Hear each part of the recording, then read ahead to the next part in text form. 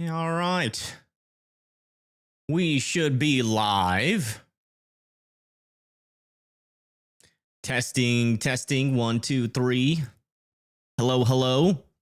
Welcome to the stream, everybody. My name is Evan Freiberger, and today we are going to be covering this 5% that is out here, over here near the Eau Claire.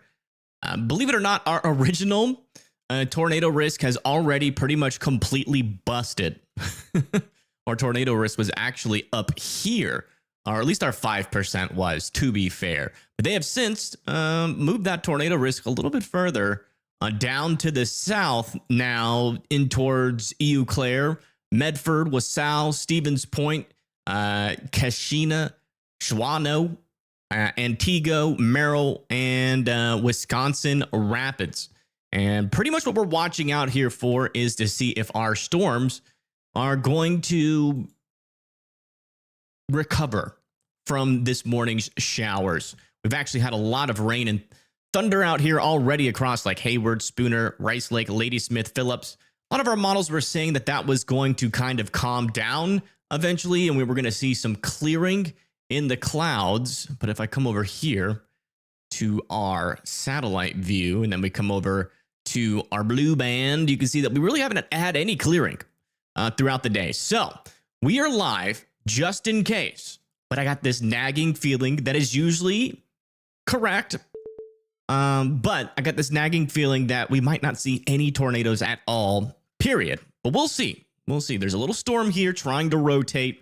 It is challenging that notion right now. South of Stanley, south of Thorpe, going towards Owen and Longwood. So if you live in Owen and Longwood here in Wisconsin, we'd definitely be keeping an eye on this storm just in case it does try to produce. If we come over here to our outlook, we also have a 2% tornado chance back over there near Sioux Falls, Mankato, going up near Rice Lake, Iron Mountain, Marionette, Green Bay, Appleton. Guys, need to be watching out for tornadoes. It's a lower chance. 2% is definitely, obviously, lower than a 5% chance, but something to keep an eye on. But yeah, that's what we're looking at right now. We don't really have too many severe thunderstorms across the country right now. I think we're down to about 3. Yeah. We've got one over here in Wyoming. They're just to the south and west of Gillette, north of Midwest, moving down to the south and east. I think Tornado Pagey is on this one. Let me just double check. I think Tornado Pagey very well may be our only storm chaser today. Yeah, she's over there near Buffalo, just south and east of Buffalo. So yeah, they are coming towards those storms, which have actually just lost their severe thunderstorm warning. And thank you, Big Fat Seal, for the $2. Thank you so much. How's the weather in Houston? Nothing that sticks out to me. Maybe there's some rain and thunder down there.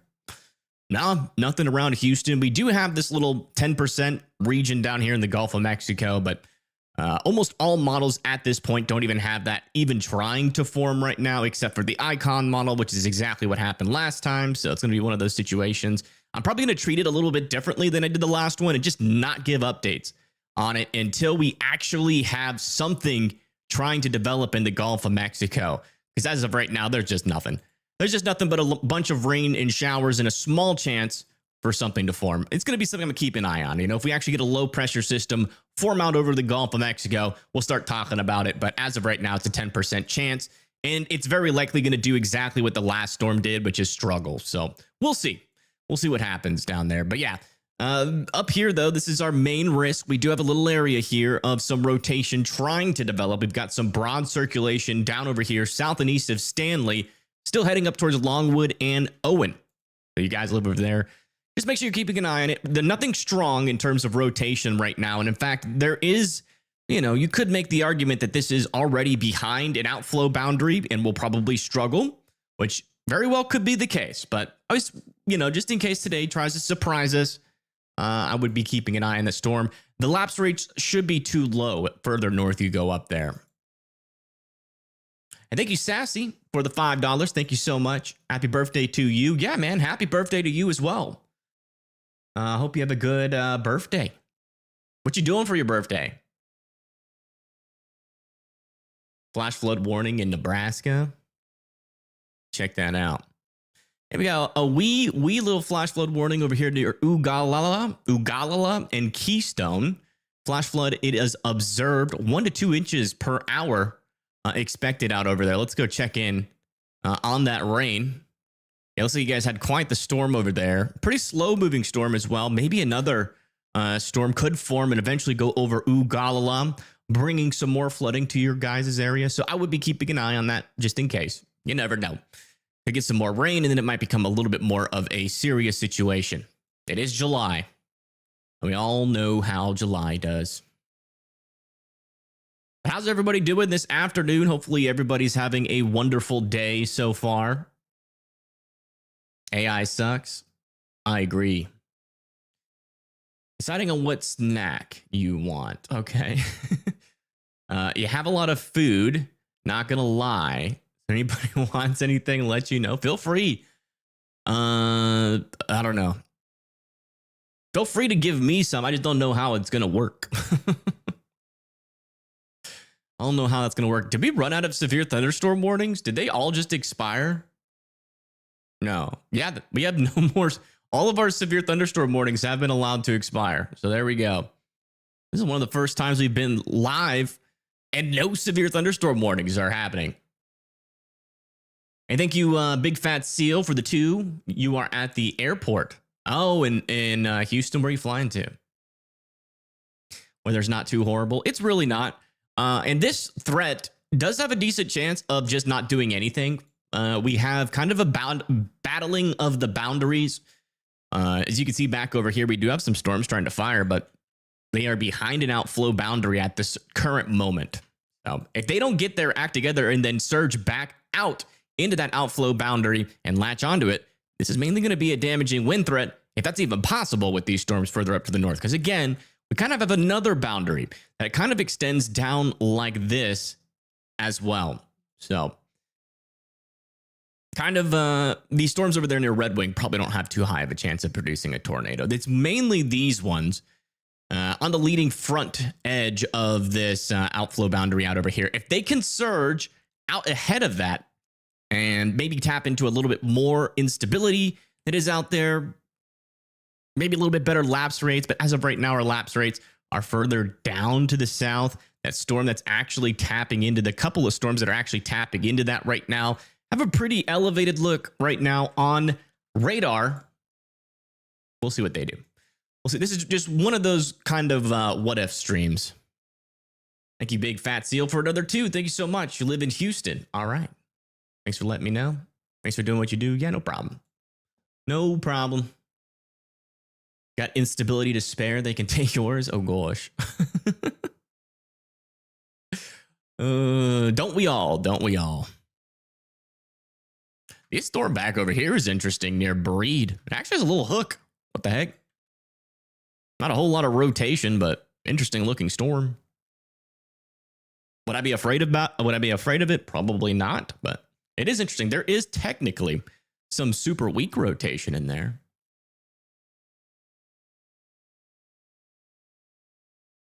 How is Cumberland, Wisconsin? Let me see where that is. Cumberland, Wisconsin. You guys are good. You guys were in the old 5%, but because of all that early showers earlier in the morning into the afternoon, your tornado threat has gone down significantly, pretty much 0%, if you ask me. They still have a 2% for your area, but you're not going to get a tornado in that kind of environment. Instability here too. Yeah, everybody raise your hand in chat if you have plenty of instability to spare for these storms. Southwest South Dakota. Yeah, you guys are in a severe thunderstorm warning or severe thunderstorm watch here in the pink.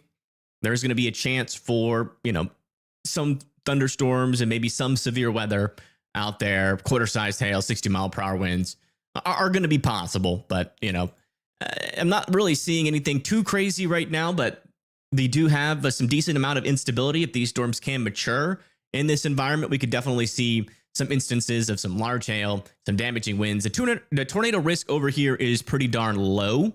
SPC has a below 2% chance for tornadoes. So we're not really seeing anything super elevated out over here, but definitely some chances for some large hail. Let me check. Yeah, some wind and also some large hail as well. Seems like the hail threat is going to be your main thing to have to worry about that, but it shouldn't get much larger than quarter size, maybe like $half size.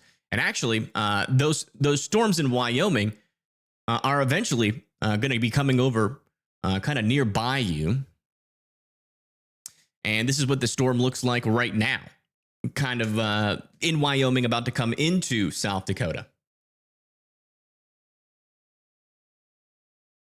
So they're not looking too pesky right now, too dangerous. See, there's a lot of rain back in there, nothing super serious. So I wouldn't be worried. Just keep your eye out. Just keep your eye out.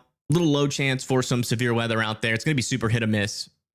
So, you know, I wouldn't be like concerned. I would just be ready. You know, if you hear thunderstorm or see dark clouds come in, check back in, ask again, and we'll try to answer it if we're not too busy. So humid. Yeah, it's been humid. Like, I feel like the humidity is getting inside my house. It's been like hot in here, even though the thermometer says it's 72 degrees in here. It feels hotter. I don't know if that's just my brain, like a placebo effect from the humidity outside. Hey, thank you, Links, for the $2 dono train. Well, thank you. I appreciate that. Month's been so slow. There's been like nothing that's really happened. We've had a couple of like tornadoes, and we've only gone live like 4 times this month. It's crazy. Those $2 donations are super helpful. Thank you. Missed an anniversary post? Oh, I did. Thank you, Pam Wild. And Pam Wild, you're at the airport yourself. Be safe with the heat. Yeah, you too. I haven't gone outside at all today. Only to walk my dog briefly. I think, let me check what my heat index is. I'm going to NWS Huntsville. See what's, yeah, I'm in a heat advisory right now. That's only 101. That's a lot. That's a lot less than what it was yesterday. I think yesterday I got up to 109 heat index. I didn't realize it, but 2 days ago it was like 109 again, and I was golfing in that. I didn't realize that. My app was wrong, and I didn't check the official NWS website. I usually do, but I was just quick little check because I was rushing.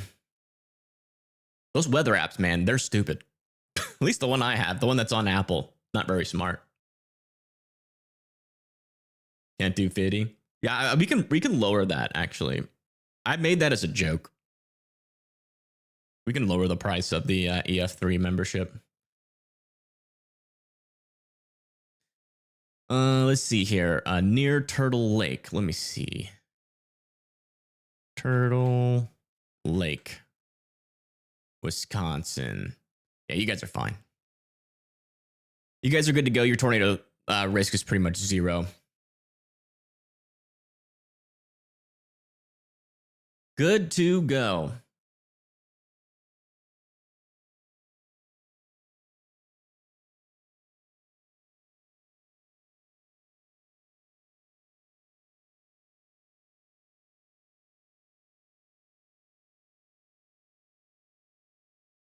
Feels like temp is 85. Man, you are lucky.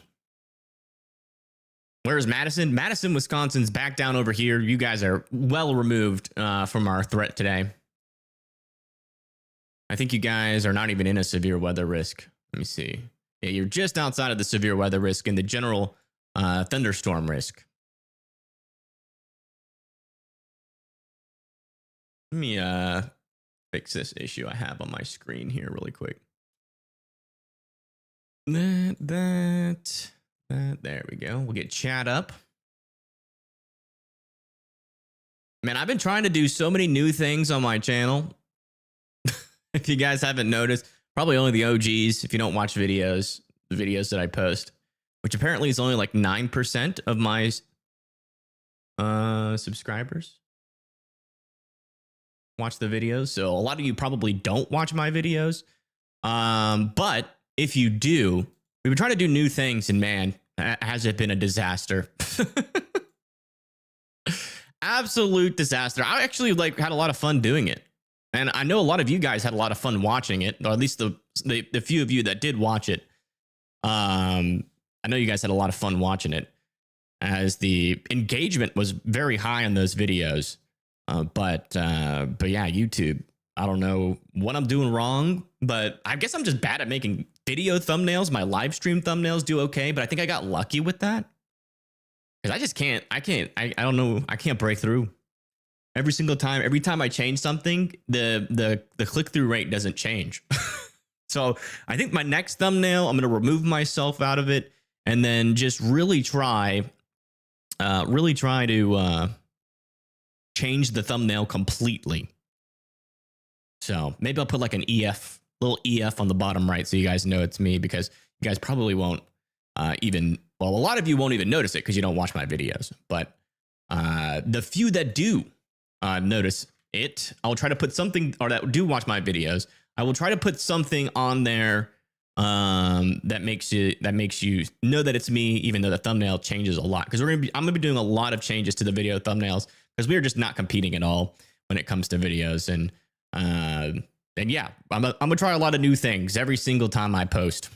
So I thought making weather fun was gonna be a good idea, but I lost like 20 subscribers on that on that like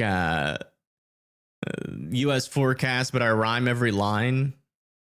I guess I forgot that a lot of my audience that watches my videos are like 55 and above, and they must have just thought that thumbnail was just so distasteful.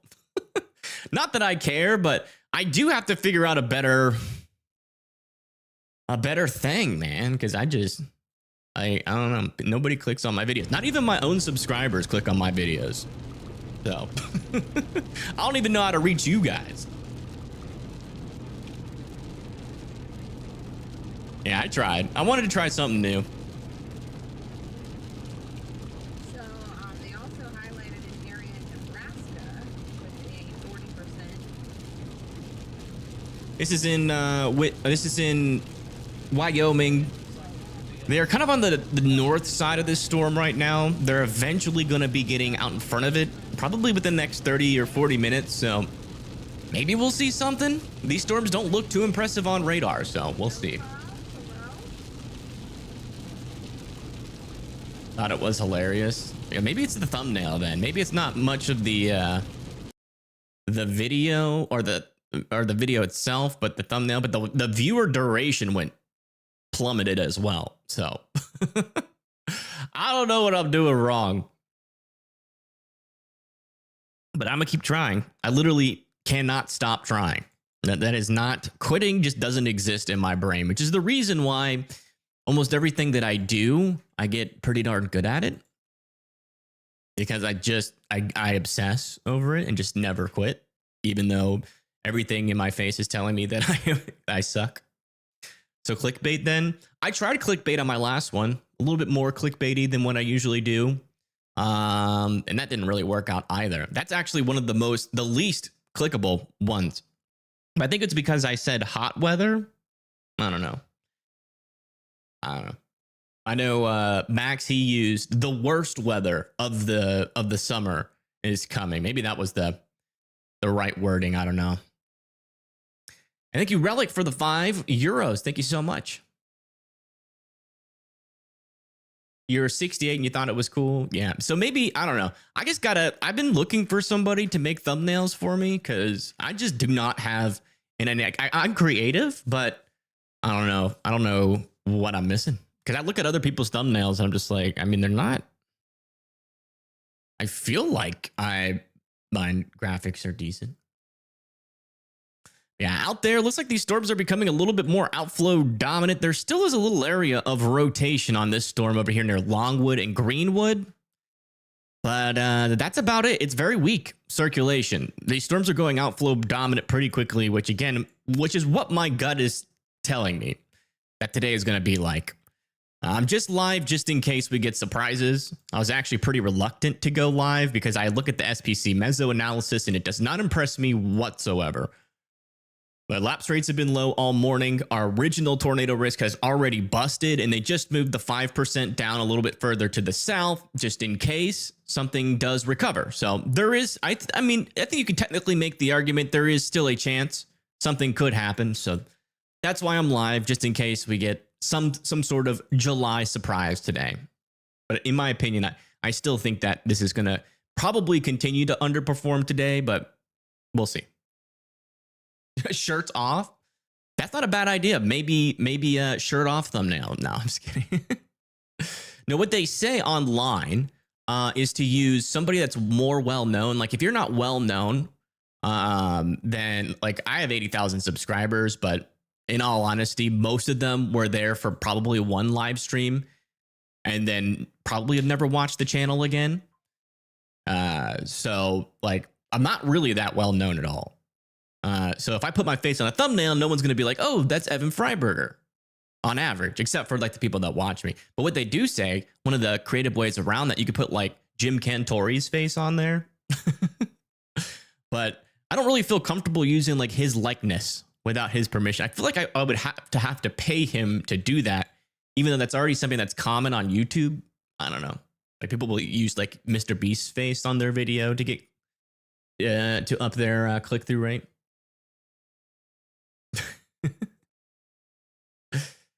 I'm not selling myself short. It's just the analytics are pretty clear that I'm missing something. But I'm gonna figure out what it is eventually, even though I've been trying to for 3 years and still haven't cracked it. Cracked it on the live stream a little bit, but I still kind of struggle there as well. Understandable, Misty. How's Central Illinois looking? I don't think you guys are.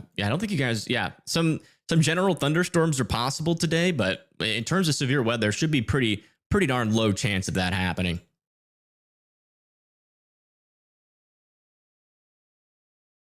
Maybe just put the words "please click." Just start beckoning people.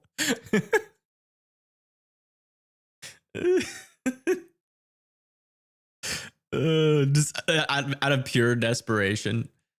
Central Missouri tomorrow. It's like me in the corner, like. That's hilarious. Okay. Yeah, Central Missouri, you guys are in a marginal risk. That's a 1 out of 5 for severe weather. I see the tornado chances being very low tomorrow, so there's nothing really piquing my interest for tornado chances, but we might have a couple little pop-up thunderstorms out over there. Let's kind of go over our, at least our future radar for today, at least. So up here in, we'll just kind of zoom out so like everybody can see their area. So today, gonna have this storm probably continue as a linear line, most likely. Then eventually we're gonna see our frontal boundary kind of unzip all the way down into Nebraska. Now, all of this is gonna be just thunderstorms, maybe some severe weather spotted in between, some of these storms over here. But we're really not talking about much of a tornado threat at all with this line of storms, as we're expecting this to be pretty outflow dominated. Our real threat for today, and the reason why we have a 5%, is going to be for this MCS back over here, mainly. Now, further down the line, this line of storms is going to kind of hang out, push off to the east, maybe bring some rain and thunder into Iowa, into Davenport over there as we get into 6 a.m. Tomorrow morning. And then that kind of fizzles out. And then as we go into tomorrow afternoon, that's when our tomorrow's risk comes in. So let's switch that over to day 2.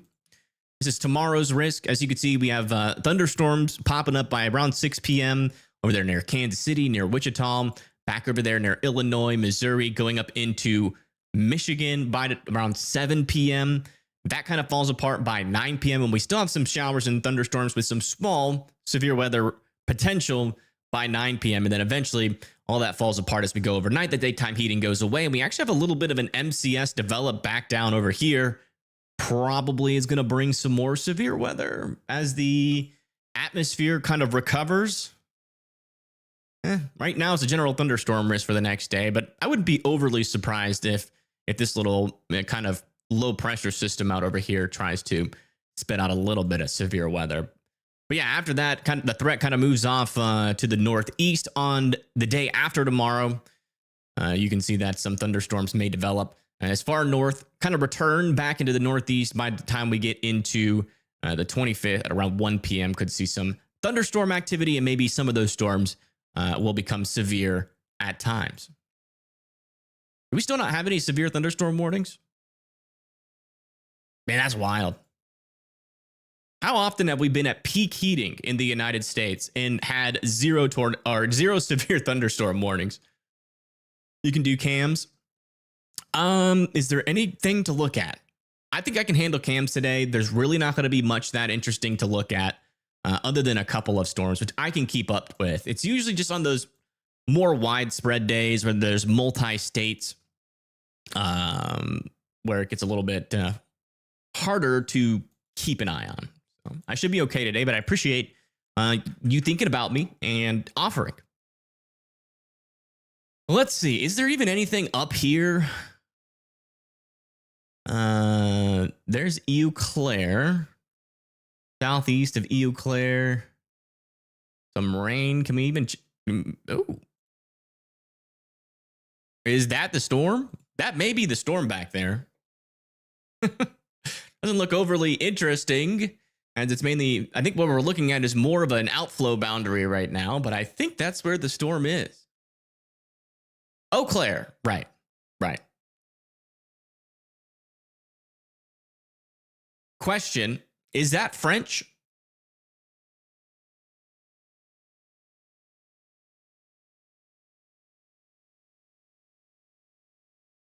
Use MS Paint for my forecast thumbnail.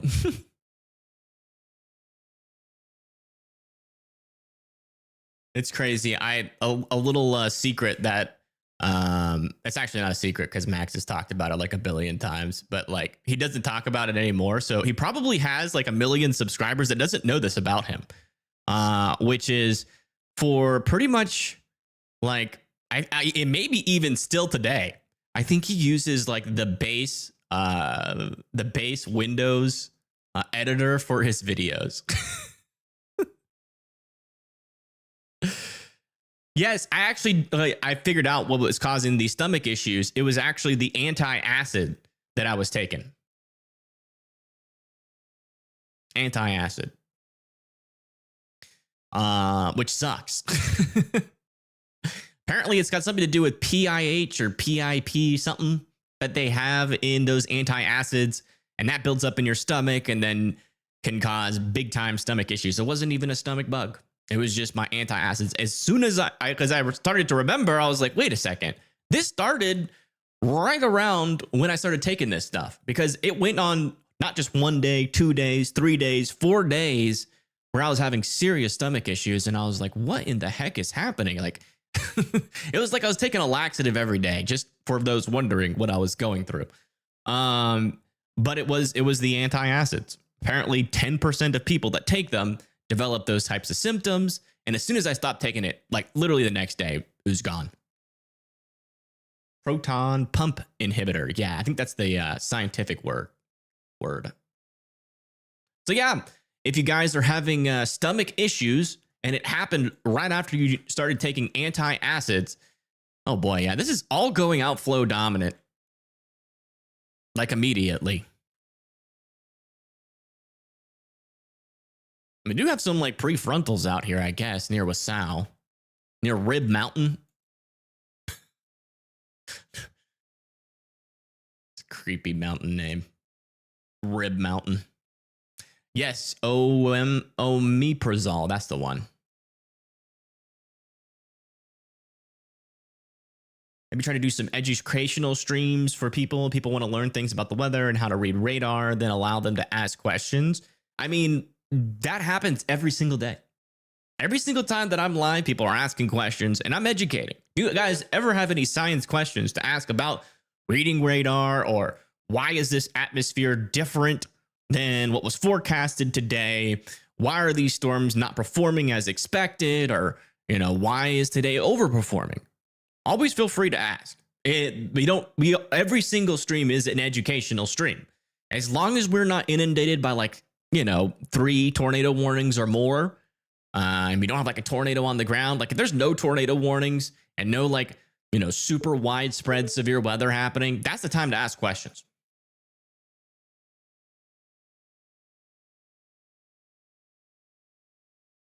Can I tell you when Sheboygan, Wisconsin is going to see something? Yeah, Sheboygan's out over here. I don't think, make sure your risk is up. I don't think you guys have much of a chance for severe weather. I think you're like right on the line. Yeah, you're literally right on the line of like maybe seeing some severe weather and maybe just seeing some. So I would say like a 50-50 shot there near Sheboygan of seeing something. It's not a huge chance by any means, but most of your severe weather is going to be up to your north. It's more of a conditional chance of seeing anything that gets further down to the south. And as of right now, our storms are all the way up here. Eventually, though, at least back further out to the west, we are expecting this line to unzip and more storms to form further down to the south and west. It does seem like we've gotten another severe thunderstorm warning here, our first one in a while, near Elsie, moving just north of Grainton. That is for some $half sized hail and 60-mile-per-hour winds. And that's going to be coming towards the North Platte area. So make sure you guys are keeping your eye on that storm. Generally heading in your direction, could bring some hail and damaging winds. Thank you, John, for subscribing. Thank you so much. Really? Tornado watch? Not that I know of yet. Oh boy. Look at this mesoscale analysis. Let me get this set up here. I didn't set it up before I went live. If you want any hint that the SPC is thinking, maybe we were wrong, this is usually how you find out about it. One, they say they're going to maybe issue 60% chance of even issuing a severe thunderstorm watch. And two, they say intensifying thunderstorms may pose a risk for damaging wind gusts, monitoring for possible watch issuance. They don't even mention tornadoes in their little wording here. They do mention it over here, but they don't mention it over here. Typically, they'll be monitoring for tornado watch potentials when we have a 5%. But it does kind of seem like today is going to struggle to produce. We'll see. What are the tropics doing? Well, we've got potentially something trying to happen over here. Let me turn this on here. And then let me get... We'll talk tropics for a little bit. And we'll go back up. We'll go back up and check in on our latest radar scans, which should be coming in shortly. Over there. Yeah, this is our latest model runs. This is the GFS. And actually, let me change the region so it's a little bit easier to see things. Go over, not the eastern. Where's my favorite region for the Gulf? Yeah, there we go. The Western Atlantic. So yeah, right over here, there's Florida. Let me make this a little bit smaller. There we go. There's Florida. There's Alabama. There's Mississippi. There's Louisiana. Right? As I push this forward, you can see that the GFS saying maybe some showers doesn't even try to form a low pressure system. It just says, nope, ain't happening. The Euro also has, rain and showers and thunderstorms. Also, let me change this back up there. Rain and shower and maybe some thunderstorms, but that's about it. It doesn't even try or attempt to form anything. The only model that's trying to form things is the Icon. The Icon had a huge flop last time. Very well could have a huge flop this time, but even it is only trying to form like a tropical depression south of Louisiana, which again, folks out there near Houston who have seen 80-mile-per-hour windstorms wouldn't even notice that. It'd just be rainy, and you'd be like, wow, it's raining today. That's what you would notice. So it's really not much of a story right now. Our ensembles, on the other hand, if we come over here to our ensemble mean member, and again, this is like 50 model runs all at the same time. So you're looking, to see a good signal, you're looking for about up to 50 models to indicate something's going to happen. As you can see, only 4 models out of those 50 are even trying to form this thing at all. So that's a pretty weak signal. there from the EPS. And a lot of the ones that do form something are very weak systems. Again, nothing that wouldn't be, even if like the worst of this, the O2 right there formed, that really wouldn't be much to worry about. There could be maybe like a tornado threat with that. Again, that's very, very low signal for something to happen here. And the GEFS doesn't even form anything. It maybe tries to develop something like a low pressure system in general, a surface low, but that really never turns into anything. So yeah, it's really not a signal. I'm surprised they even pulled the trigger on this, but you know, we have some moisture coming over the Gulf of Mexico. You can make an argument that things could briefly become favorable if we actually have a closed low and surfaced low here in the Gulf of Mexico.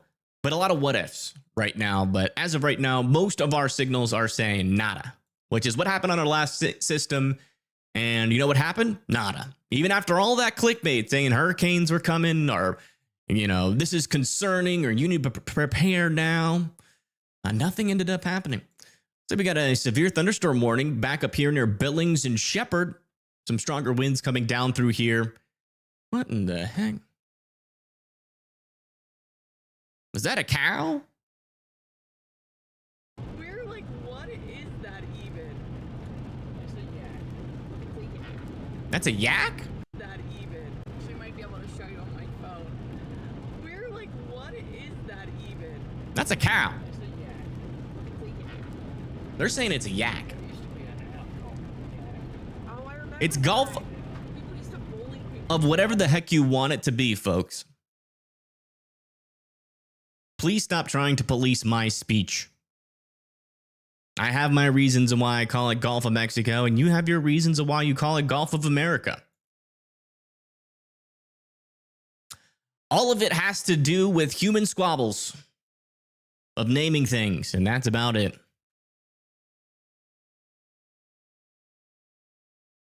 I have no interest in entertaining anybody correcting me on something so trivial.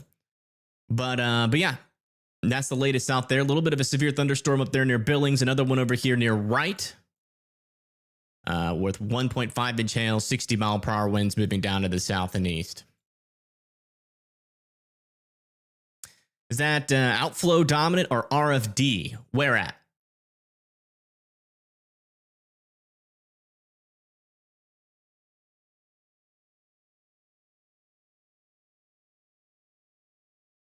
Golly, these storms are still very outflow dominant.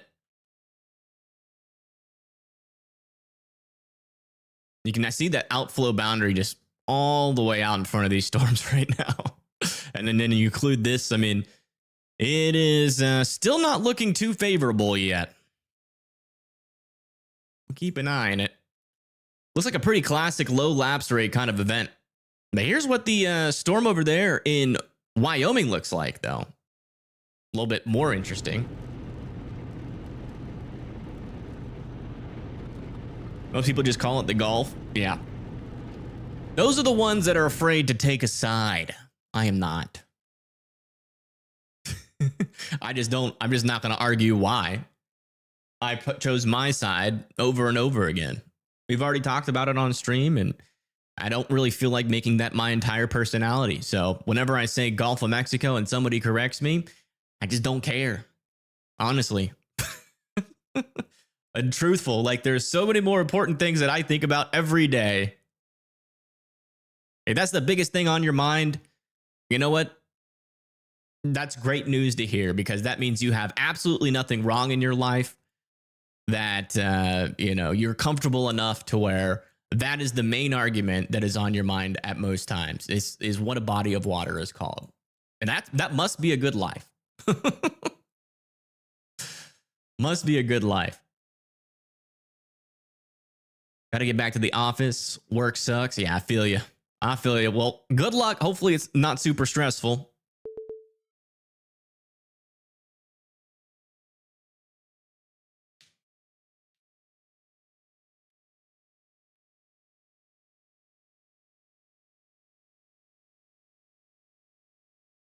Oh, wait. I was wondering why this stream felt off. Like this whole time, I'm like, why does this stream feel so awkward? No one's come into chat and said anything about it yet. But don't worry, I noticed. This year it's the Gulf of Rain, and that's about it. The Gulf of Storms that could potentially happen but haven't yet.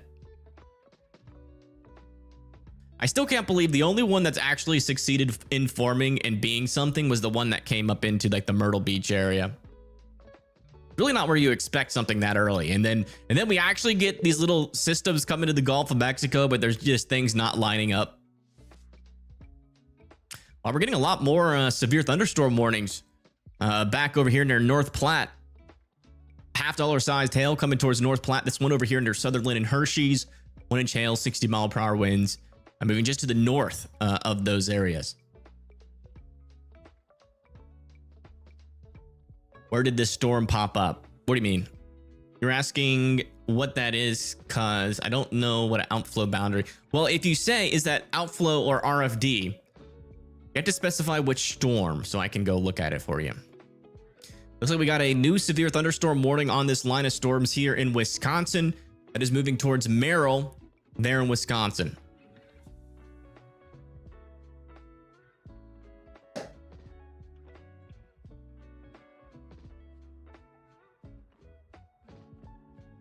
You're from Wisconsin, and this storm came out of nowhere.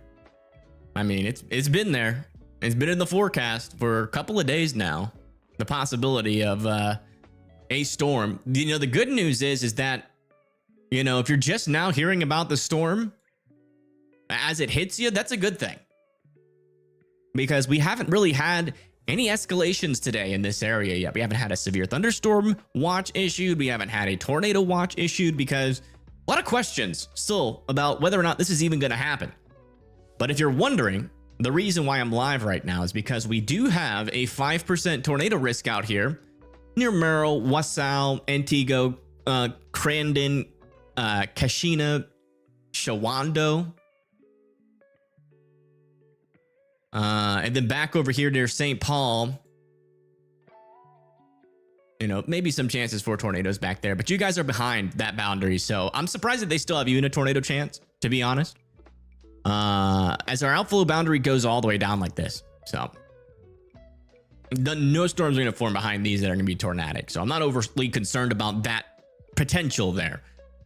But in my opinion, I'm leaning more towards, like I said at the beginning of the stream, I'm leaning more towards nothing happens today. That's my opinion. But I decided to go live, one, to hang out with you guys and chat and argue about the Gulf of Mexico. One of my favorite things to do. I'm just kidding. And two, to just keep an eye on it just in case it does something that I'm not personally expecting.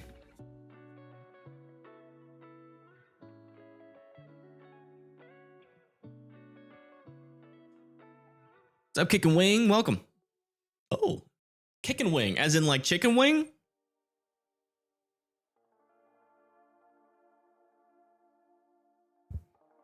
You know, I do wonder, though. I did a search on the Weather Channel's analytics.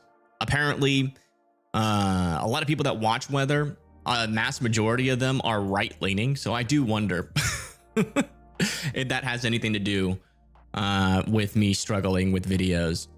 But I don't really care. I'm not going to capitulate to anybody.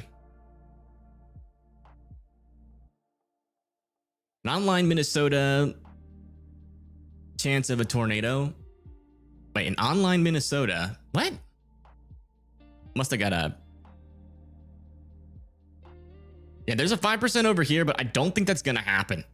These storms out over here, further off to the west, are super outflow dominant.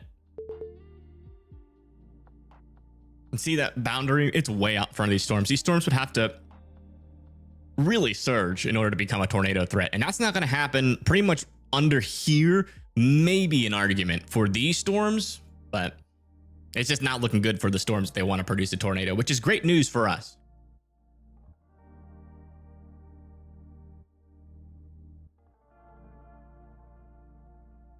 What mic do I use? It is a Rodecaster Duo audio interface. And this is a Shure SM7DB mic.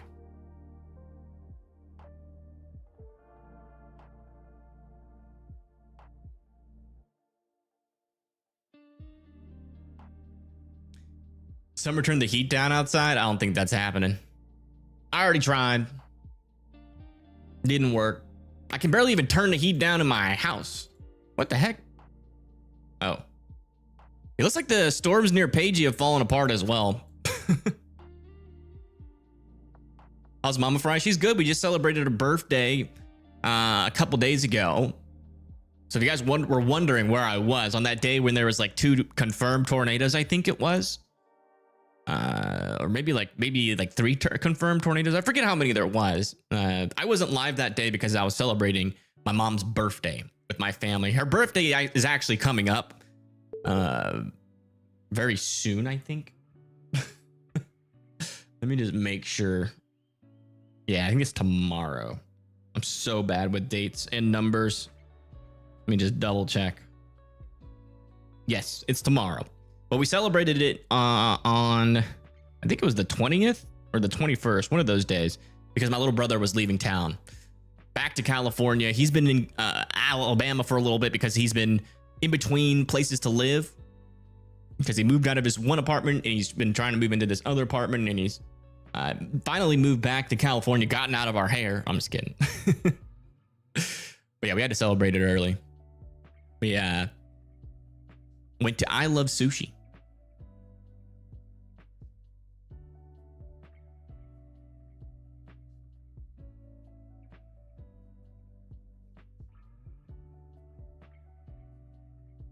Yeah, the outside temperatures are crazy. I do not like it. I was outside for maybe a couple of minutes today, and I was not a happy camper. I really wanted to go golfing today, which it still might be possible. If this falls apart and it actually cools down by 5 p.m. tonight, I might consider hitting the range.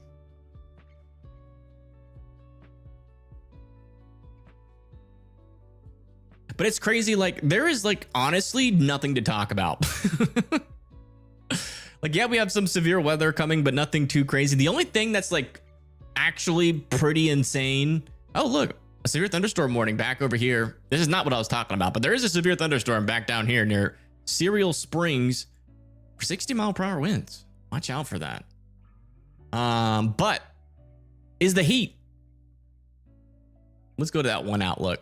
That big, scary looking outlook. Where is it? There it is. Oh, no, they don't have it anymore. It's within the 6-day range now. But look at this. The 6 to 10-day range. Looks like the Great Lakes could be getting a cool down while I'm still suffering. And then maybe 8 to 14 days out, could get some colder air back into the United States. Finally. Again. I am looking forward to fall. I'm getting tired of summer, I must admit. I don't want winter to come yet, but I'm getting tired of summer. There's always putt-putt. That's still outside. I need to get one of those virtual golf things. Members only golf stream? I don't know how that would work. How would y'all even see the ball?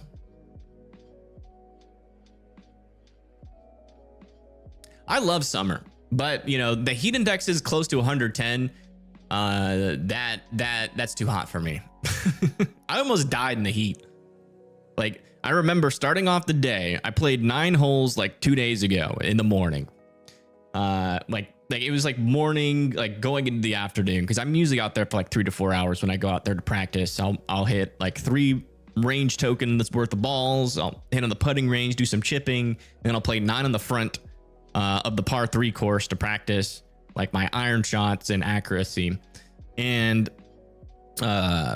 I started off pretty good. The heat was definitely building, but it wasn't too crazy. There was this one storm that came really close and dropped a lot of rain, probably half a mile, but it didn't lightning or thunder, so nothing got shut down. But all of that moisture kind of brushed over the golf course, and then all of that mixed with the heat over the next hour.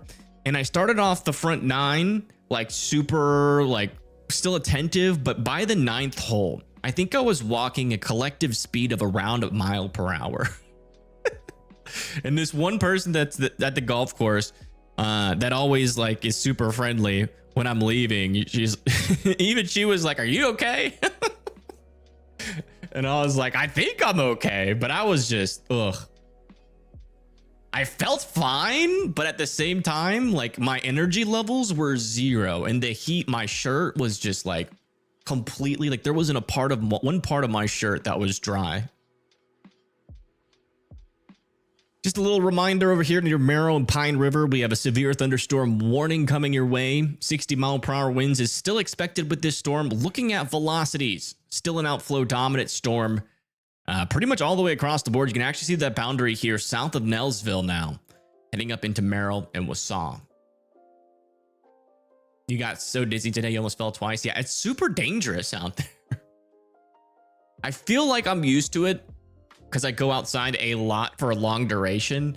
But once it hit like 105 or 109 heat index, I think that's my body's limit. And I just don't, I think I'm just not going to even do any like outdoor activities during those temperatures. Yeah, it spiked the humidity like crazy. That was the problem. I think I honestly believe in that local area for like a brief moment, it was probably over 110 heat index. Us Wisconsinites are not built for the heat. Feel that. Do you guys at least have AC up here? Getting so boring here weather-wise in Grand Rapids, hoping to at least get some light rain. Where's Grand Rapids? Isn't that like, no. Where is Grand Rapids? Oh, it's over here. Yeah. Man, last year was super exciting for you guys. Maybe a little bit too exciting at times. I remember covering Southern Michigan a lot last year. But yeah, this year hasn't really been much at all that's happened. And it doesn't look like, I mean, you guys might get some severe weather tomorrow. And then that passes pretty quickly. Then we just got a considerable damage.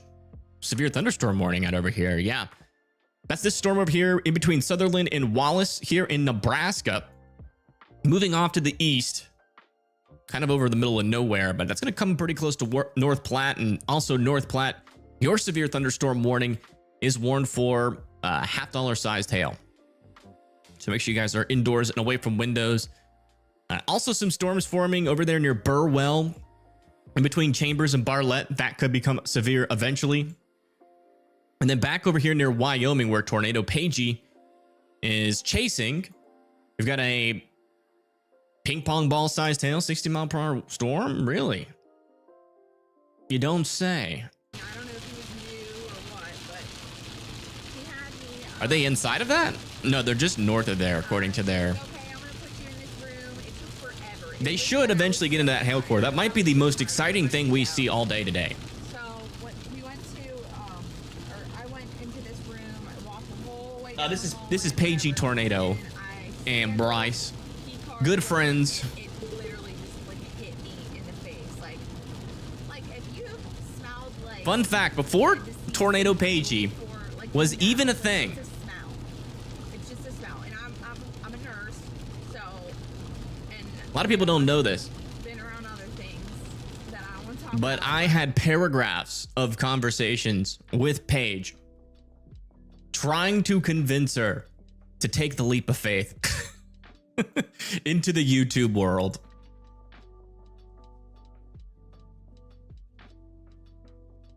I'm so proud of her. She's done such a good job in building her channel. Want to play golf, get a virtual game thingy? No, I don't want that. That's not accurate. I want, like, if I were to get something, it'd be like one of those things with like the fake grass and the big screen that you hit the ball into. But those things are like $2 or $3 grand. And I honestly, with how quiet it's going, like I'm worried about my finances right now. So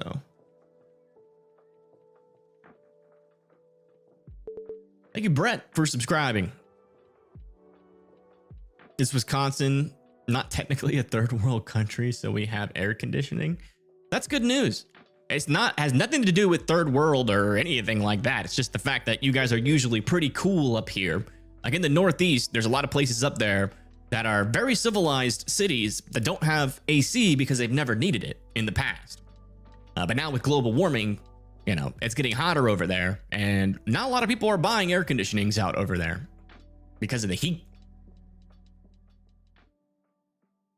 So it wouldn't surprise me if some folks out over in like Minnesota and Wisconsin, or maybe even Michigan, don't really have AC.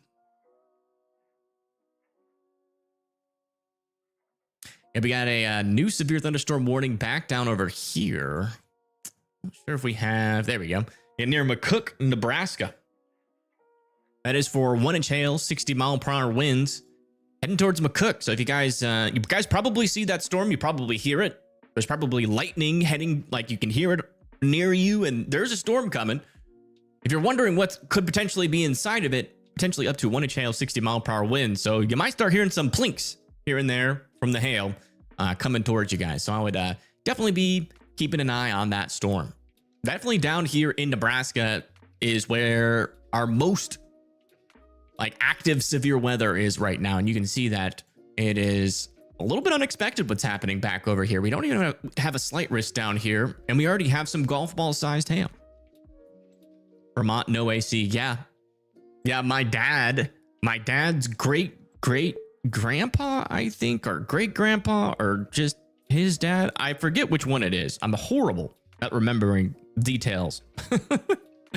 But he built a cabin in Vermont, and very recently, because of all the heat and humidity that's been up there pretty much the entire year, for the first time ever, the house is completely infested with mold because they don't have AC up there.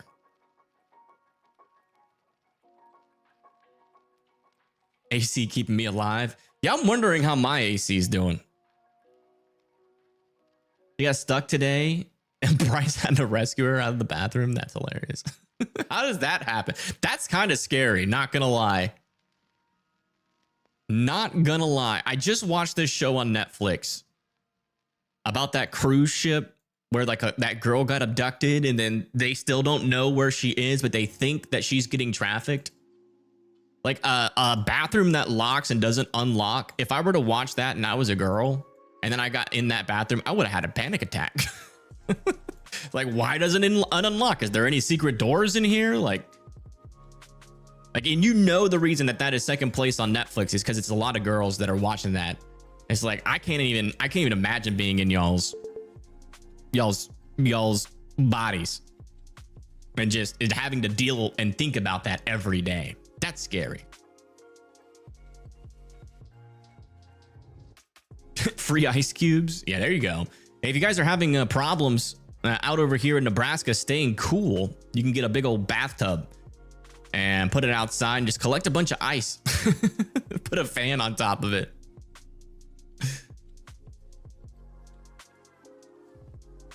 That was like the first thought that came up to my head, though. Because I was like, why is that bathroom not able to be opened from the inside? Like, what would have happened if Bryce wasn't there? Like, that's just so sketchy when you really think about it.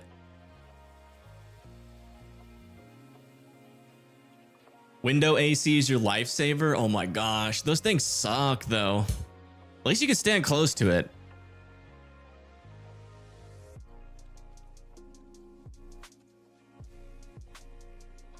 And they're still trying to get out ahead of this storm. There is a severe thunderstorm warning near Wright, Wyoming. Right here with ping pong ball sized hail. And they should be getting pretty close. They're just south of Gillette, about to come into this storm a little bit further up to the north. So should get an understanding of what that storm is doing here in a little bit. Yeah, latest update on this storm. We got a little bit of a interesting prefrontal storm trying to develop over here near Wausau. It's actually trying to mature there, but it's literally got maybe 10 to 20 minutes before that goes over that outflow boundary, and it gets eaten up and doesn't become anything. But there's maybe you can make an argument it's got 10 to 20 minutes here to try to produce a tornado before that chance goes to zero. So maybe worth watching that storm near Wausau on Rib Mountain.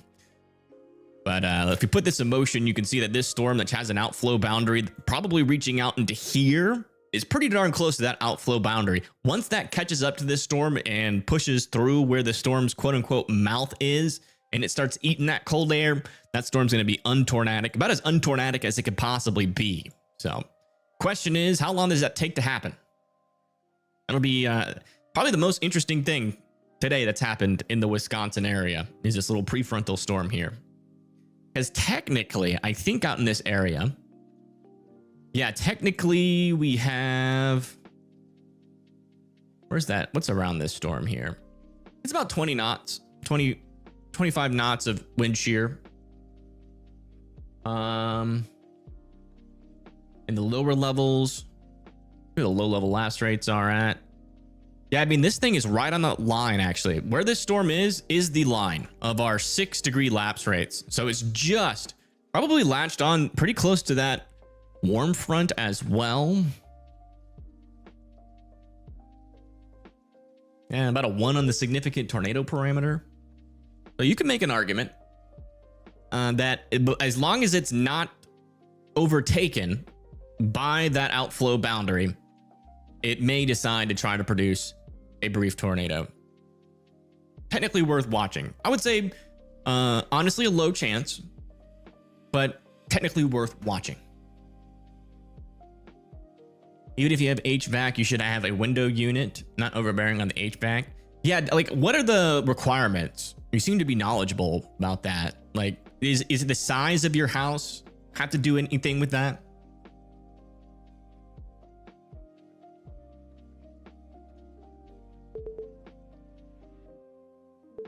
Is your neck of the woods over in Wisconsin? So we just got, wow, tennis ball sized hail. Now on this storm in between Wallace and Sutherland here. This is actually significant hail here. Almost destructive hail. Tennis ball sized hail is enough to break a couple of windows. So if you live over there in between Wallace and Sutherland, I'd be indoors and well away from those windows, as this is a dangerous storm. Dangerous storm there just south of North Platte.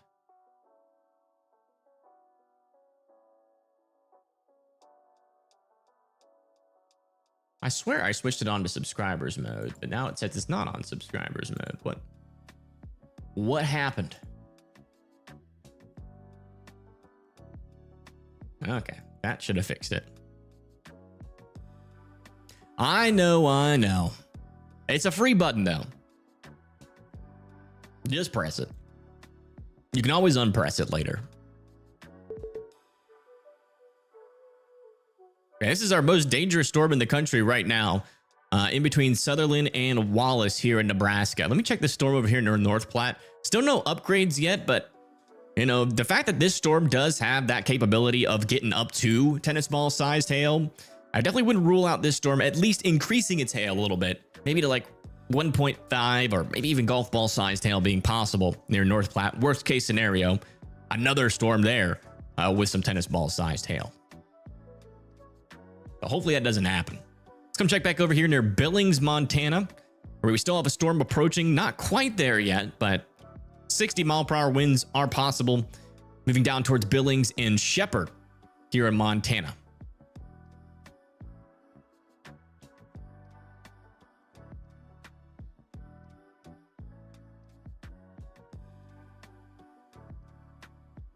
Oh, interesting. Window unit cools off the whole thing. That is impressive. That must be a pretty powerful window unit. When I lived in an apartment with one of those, it barely cooled my room. And I think it was because it was really weak.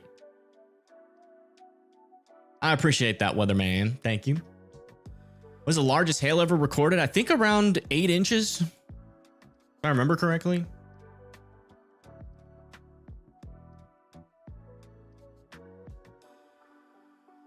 Yeah, it weighed 2.25 pounds and was 8 inches in diameter.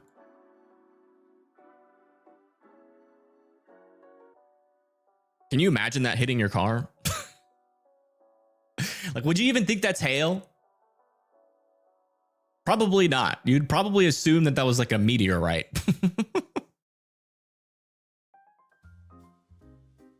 Yeah, still not much to note on this storm here near Cornwetter, but this is this is what we're looking at. Kind of our only storm right now with a tornado chance in the Wisconsin area right now.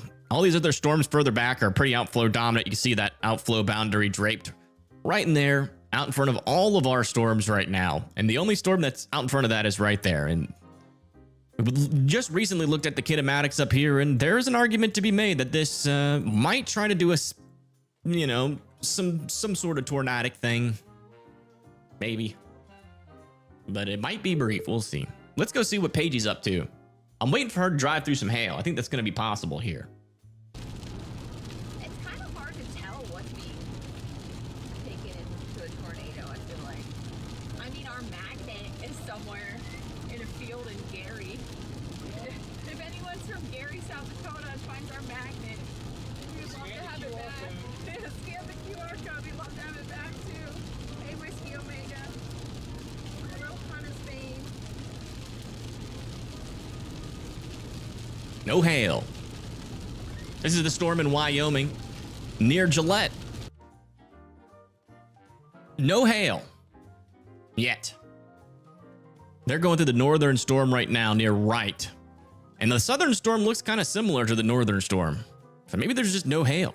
Or maybe there's small hail in there. But I'd still be watching out. Some 1-inch hail could be possible. They did downgrade that. It was 1.5-inch hail. Now it's 1-inch hail. This one over here near Midwest is 1.25-inch hail. That is $half sized hail. Over here near Burwell, we're still talking about 1-inch hail, moving up to the north and east towards you guys. And then back over here near North Platte, $half sized hail there. And this storm over here to your west is still warned for 2.5-inch hail. That is radar indicated, not observed. So might not be in there, could be in there. I just hear a Chazzy boy. Oop, let me get my camera program up. Not facing. Oh, it's facing over there. Update later. We'll have to turn this off too. That. Turn that on. What am I doing? There we go. Okay. Ooh. And then that, and then this should turn it. Oh, I have to do it manually. Yeah. Oh, feet reveal. What is he doing? Jazzy, don't eat your feet. You need those.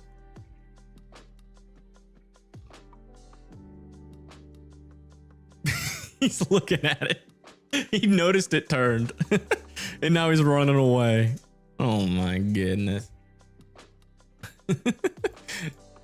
He knows.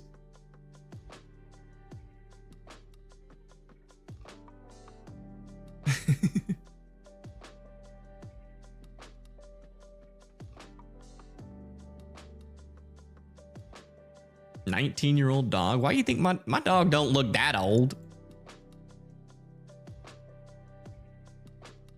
That's like saying a 50-year-old person looks like they are, you know, like 100. They look like 100. A little bit of rotation popping up on this storm over here, south and east of Rothschild. It's trying. It's got a little bit of time, but it is officially trying there. Let me see if there's any cameras near the Wasau area.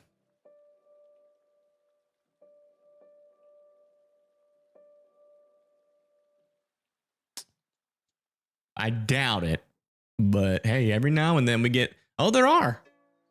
Would you look at that? Can we actually see a storm? There is nothing like in the path. This would be like our closest camera to it. You see the rain off in the distance. And this storm is unfortunately going to be moving away from our only cameras in this area. Maybe we got one facing, this one's facing northeast. So maybe give it a little bit and, you know, we might see something eventually with this one.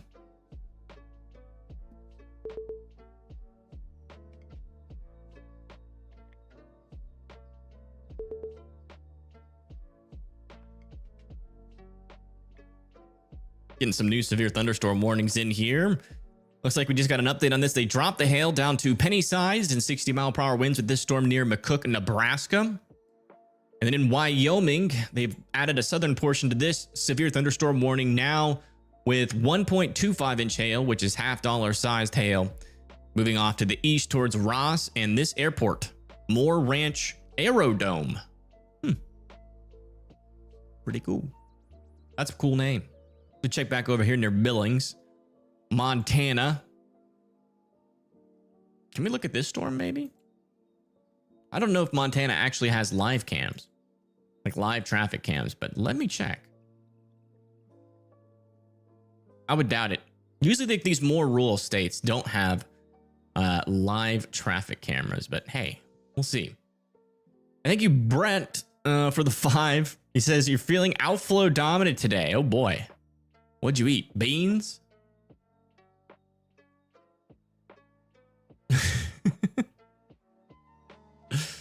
Hopefully you're talking about that instead of like throwing up. But regardless, I hope you feel better.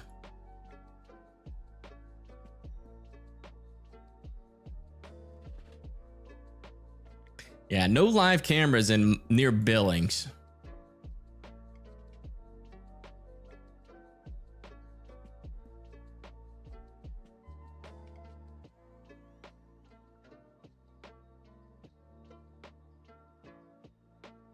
Well, actually, here's one. Let me see. We'll put this.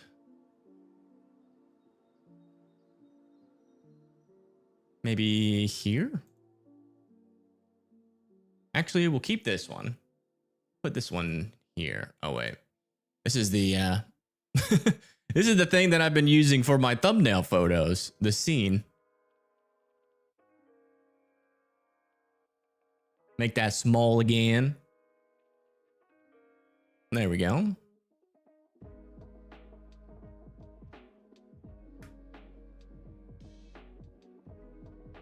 This one's in Billings. I'm not sure if we're going to see anything, but interesting thing to note. Hey.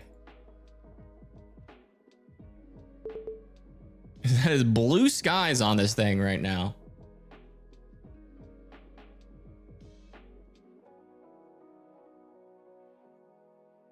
So, yeah. Doesn't look like a storm's coming, but I think we'll eventually see one. That's my guess.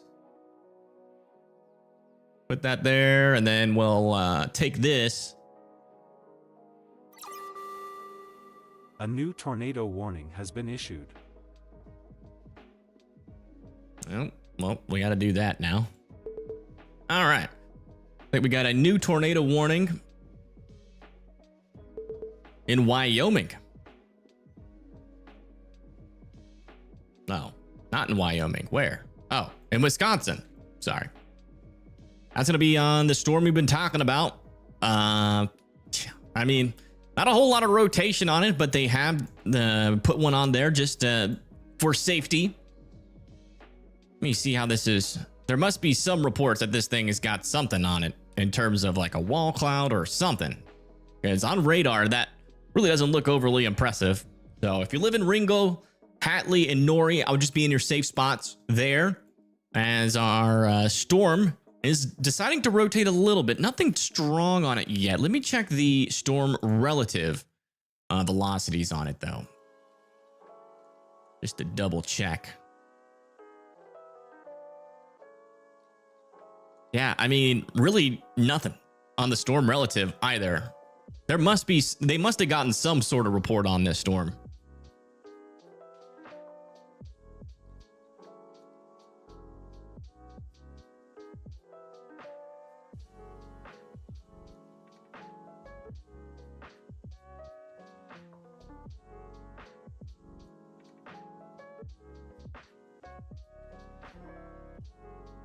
Yeah, there you go. The first tornado warning of the day. And again, that's going to be for Ringgold, Hatley, Nori, and Burnhamwood. They all need to be in their safe spots.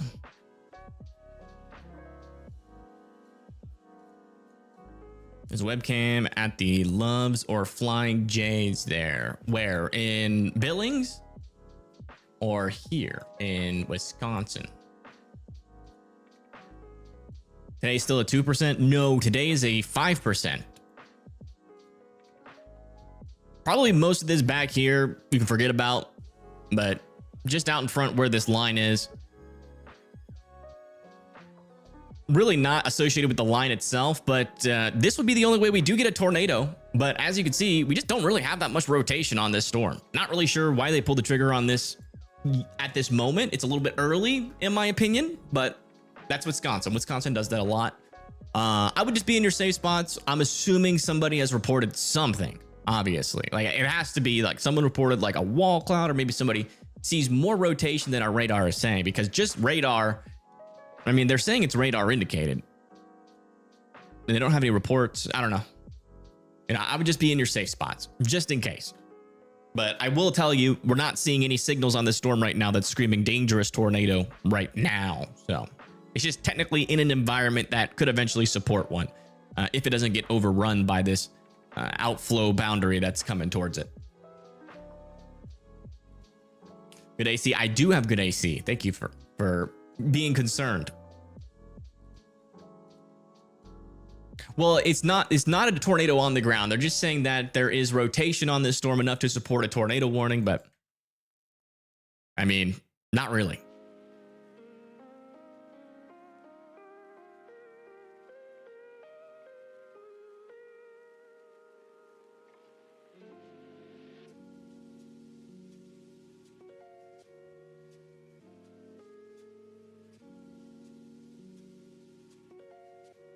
No, Amy, the tornado page is the only storm chaser that I can use. Can't use Connor. He's too expansive.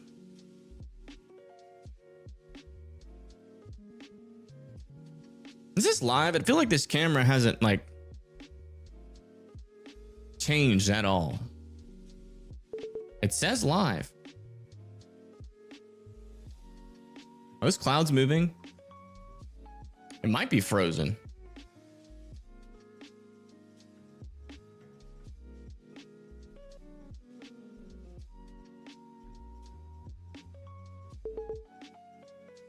Honestly, can't tell.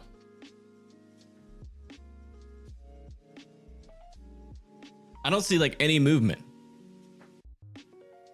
This camera that we found might be frozen there in Billings, Montana.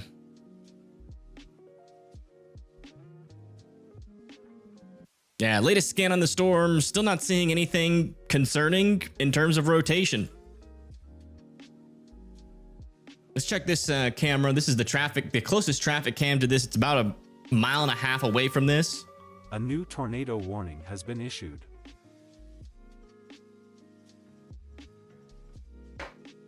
New tornado warning has been issued back over here in Nebraska now.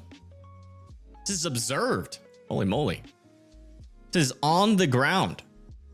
Weather spotters confirmed a tornado out over here near Burwell, Nebraska.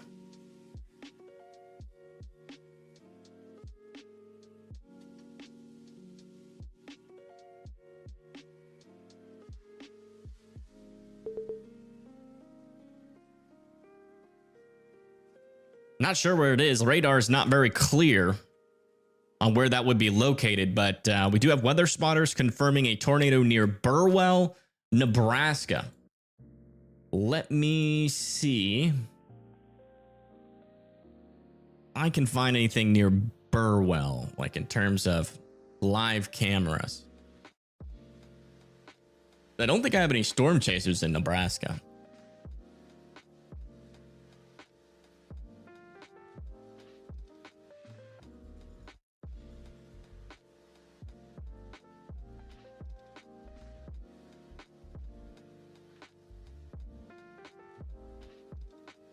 This might be just like weather spotters, like work with the NWS that are out here. Yeah, I don't have like any storm chasers live near this storm at all, or cameras, I don't think. But yeah, I mean, if you live out over here near Burwell, I'd be in your safe spots. We have a confirmed tornado. Weather spotters confirmed tornado was located 5 miles west-southwest of Burwell here in Nebraska. You guys need to be in your safe spots. John McKinney. Is he on the storm? We can use him. It'll be expensive, but we can use him.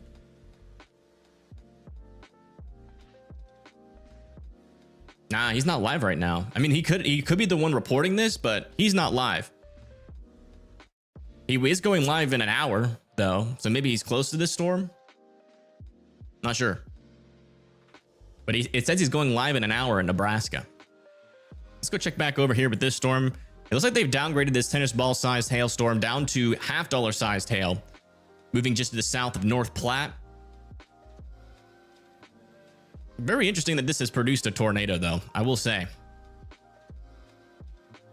There must be some sort of boundary that these storms are latching onto here, because that doesn't really make sense to me. Let me check our parameters out here. Look at our SPC hourly outlook. Yeah, not a whole lot of SRH.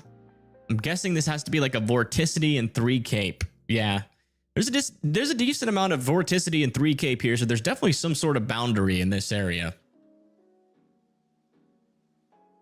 I mean, in terms of velocities on radar, though, I am just not seeing much there. Let's come back over here to Wisconsin. Check back in on this tornado warned storm near Hatley.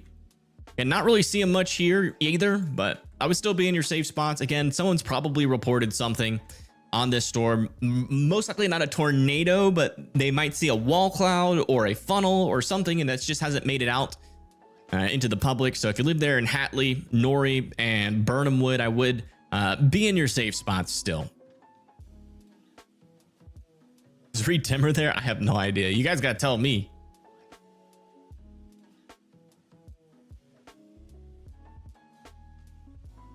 All right, let me change this to observed. No, not that one. There we go. Yeah, if you're just now tuning in, we have a tornado on the ground here near Burwell, Nebraska. I might have traffic cameras near there, but I don't think they are live. They're probably picture cams. I think most of the cameras in Nebraska are picture cameras. Let me check Burwell.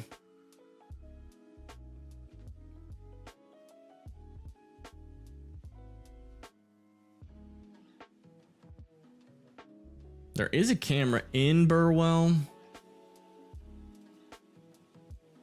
I am not seeing it. It's a picture camera, and I'm not seeing any like tornado on that one near Comstock.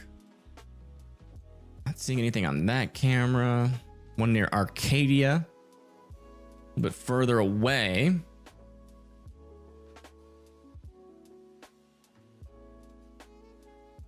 I think it's this storm here. A new tornado warning has been Oh issued. my goodness, what the heck? Another tornado warning on this storm. A little bit of actual rotation on that, I guess. They're north and east of Callaway. I would be in your safe spots there. Just north of Callaway. Looks like the storm is pretty stationary. So yeah, definitely worth being in your safe spots there in Callaway, Nebraska. That's 2 tornado warnings in Nebraska. One north of Callaway and another one heading towards Burwell. This one back over here is very stationary, not really moving much at all, which is pretty interesting. There is some sort of boundary that these storms are latching onto that's allowing them to become extra tornadic. We got a little 3 cape and vorticity. It's not going to be like your typical type of tornadoes, you know, where you see them visibly really well on radar. That's just going to be kind of like what we sometimes see in Iowa, where we have these kind of weak supercells that produce these weak tornadoes. I don't think we're going to be talking about strong tornadoes or much damage from these storms, but I would certainly be in your safe spots just in case something happens there. Yeah, in terms of like actually getting a view on these things, I do not see anything online. Let me see if I can search Twitter for a photo of it.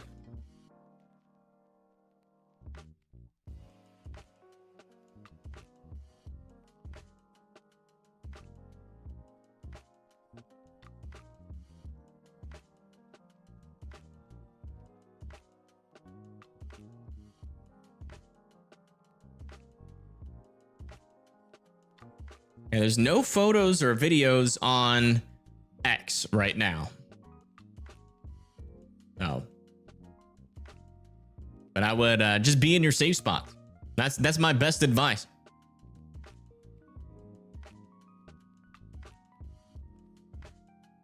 Someone down there has seen something.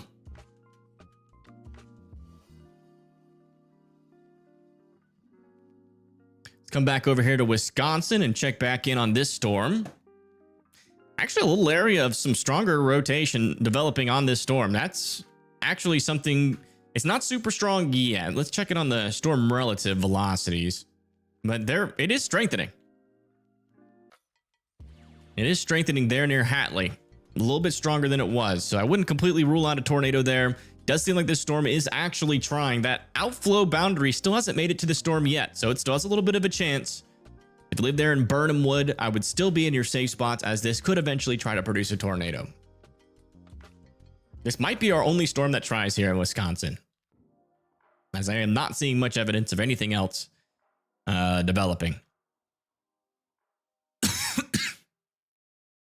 Wish I had eyes on this storm, though. Let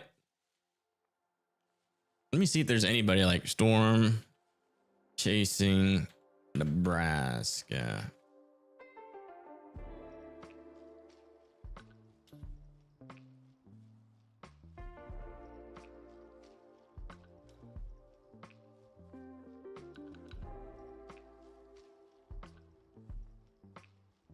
Nothing.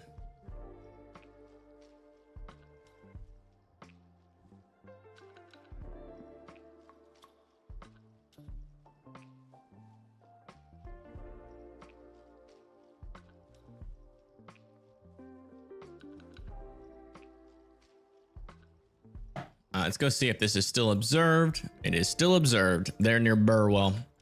Then back over here into the Broken Bow area. Kind of broader area of circulation north and east of Callaway. So I would still be continuing to be in your safe spots. Again, this storm is not really moving that much right now. Yeah, thanks for the reminder, Nancy.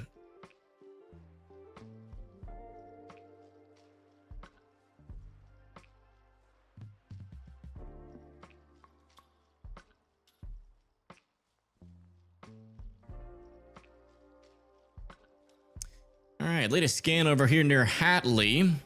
Still not seeing a tornado with this, but there still is a decent area of rotation north of Hatley. Again, this is a tornado warning here, heading into Norrie and Burnham Wood. That's the latest update there on radar. Still trying to get organized. And then if you're just now tuning in, we have 2 tornado warnings here in Nebraska. One that is observed over here near Burwell, and another one down over here near Callaway. This one is not observed. This is radar indicated, but I would be in your safe spots there near Callaway and Broken Bow. I'd be really paying attention to this storm. Be this active today? No, absolutely not. And we don't really have we don't have a tornado risk here for today, but something's happened here. If this tornado actually happened, I don't have any visual confirmation that this has happened, but I am still trying to figure it out. You know, not sure if it's like a scud reported as a tornado or if it's, actual tornado. Radar didn't really indicate a tornado, so it might be one of those weak boundary tornadoes, like where it produces a funnel. So, still trying to actually confirm that it happened, but as far as we know, at least the information that we have on this is that weather spotters have confirmed a tornado. So, that's all we know at this point. A word of mouth. So if you live in Burwell, I would be in your safe spots. Also over there near Sargent, you have a storm forming nearby you, which could eventually do the same thing as that one that just did it up to the north. So make sure that you guys are continuing to be in your safe spots there as well.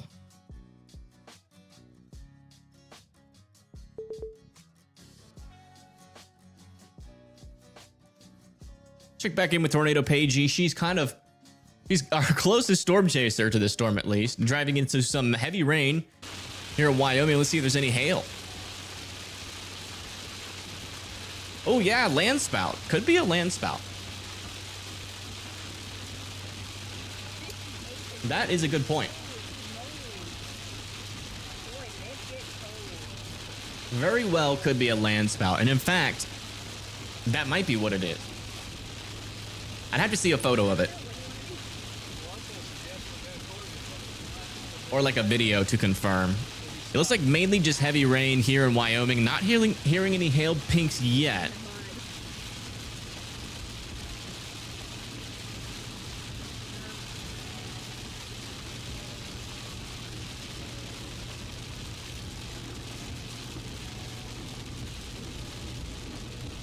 Yeah, no hail dinks.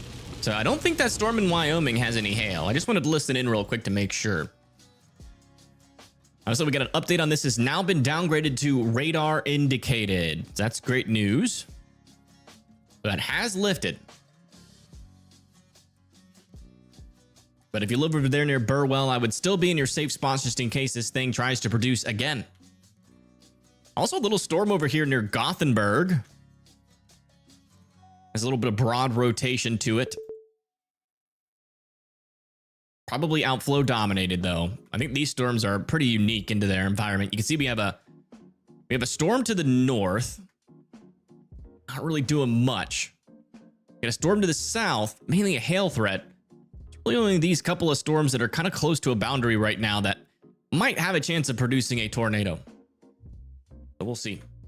Let's come back up here to Wisconsin and check back in on this storm as well. They just issued a severe thunderstorm warning for this storm, 60-mile-per-hour winds near Mattoon, Burnhamwood, Allman, and Neopit. Radar indicate. I've always wondered why they issue these severe thunderstorm warnings without a tornado possible on them. Like, you got a tornado warning over to the west, and technically a lot of these areas are downwind of that tornado warning. So why not put tornado possible on it? I've always wondered why they don't do that. Latest scan on this storm. Looks like we still do have a little area of rotation there. Not very strong, but still there. Heading up close to Nori. So still be in your safe spots there in Nori. Looks like Ringel is good to go. Hatley still needs to be in their safe spots for like another couple minutes. Inger, Seoul, and Nori still are the only areas that need to be in their safe spots. But for Ingersoll, looks like this is going to go north of you. In Wisconsin, actually, they just let that tornado warning expire in Wisconsin. So no more tornado warning in Wisconsin. And this storm that is near Burwell, allegedly, just produced a tornado, but it has since lifted.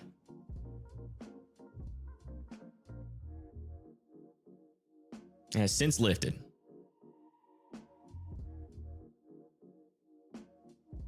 We have 2 tornado warnings in Nebraska right now. One is heading towards or near Burwell. These storms, again, aren't really moving that much. Wow, look at that storm on Paige's stream, though. Look at that. You can see all that rain coming out of it. Big old wall of rain there south of Gillette, Wyoming, near Douglas, Wyoming.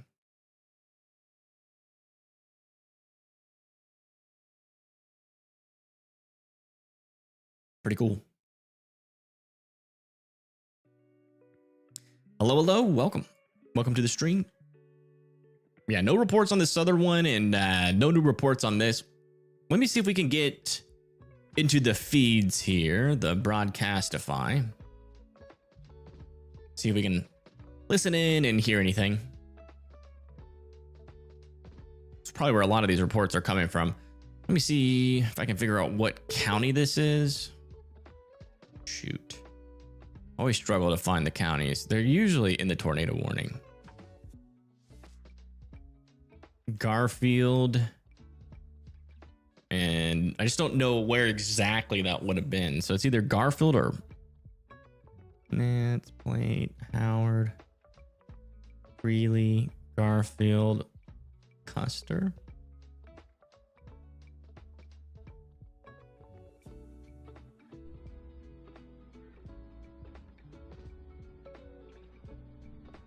We'll see if anything gets reported.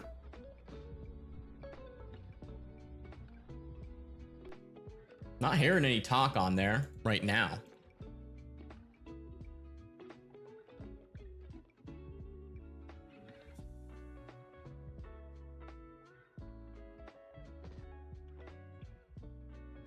And one up by Burwell. Let me see where John McKinney is.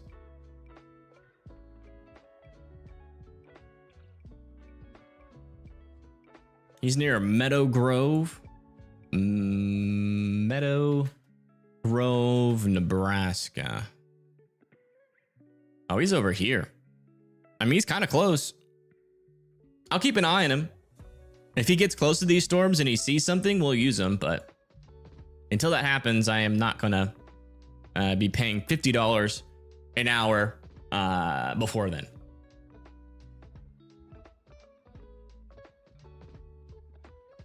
But yeah, John McKinney just went live. He's over in...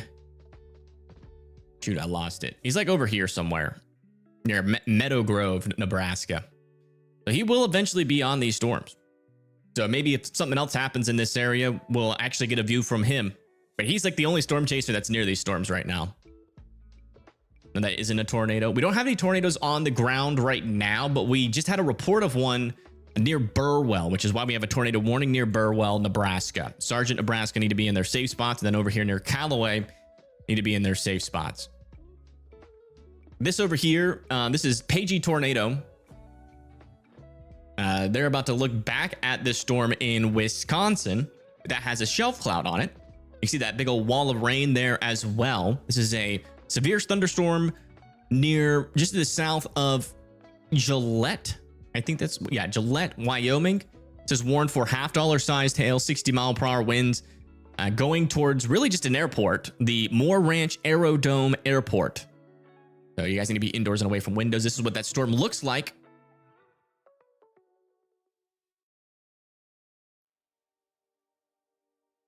Yeah, this is in Wyoming. No tornadoes in Wisconsin. We had a tornado warning earlier, but that has since been allowed to expire, and that storm has kind of lost most of its rotation, and that outflow boundary is catching up to it.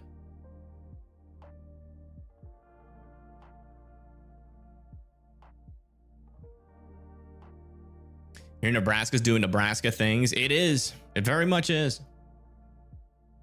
It is doing Nebraska things.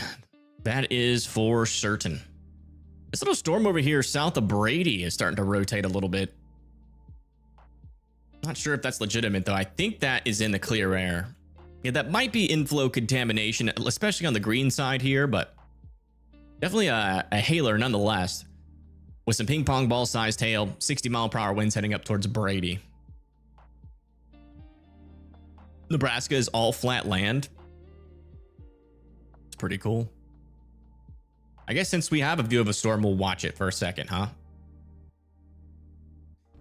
At least until our radars update, then we'll go back over to the radar and give you guys the latest update on those. But fortunately, the radar really isn't telling us much about these storms. I'm not going to be able to call out a tornado before somebody reports it, most likely. Okay. Oh, we did. Oh, thank you guys. Wow. What'd they say? On our way to 21,000. Woo woo. Oh, dang, they hit 20.5 thousand subscribers. I got a prediction here. Pagey Tornado will pass me in subscribers There's a cracked windshield probably by the end of the winter Yes. season. Yep. Hello, Candace. And I will still be under 100,000 subscribers at that point. That is my prediction.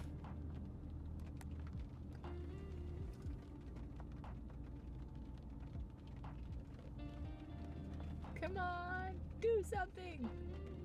Poke it.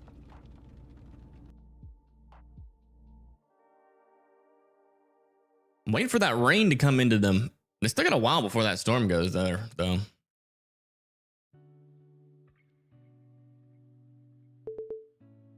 It's flat. Oh. Why would they lose subscribers for that?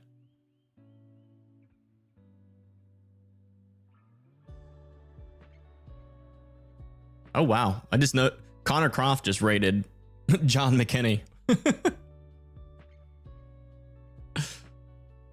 John McKinney's about to have an awesome stream. And thank you, lady, for subscribing. Thank you so much.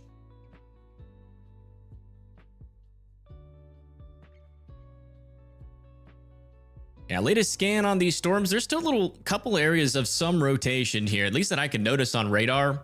Not seeing a debris signature on these guys, but again, we didn't see a debris signature last time when we had that observed tornado over here near Burwell a little bit a while ago. So, you know, there's there's definitely an argument to be made that we might not see it if we get another one, and we'll have to wait for an upgrade if like of a storm chaser reporting it. So that's probably what we're gonna have to wait for.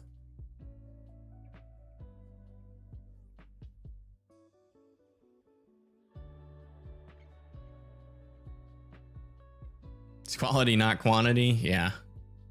Well, I gotta get into the only way I'm hitting 100,000 subscribers before winter is if I learn to hit the video algorithm.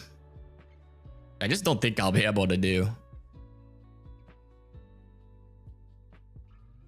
My videos, like I can't even reach my own subscribers with my own videos. I'm doing something terribly wrong, either in the video itself or with the thumbnail. Okay, I have decided that I think this camera in Montana is BS, unless the storm just fell apart. Well, it kind of never went over Billings, so maybe not. I don't know. I think it might just be old footage. I don't know, but I really feel like we'd see some sort of storm by now. We'll keep it up for a little bit longer. Let me get a better camera out of Wisconsin, though. That one has been struggling for a while.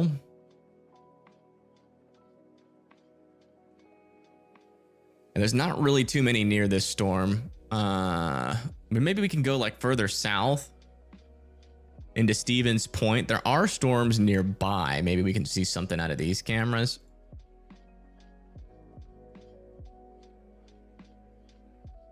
No. We'll put it on this one. Eventually a storm will come over this camera.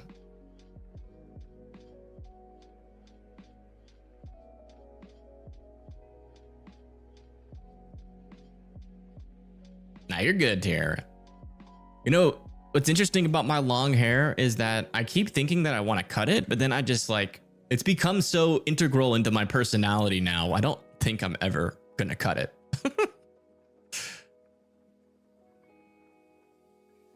And latest scan down here, still a couple interesting areas of some rotation within this storm. And some of that could be hail contamination.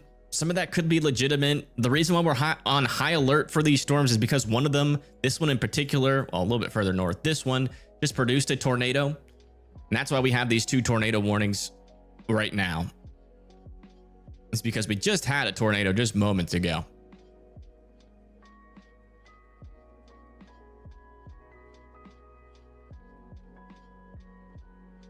Those clouds haven't moved.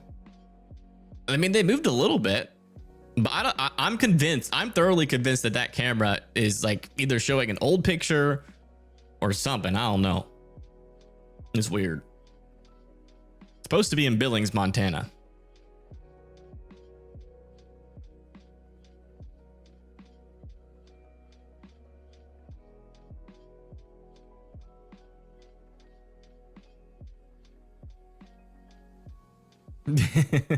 We'll see. I mean, if it looks terrible long, then I'll probably cut it. But I enjoy the long hair. I really like it at this length. I might just maintain it at this length. Let's come back up here and check into our lone supercell. It is officially getting absorbed into our line, and it has lost all of its rotation, but it still does have some 60-mile-per-hour winds, 1.25-inch hail. I'm considering going back to just doing live stream forecasts. I am considering it instead of doing video forecasts, because I'm about to give up on the videos.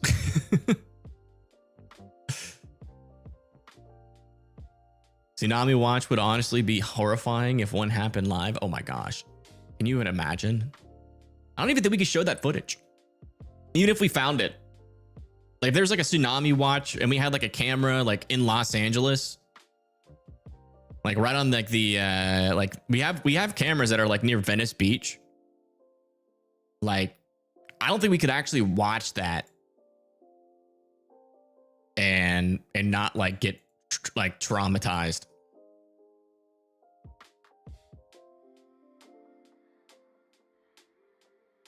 I am in fact not getting there, Patty, but I do appreciate it. I've been trying for 3 years to break through the video algorithm. Thunderstorm watch has been issued. New severe thunderstorm watch has been issued out here. We have a severe thunderstorm watch issued for 7 hours. Let me see if I can get some updated information on that. The graphic. Severe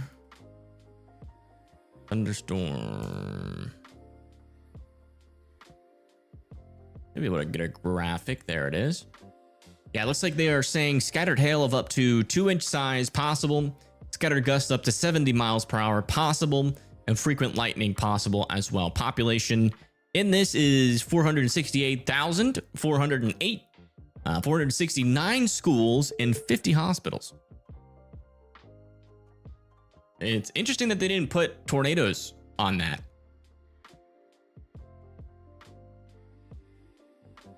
Storm analysis vids. I could. It's a lot of work.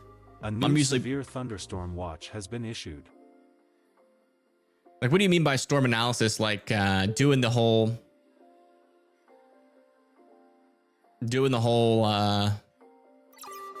like after the fact, A new like severe overviews. thunderstorm watch has been issued. Gosh, that's so annoying. I really wish that was not a thing, or it just can start spamming that there's a severe thunderstorm watch over and over. I think hurricane season will ramp up. It's gonna take a while. It's not super favorable as of right now. Let me get like a satellite view while we talk about it. Get that main development region. Yeah, as of right now, we have got a lot. Let's go to the lower level. We got a lot of dry air out over in this region. This guy back over here, though, is looking interesting to me. I don't think any of these waves will amount to much that are out here, but the one that's coming off of Africa is looking interesting. I'm still uncertain about it because we do have something called a tut, which is essentially just an unfavorable, like a little area where the jet stream gets a little pinched, and then it brings a lot of unfavorable shear down further to the south. So even if this guy tries to form, it's going to struggle. But maybe this guy could eventually bring something like a tropical depression or tropical storm. I don't. Ooh, that's behind my head. This guy over here. So, I mean, I'm watching this one, but again, like we had a chance, but again, we already knew, we talked about it briefly, that there was a crap ton of dry air. Probably wasn't going to amount to much. It did not. Even though there was like, tons of thumbnails out there of everybody being like, this is concerning. This is super bad. And so like, I'm just at the point where I'm just probably not going to talk about it. So if you don't see me really talking about it, there's not a whole lot happening. Like even like this right down here, a new severe is really not even worth talking about right now. There's just no model support whatsoever that this is going to form. Now that could change. Models do get things wrong, and then eventually they come into consensus. And if we do get a consensus saying like, oh wow, we actually have a signal here in the Gulf of Mexico, then I'll start talking about it. But it's a 10% chance. I wouldn't be freaking out about it at all. None of the models are saying that this thing will develop into anything serious. So we'll continue to give updates on it every now and if it tries to actually do something. If there's actually like something that points to like a low level circulation over the Gulf of Mexico, I'd probably start doing forecasts on it, because that will probably start to try to develop into something if the shear is low enough, or there's a lack of dry air, right? Enough moisture, all of that kind of stuff. But right now we don't even have a center of pressure with that storm. We don't have a surface low with it. It's just a batch of showers and moisture. So a lot of things that storm needs to work out. Yeah, they can, but it's just not super likely. It's a low chance, but if anything's gonna do it, it's gonna be that one off of the Africa that's coming off of Africa right now, as there's a lot of moisture with that storm and not as much dry air and dust. So as long as it doesn't run into any extra shear out there, if that tut doesn't completely string it apart and destroy it, then it may try to develop into something.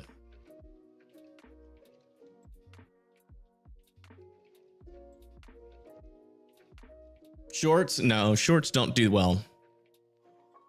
because you're basically attracting a bunch of young people with like 30-second, like less than 5-second attention spans. And then the algorithms are separate. You don't get people like, you can have someone with shorts that get like millions of views, but then you go look at their video tab and their videos are only getting like 1,000 views because it doesn't share. Like for instance, when I go live, you know, I can get like 10 to 100,000 views on my live streams, but on my videos at max, I'll usually max out at around like 14,000 views at max. So yeah, shorts don't really help with that like at all. And they don't pay any money. So it's not no way to make a living. And it also forces you to distill a lot of complex information and oversimplify it. And it's just harder in general for someone to kind of understand what's happening, especially with weather in such a small time frame.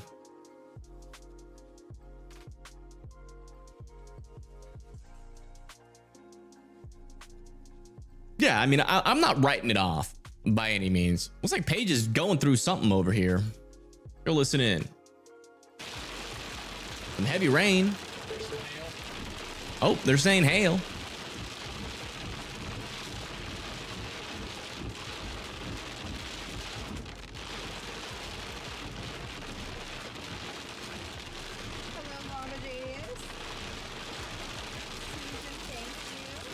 On stream, yeah, I have, Weatherman. Yeah, there's a PDS tornado warning. I was at my, oh my gosh.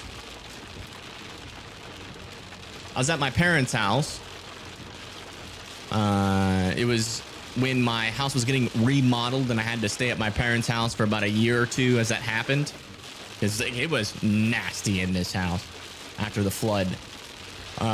But they have a tornado shelter and we got put under a PDS tornado warning, and a EF2 hit the neighborhood like 2 miles away from me. And that was like during my stream when I had to take cover for that.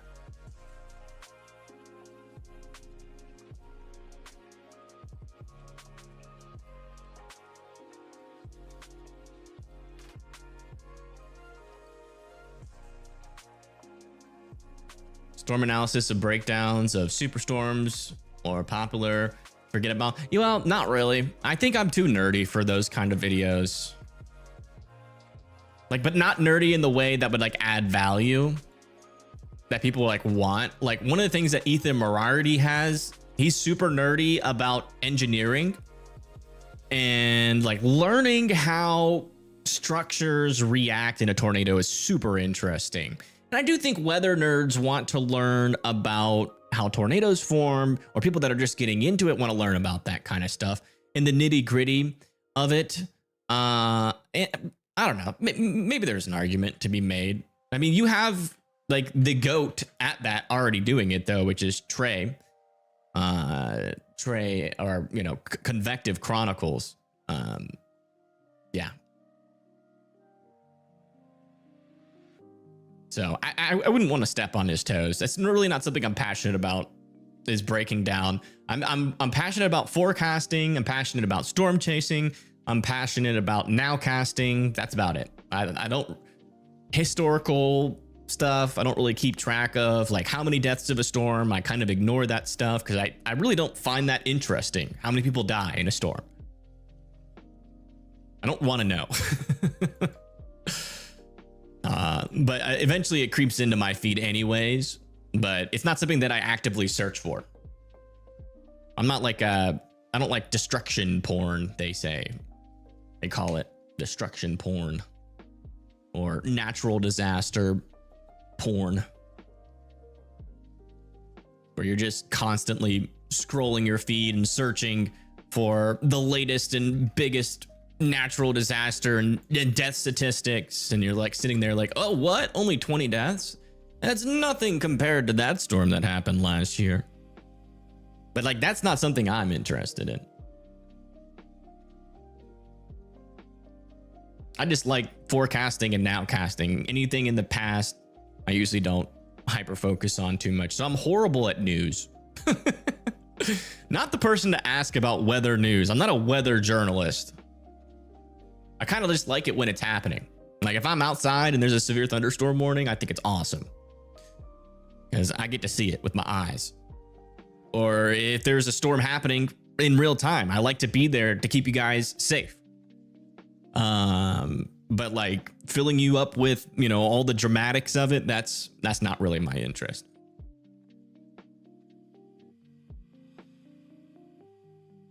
Do I get the graphic that tilts up to see 3 storms in a 3D construct? That is on Radar Omega, I think.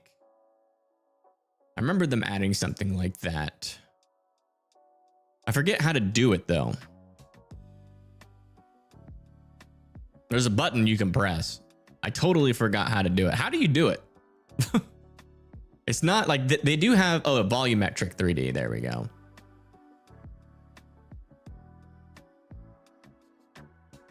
Hopefully this doesn't crash my computer.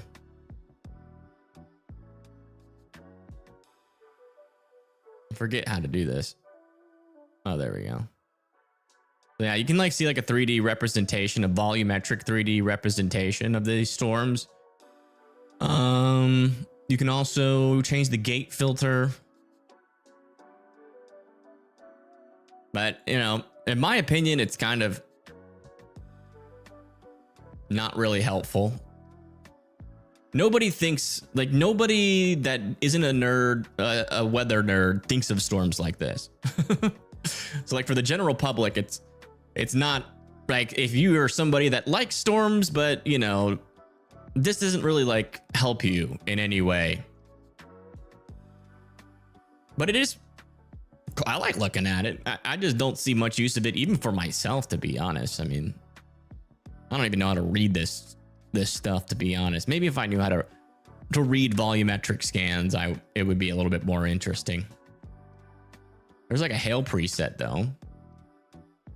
Look at that. This shows you like the hail in the storm. It's pretty cool.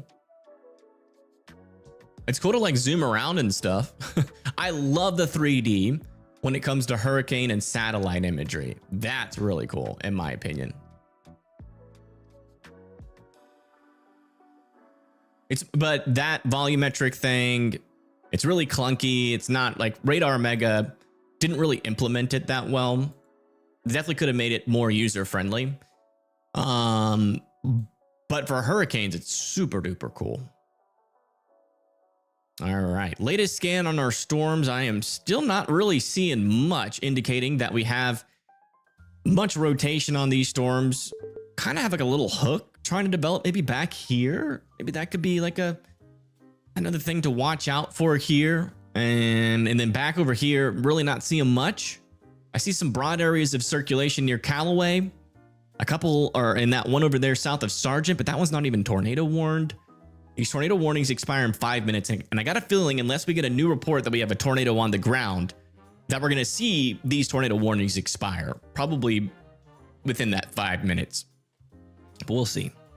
Back over here in Wisconsin, we still have 60-mile-per-hour winds, 1.25-inch hail. This continues to be underwhelming, thankfully, in terms of tornadic activity. Seems like, you know, I'll tell you what. I got to start learning to trust my gut a little bit more. Because almost every single time I get that gut feeling that an event's about to bust, it does. I always second guess myself because you can go on X or like Twitter and always find a post where somebody's like, you can see here because of these dynamics that the tornado threat is increasing.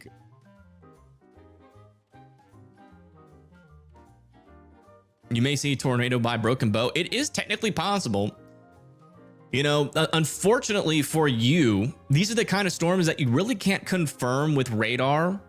So you would kind of be doing yourself a solid by looking out your window. That's probably the best way to stay weather aware with these storms. I hate to say it, you know, but the only way that any of these storms are probably going to get warned or confirmed is going to be by weather spotters and not necessarily by radar. That's why when this one popped up here earlier, it would immediately observed, and there wasn't a tornado warning before then because these storms aren't the typical type of tornado producing storms. And in fact, they might be producing more of you know, like this one down here, though, it kind of looks a little bit more typical over there near Westert. You do have a little bit of rotation developing there, maybe even an actual mesocyclone there north and east of the Broken Bow area. But it's still continuing to increase in intensity in terms of its rotation. That's interesting. That actually looks like something supercellular there. Do all these thunderstorms have rotation? They have broad rotation. Some of that, though, may be hail contamination. There's a lot of hail in these storms, too. Like this one has 1-inch hail, and probably a lot of it. But yeah, I got a feeling they're going to allow these tornado warnings to expire, but they might put a new one on this storm near Westerville. All right, let's go check in on paging, see what's happening out there. Any hail in Wyoming?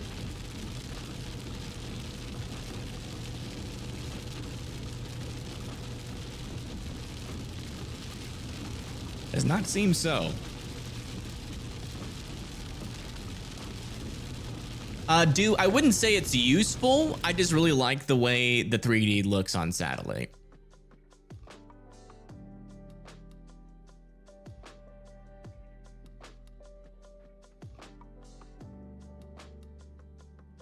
Like if we, or weather-wise doesn't have it. I don't know why I'm doing it with weather-wise. We come over here to like one of our mesoscale views. On satellite, we'll go to like these storms over here in Wisconsin. Let me see if this has it. Go to the clean. Yeah. Like that kind of looks like a thunderstorm. Like when you imagine what a thunderstorm cloud looks like, that kind of looks like it, you know? Like this does a way better depiction of that. It's pretty cool. Yeah, these are the storms from 3D satellite in the Wisconsin area. Basically, what these satellites are looking at is the temperature of our cloud tops. The taller the thunderstorm, typically the colder the cloud tops are.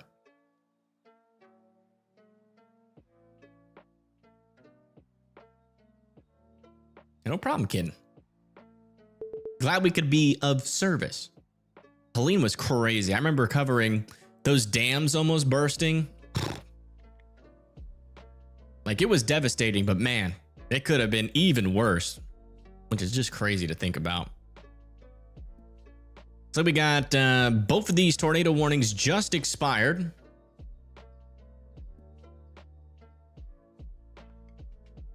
But it's still on my little overlay.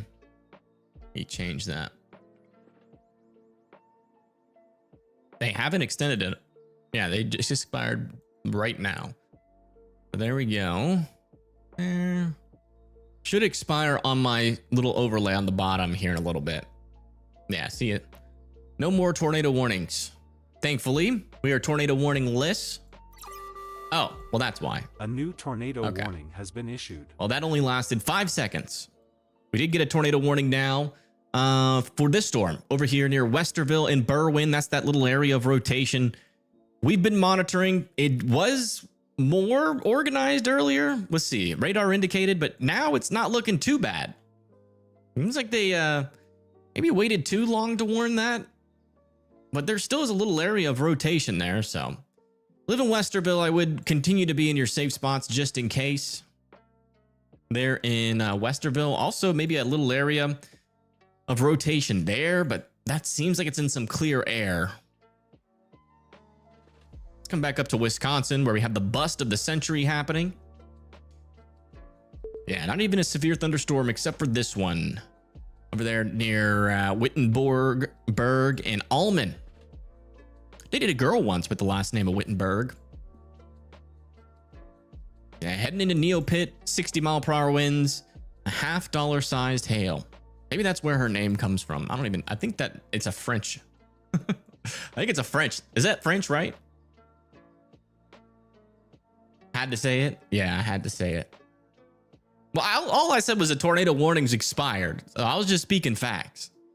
I didn't jinx it. We've been circling that storm for a while, saying it was possible. I thought they would issue it earlier, but I mean, there's really not that much rotation left in that storm. Let me check radar Omega. See what the storm relative velocities are looking like. Yeah, I mean, there's really not much.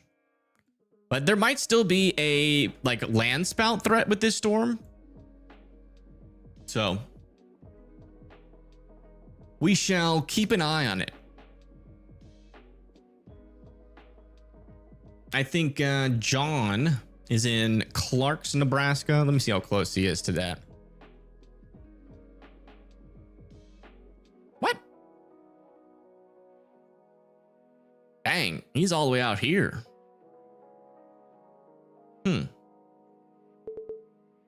Interesting. I thought he was going towards these storms, but he's like driving away from them. Got a flash flood warning. Oh, wow. I'm glad you're all right. Any chance of it reaching Green Bay? Yeah. Likely that you guys will get some rain and showers. Tornado threat is pretty low with this line of storms. We do have some gusty winds. You know, I wouldn't completely rule out like a brief tornado still, though. Like, technically do still have some rotation. If these storms can pop out ahead. Actually, is this one trying to?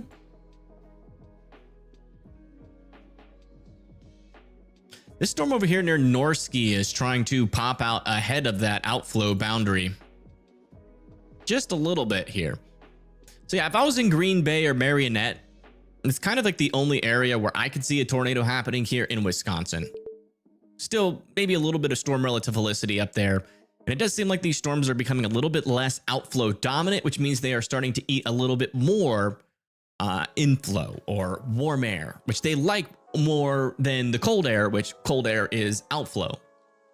So if they become more warm air dominant, they're going to be a little bit of an easier time of them producing a tornado. That's been the problem with those storms this whole time.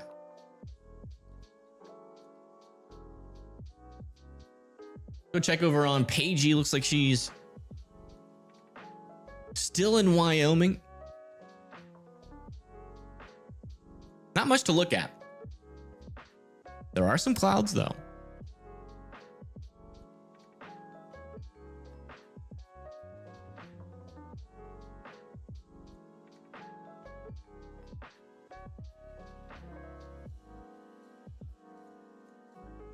We had a microburst in Eldon, Iowa Saturday night. I think it was the 9th. Okay. County preliminary damage was 105 miles per hour. Wow. Microbursts. Those are scary. I was in one about a year ago. Yeah, looks like we still have some, maybe some new circulation trying to develop over here near Weiser. Heading just north of Westerville. Does kind of seem like, though, it's behind an outflow boundary. Really wish we had some sort of view on this storm.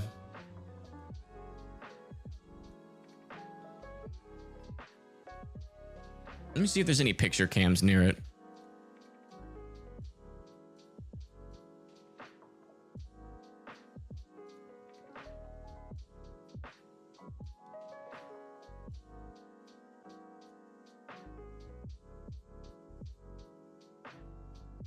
Yeah, there's nothing near this. Nothing near this storm right now. As if we had like a storm chaser here, we'd probably be able to easily determine whether or not this was tornadic. Does seem like, yeah, that rotation is really starting to broaden out. It seems like these storms are forming some outflow, which might be the end of this tornado threat.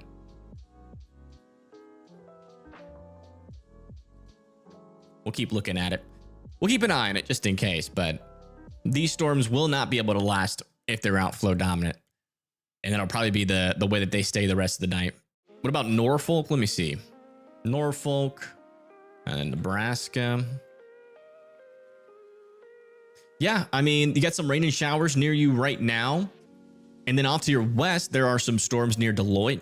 And then these ones over near Broken Bow are kind of still stationary. Let me see if we got any flash flood warnings out here. That seems like they might have picked up a bunch of, yeah, there's a flash flood warning in North Platte. No flash flood warning near Broken Bow yet, but that might change as these storms have been kind of hanging out there for quite a while. And I would assume their rainfall rates are pretty high. Let me check our 1 hour precip accumulations. It's not too bad. Well, 1 to 2 inches per hour. That can cause some bad flooding. I would keep your eye on it. Total accumulations, though, are only about 1 inch or 2, so it's not too concerning yet. Seems like they're not really producing as much as I thought they would. Mankato, Minnesota. Let me see.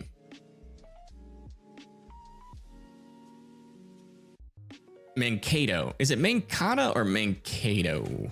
It's Mankato. Okay. I don't think so. You guys should be behind the outflow boundary. Yeah, it's gonna be hit or miss. It's either gonna form like, so we are expecting eventually for these storms to unzip. This is not gonna be much of a tornado threat at all, but some damaging winds and some large hail could be possible initially, and they're either gonna form just to your east or right on top of you. So it's gonna be hit or miss. The heck? What is that? Is that a yak?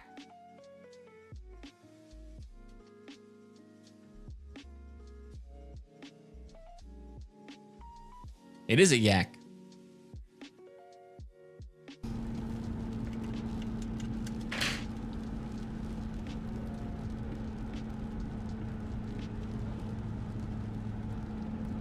Johnny said, why did I just picture a plushie of Bryce? Yeah, that's what we're expecting from Mankato. Let's come back over to here to this storm. Yeah, still some broader circulation on this thing. It did try for a little bit, but it does seem like this storm has gone outflow dominant near Ansley. They did extend this severe thunderstorm warning off to the east towards Kenesha. Another little area of rotation right over here just to the east of Morgan now developing just to the south of Middle Village heading towards Kenesha Falls and Kenesha. Also still got this little area of rotation north of Schmidt Center. Not seeing any debris yet, but again, these storms are trying to push up against that outflow boundary. If they can do so successfully, one of those little areas of rotation might eventually try to do something. So I would keep your eye on it. Again, probably a low chance for a tornado, but I would certainly, at least if you live in this area, be keeping an eye on it. Let me get a camera near the Green Bay area out over here in Wisconsin. Should have some there. Yeah, there's Green Bay. Wish we had something north of Green Bay. We don't. If we got any sky views over here.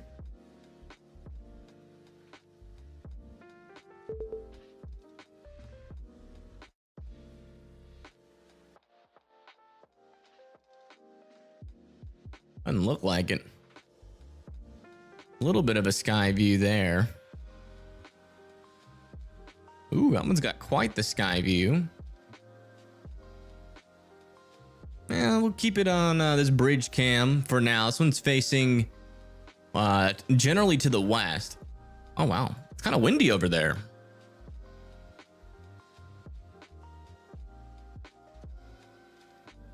Yeah, looks like we still have 60-mile-per-hour winds on most of these storms to the south of our tornado warning. Callaway, Gothenburg, back over here near Stockville as well in Nebraska. Those are moving off to your guys' east and coming towards you, depending on which one of those cities you are. What in the... Why is this camera shaking so much? Is it this windy in Green Bay?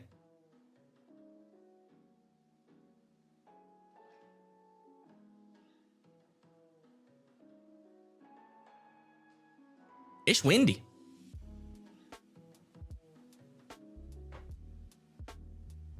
I don't know if it's like actual strong wind or if these cameras are just fastened weakly. If they're like weak. Oh, it's right over the river, which tends to be more windy. Ah, gotcha. Yeah, I'm gonna go ahead and take off this camera in Montana. It never caught the storm, which I find extremely unlikely. So I believe it's broken.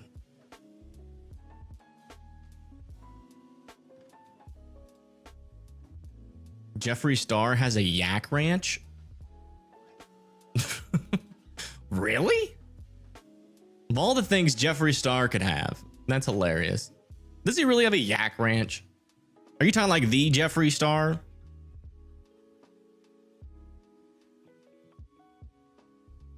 I got a crazy story about Jeffree Star. And thank you, James, for being a member for 6 months. Thank you so much. He's got a yak ranch? Why does he have a yak ranch? Of all things, that's hilarious. You know, if someone would have a yak ranch, it would definitely be him. Oh my gosh, he really does. Oh my gosh, he is such a goober, man. Yeah, Jeffree Star used to, when I lived in North Hollywood, Jeffree Star was literally my next door neighbor before he moved into that big old mansion. He used to live in an apartment in North Hollywood. I did not know about that yak ranch though.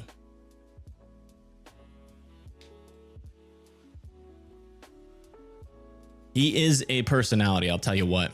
He is hilarious. All right, latest scan on this storm just to the west of Westerville. Still have some broad circulation here, but again, right where we'd expect our tornado to form is back over here.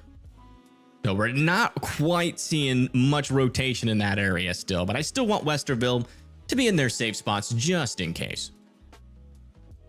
So random. It is random. I never thought I would be talking about him on this channel, but you know, apparently he has a yak ranch in Wyoming and someone in chat had to tell me. That is hilarious. I never knew that. E-Wing? Yeah, I can check E-Wing. Is that Nebraska? Yeah. E-Wing, Nebraska. Yeah, you got a storm nearby you. Looks like it's going to go to your south, at least the worst of it. But there are more storms behind that one.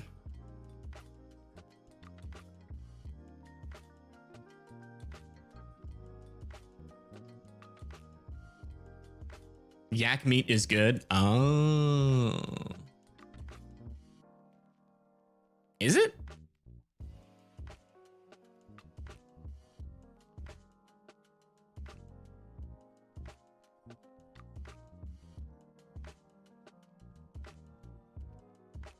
According to lightningfarms.com, yak, your next favorite meat. A new tornado warning has been issued. New tornado warning has been issued out over here near Wisconsin. Looks like this storm that has a decent area of rotation has officially been warned here near Big Falls, Marion, Clintonville, and Embarrass, Wisconsin. So you guys need to be in your safe spots. Got a little supercell here that is trying to latch onto that boundary, and you know what? It definitely has a little area of rotation. Not super strong, but there is rotation there. No debris signature, but I would be in your safe spots there in Marion and Clintonville. And this little area of rotation still exists over here near Kenesha or Kenshina and Kenshina Falls. Still not a any strong area of rotation yet, but I wouldn't be surprised if they tornado warn that eventually as well.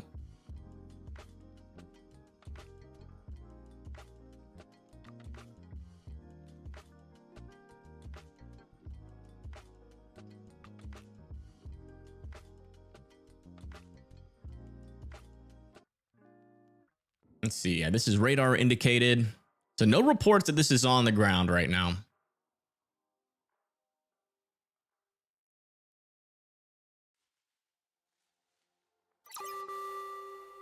A new tornado warning has been issued. Yeah, new tornado warning for Kashina and Underhill, Wisconsin. That's going to be for this area of the storm. Another little area of rotation there. Right over Kashina Falls, heading towards Underhill. I would be in your safe spots. Latest scan on this storm actually looks a little bit more interesting than the last scan there. So definitely would be sheltered in your safe spots. Again, that is the lowest, most interior portion of your house. As many walls in between you and the outside as humanly possible. A tornado shelter or a basement that is underground. It seems like these storms are deciding last minute here to try to become tornadic.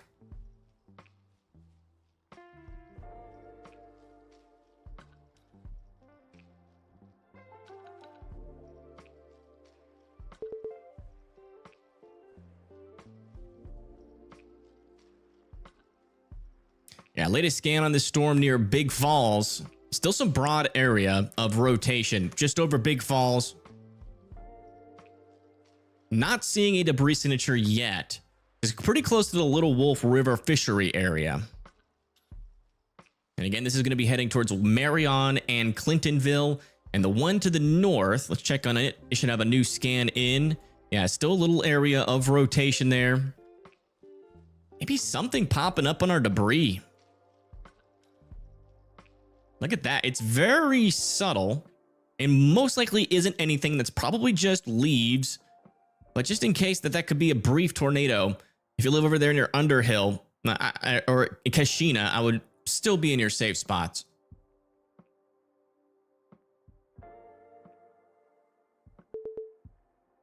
I mean, yeah, I mean, it definitely has a hook. So what's happening here is we have some areas of stronger wind. This tornado warning has been upgraded. Oh, wow. Which one is that? That's in Nebraska. This tornado warning has officially been observed. Wow. Weather spotters have confirmed a tornado here with this storm near Westerville. How far from Westerville? Located near Westerville. Huh. Interesting. Yeah, on radar, I am not seeing much to be able to back that up, but we have weather spotters that are saying they see something out there near Westerville. Now, I'm not sure if that's down over in this portion of the storm or up here. They weren't really specific in the tornado warning report there, but we have a tornado on the ground near Westerville, Nebraska. If you live near Westerville, please be in your safe spots. Again, this is a tornado in progress in the Westerville area. In Nebraska.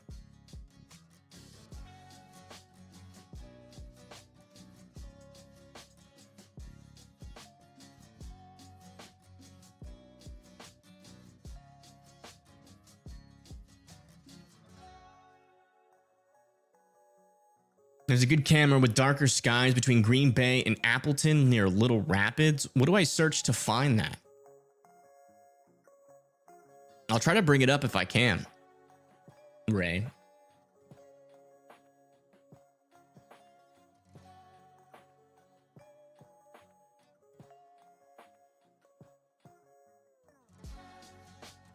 Oh, it's on that. Okay. You said where? In between Green Bay and Little Rapids. Let me see where Little Rapids is. Oops. Hold on.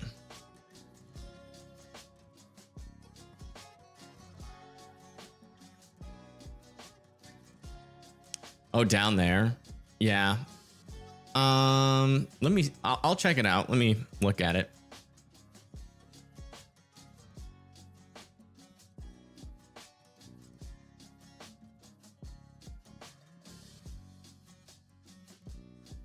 I don't want to spend too much time looking for it though.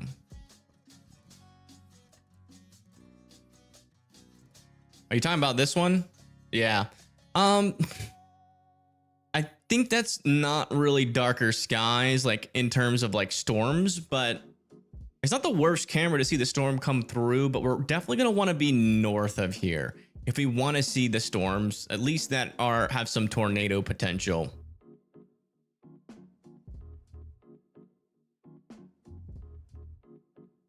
I'm gonna stick it on this one and keep it on that one for now. All right, latest scan on our tornado warned storms. Looks like our rotation's getting a lot weaker here near Big Falls. And then over here near Kashina, still an area of some circulation there.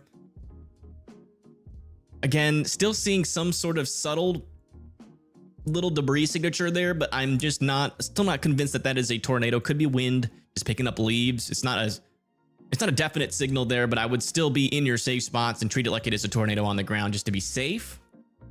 And then back over here in Nebraska, where we have a tornado in progress.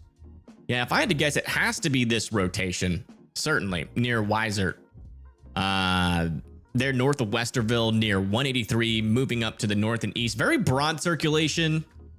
Not sure how legit. If that is the circulation, it should be completely rain wrapped. So I'm not sure how somebody actually got a view of the tornado. But a weather spotter has seen a tornado. They have reported it to the NWS, and that is why this tornado warning is observed. So it's always best just to take them as 100% right. Treat this as being on the ground, especially if you live there near Weisert, to be as safe as possible, just in case this thing is truly on the ground. Again, this is a tornado in progress north of Westerville, observed and on the ground. Thank you, Kim, for becoming a WIMD member. Thank you so much. You might have saw it before it got rain wrapped. Possibly. I don't know. It's possible. I would need to see some sort of video to be able to say, yes, this is 100% a tornado. I can't back it up with radar, but it very well could have been. I just don't know. That's why we just trust them. But I can't tell you that, like, yes, 100% there's a tornado on the ground. I cannot say that with utmost confidence.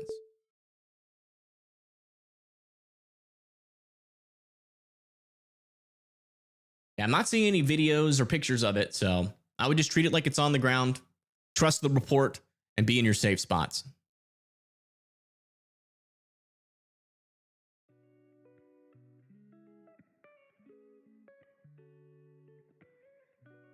Let's come back over here to our tornado warnings here in Wisconsin. Yeah, latest scan on this storm. Still some broad circulation heading over towards Clintonville. Just got an update from this. Still radar indicated and still an area of rotation. Now west of Kashina. Kashina Falls and Kashina can all come out of their safe spots now. Same with Big Falls and Schmidt Corner here in Nebraska. But Clintonville still needs to be in their safe spots. Same over here near Underhill. Yeah, still a little signal there near Legend Lake. It's weird.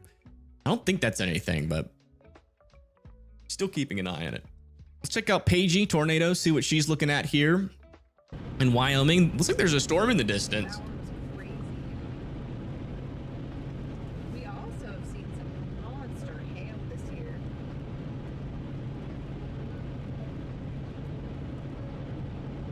This one was also a good one, that Morgan.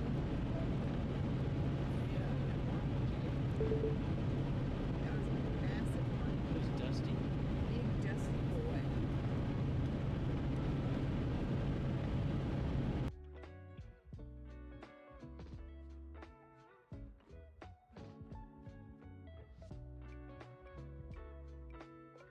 Yeah, this rotation over here near Clintonville has gotten quite broad.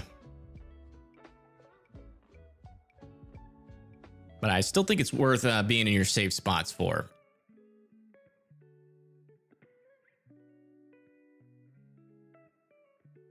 Let me check on other portions of our line, just making sure. It looks like our line is starting to unzip a little bit more here into Iowa and Algona in Iowa.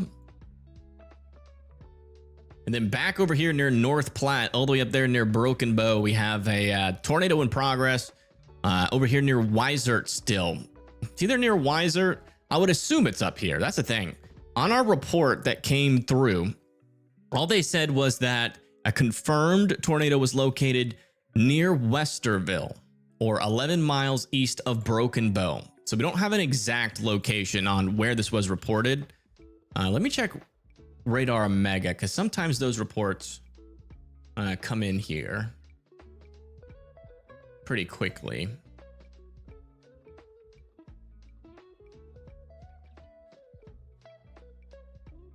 Yeah. There's nothing yet on Radar Omega in terms of storm reports, but I would just be in your safe spots. Be better safe than sorry out there near Westerville and Berwyn. Again, rotations not looking too crazy right now, so hopefully that means it's lifted. But again, we've had one tornado before this one, didn't have much rotation either. So we're either dealing with like a land spout scenario, or, you know, might have actually had a tornado here. Still trying to get 100% confirmation on this. But regardless, Again, the best thing to do here is to just trust the storm chasers and the weather spotters in the area and be in your safe spots.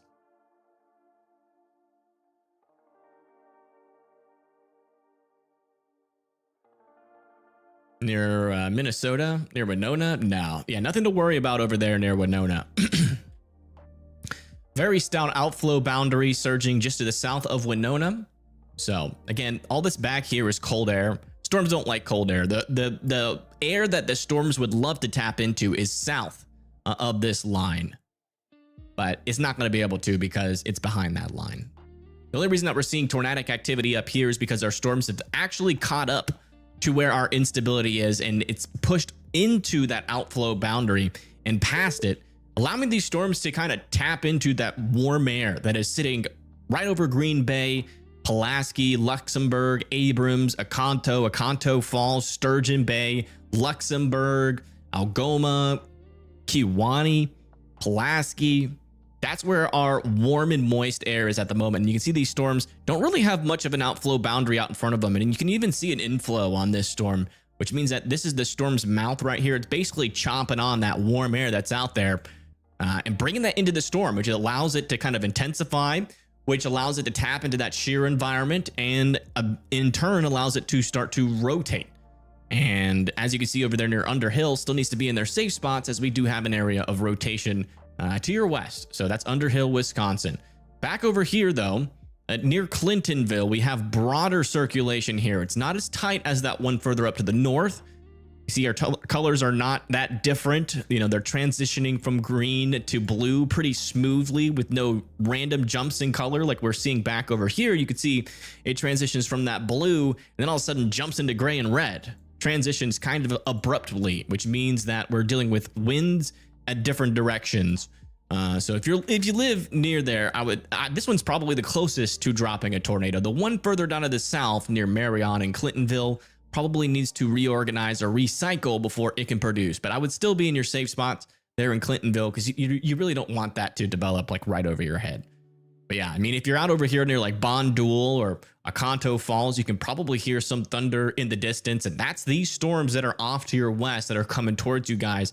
If you don't get put under a tornado warning in the future, like for Bondul or Pulaski or Abrams, there is still 60-mile-per-hour winds associated with this line of storms and some $half sized hail that is going to be making it towards you guys probably within the next 10 to, or at least for Bondul, 10 to 15 minutes. For like Oconto Falls, Abrams, Pulaski, and Suamico, probably around 20 to 30, 45 minutes, depending on like where you are in relation to the line of storms. You know, the closer you are, the closer it's going to be to you.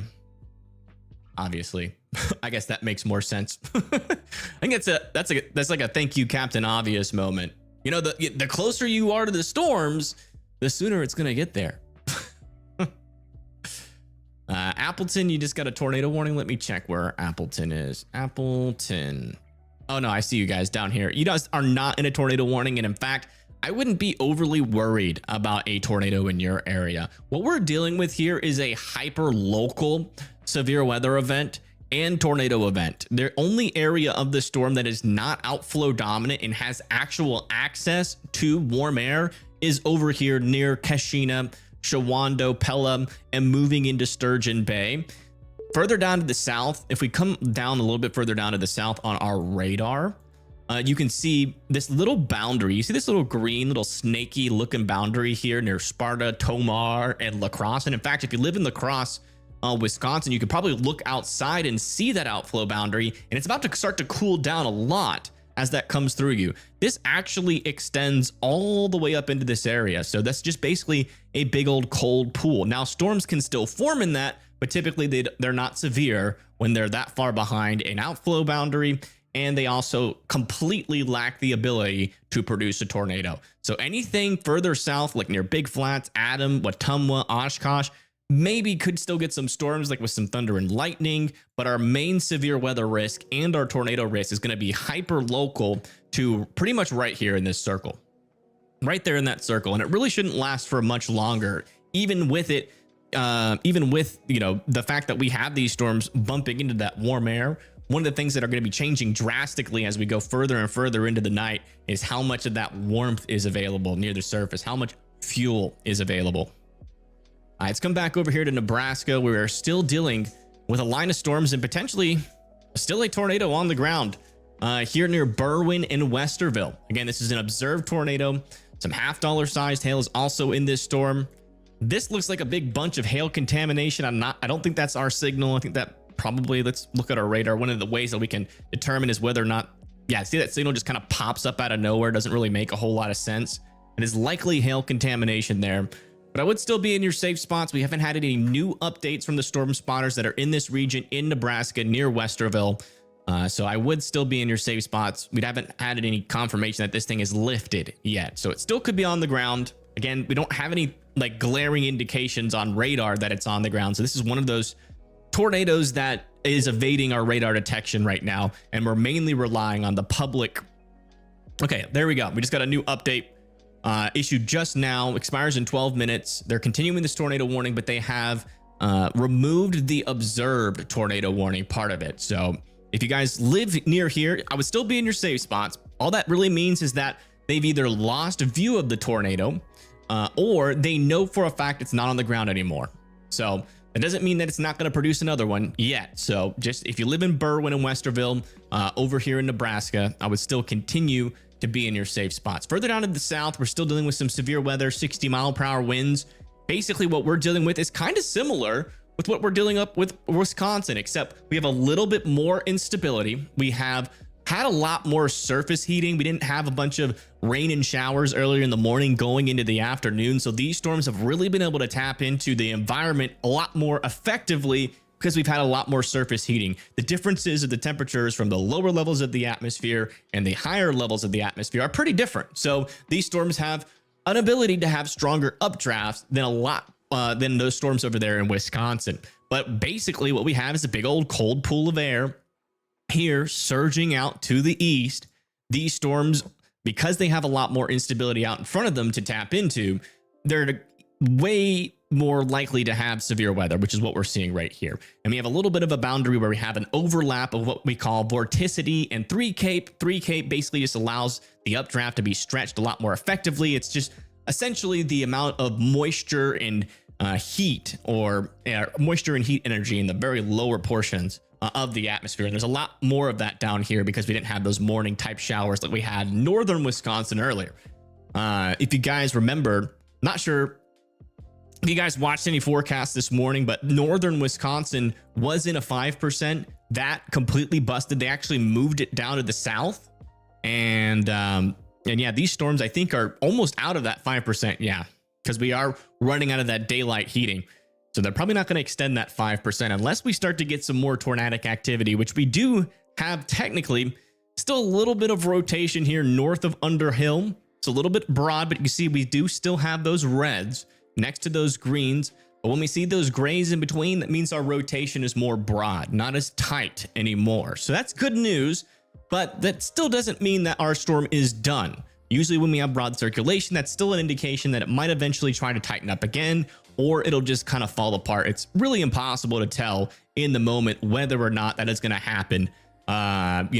With these storms, it's really hard to tell unless you have an outflow boundary nearby that's about to overcome it. Then we can tell you, like for instance, that last storm that we had that was tornado warned a little bit earlier near like the Wausau area, just east of Wausau. The line of storms was approaching it. We were able to give you a 10 to 20 minute time frame on that storm because that line was approaching and that outflow boundary was approaching. But with these storms that are just barely latched on, one of the things we can watch out for is this RFD. Usually this RFD, this cold pool that is pushing these storms off to the east, can wrap on the southern side of these mesocyclones, and you can monitor just how strong those winds are. And that can help kind of understand what these storms can do in the future. You can see we have some light blues transitioning into some darker blues there. If we start to see this RFD kind of die off, another thing that we're probably going to see is another outflow boundary kind of obviously surge out in front of the storm. The weaker the RFD is on these storms, the least likely or the less likelihood that they are going to be able to produce a tornado in the future. And in fact, that's kind of how they've been this entire day. You know, back when these storms were over here near Eau Claire and Medford, I mean, they were completely outflow dominant, had no chance of a tornado. And it's only been very recently that they've been they kind of got a little bit of a stronger of that RFD, and that's about allowing these storms to push out in front of that cold air, come into more of that warm air environment, which is allowing them to rotate just a little bit more. So it's a pretty interesting environment. There's a lot to say about it, obviously. but yeah, also a little area of broad circulation over here just to the east of Mountain. Not overly concerned about that. You can see up here, our RFD is not as strong, but it's something to monitor. You see, we have greens instead of blues. So it goes from dark greens to lighter greens to blues and then darker blues. That's how you know you got strong winds. And as of right now, we're in the lighter greens, which is still probably in the 30 to 40 mile per hour range, but nothing too crazy. They're near Oconto County Forest, heading towards Beaver, Pound, and Coleman there in Wisconsin. But it is something to keep an eye on. If that RFD tries to ramp up, that could become a tornado threat eventually. But it should be pretty short-lived, especially as this approaches the shore. One of the things that is technically favorable with these storms, but also as they get closer to this cooler water over the Michigan Lake, is going to be a detriment to the storm. Is we have a lot of vortice, or a decent amount of SRH, which essentially just means we have a lot of veering with our winds with height. So in the lower levels, our winds are coming out over the shore, over land. So that's cooler air coming off of the Bay Area, which is going to help kind of lower the storm's chances to tap into some warm and juicy moist air, right? And that's also going to be coming out of here. So one of the things that's allowing these storms to spin in the first place will also kind of hurt it as it gets closer to the lake here. So it'll be interesting to see what happens. Another thing that can also happen if you know, it is just not let's see if we can see the actual lake boundary. Yeah, that might be what that is. This might be the offshore boundary here. So you have that cooler air coming over to shore. You still have that warm and juicy air, you know, out over Appleton and Wrightstown. And where that meets, you get a little boundary form. There you go. Little lakeshore boundary there. So it'll be interesting to see how the storms react as they get there. But yeah, that's kind of what's happening across the area. It doesn't seem like they've you know, extended this tornado warning yet, but there is still a little area of rotation. It technically wouldn't completely surprise me if they do extend it, but if you live near Gillette, that rotation is literally just to your north, about to cross over State Highway 32 and eventually head into County Road G after that. And then, you know, further down the line into the future near Oconto Falls, probably within the next 10 minutes there in Oconto Falls. This one further down here to the south, we are actually starting to see some evidence of that outflow boundary starting to surge here. You can see this little squiggly line right there, that little blue thin line. That's the outflow boundary. You can see it on radar. That's that little area of some colder air. And that is starting to surge just out in front of where the storm's mouth is, right? It's trying to eat a bunch of warm air right now, but it can't. And you can actually see pretty clearly here on radar, it is out in front of where the storm would be accessing that warmer air. So that cold air, this storm is becoming more cold air dominant, and you can see it's really affecting its rotation. Rotation's getting a lot weaker now. Hydrate, yes. Everybody take a sip of water. I think Grand Island, Nebraska is going to get hit tonight. Let me see. It seems possible, if not likely. Let's check Radar Mega. The only way Grand Island doesn't get hit is if you get just barely missed by these storms, but it looks like a pretty good chance. Looks like sometime at around like 9 to 10 p.m. there near Grand Island. It's going to be pretty hard to stop this cold air from traversing off to the east. Because remember what we were talking about earlier. You know, you guys didn't like over here in Wisconsin, the kind of differences, subtle differences between the environments here. One, a little bit less instability in Wisconsin than there is in Nebraska. And two, we had just a bunch of rain and showers. This is why our tornado threat has been a lot lower than we were expecting initially out here in Wisconsin. So we had just a bunch of rain and showers that cooled the surface, and there's a lot of cloud cover, so the surface couldn't heat back up, and you couldn't get that juicy instability or that juicy moisture for the storm. So We actually had a 5% up there that fell apart. Down here, not as I guess I wouldn't say not as potent, but not as obvious of a tornado threat down here in Nebraska, even though we've apparently had 2 confirmed tornadoes. Now those could have been just gustnadoes and not actual tornadoes, or they could have been real tornadoes. We haven't seen any photos of them, so we don't know 100% sure. But you guys didn't have those morning showers. The air was able to warm up near the surface. Warning has been issued. And there you go. They just extended this tornado warning off to the east, now towards Akanto Falls, Stiles, and Akanto. There's your area of rotation. Not as tight as it was. We still have a decent little RFD trying to surge around this storm, still keeping it close to that outflow boundary. So it's still a storm to keep an eye on there near Spruce, Lena, Stiles, and Akanto. They're just north of Green Bay in Wisconsin. I don't think they're going to extend this one unless we start to see some more rotation. As it stands right now, I don't see them extending it. Hey Lola, welcome. It's been a while. Hopefully you're doing all right. I think these storms are north of you, Lola. Am I gonna be? No, this is gonna fall apart as it goes over the Great Lakes. I will not cover this into Michigan, no. Unless, like, I mean, it's gonna take probably about an hour. I'll probably take that hour to eat some food. And, you know, if I'm done eating and, you know, we start to get tornado warning after tornado warning here in northern Michigan, then yeah, I'll probably go back live for it. But I do not think it's going to last there, because again, the air over the Michigan is a lot cooler. The dew point spread is a lot more equal, and these storms are going to most likely, I would say about a 90 to 95% chance of them going completely outflow dominant and not being able to recover, because you got to understand that as these storms move over that lake, you know, and it's taking time to do so, the temperatures are dropping as well. We're moving more into the nighttime. So, you know, there's going to be a lot less instability, a lot more, these storms are going to be a lot more prone to developing those outflow boundaries and just kind of keeping them out in front of them. You know, you need that juicy warm air. If the juicy warm air out in front of it's falling apart, then the storm's not going to be able to recover from that. You woke up at 6 because super loud thunder. There you go. 6 p.m. or 6 a.m.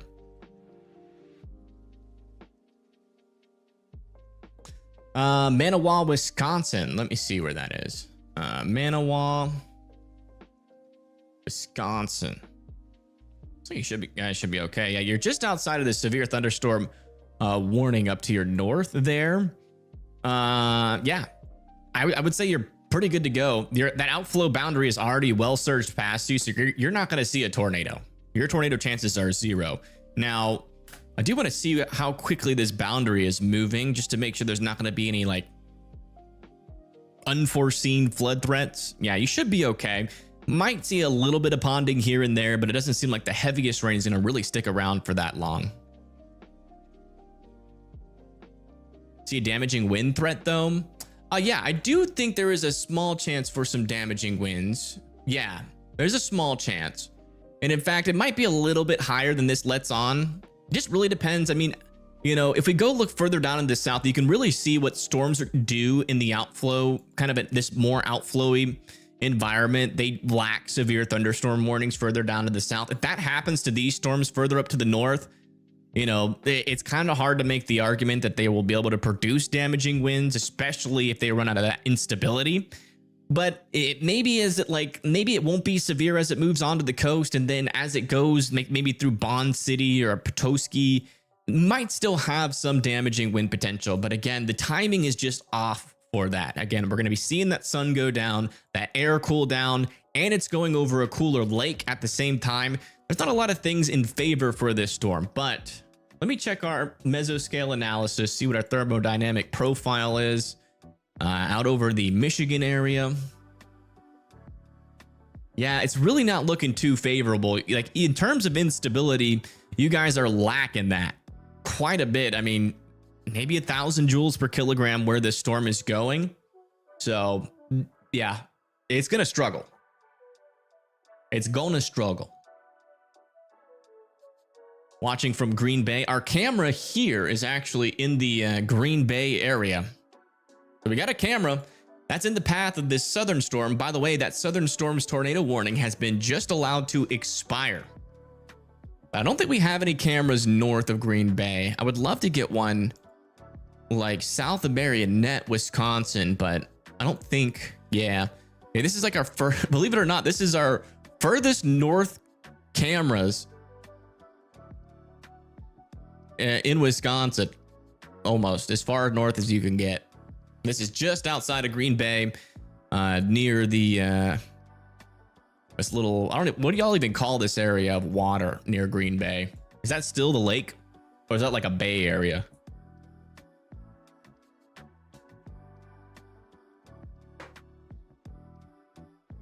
How are things looking for Peshtigo? Let me see. Peshtigo.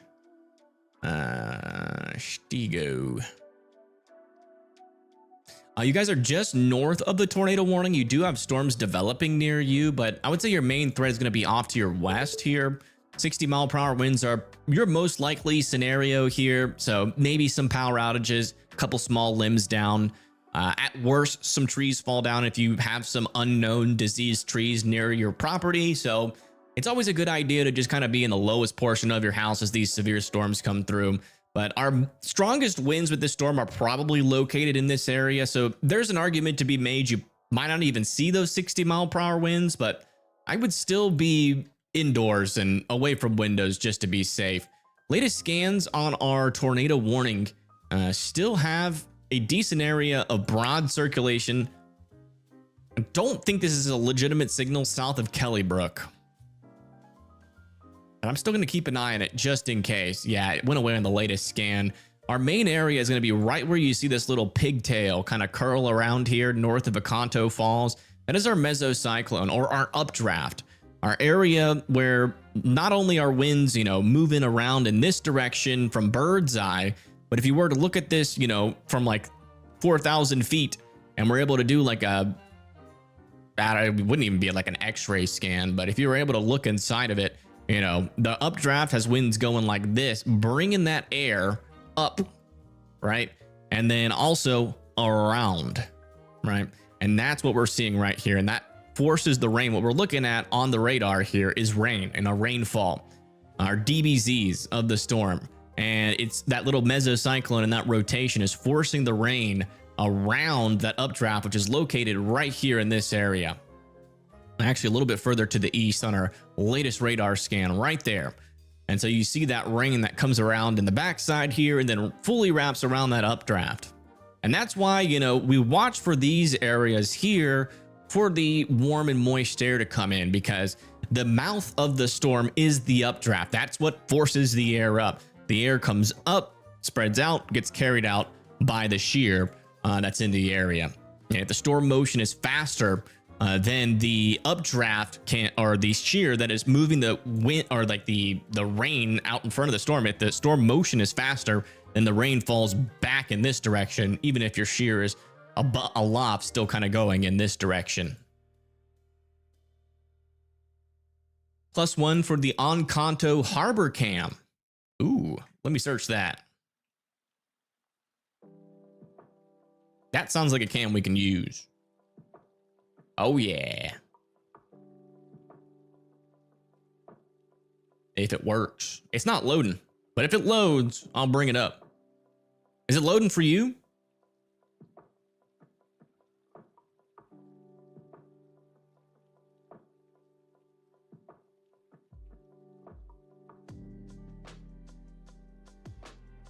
It's not loading for me. Thank you, LA. I appreciate that.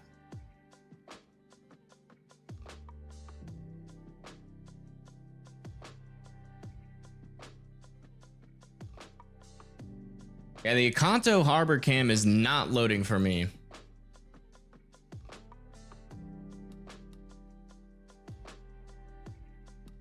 It looks broken. Let me try putting it. It says there might be some problems. Not loading for you either. It said it might have some problems with certain browsers, but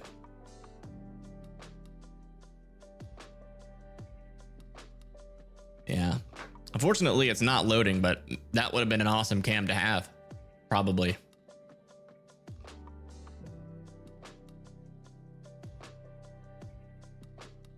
Bayshore Park. Let me see where that is. Bayshore Park.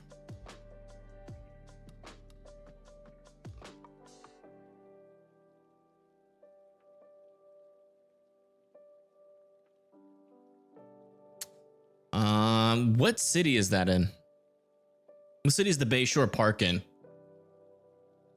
By the way, latest update, our rotation is just north of Encanto Falls. Does not actually, it's further off to the east. Our velocities are a little bit behind here, but our rotation is now just north of and west of Style Junctions, moving off to the east towards 141, and is approaching Encanto.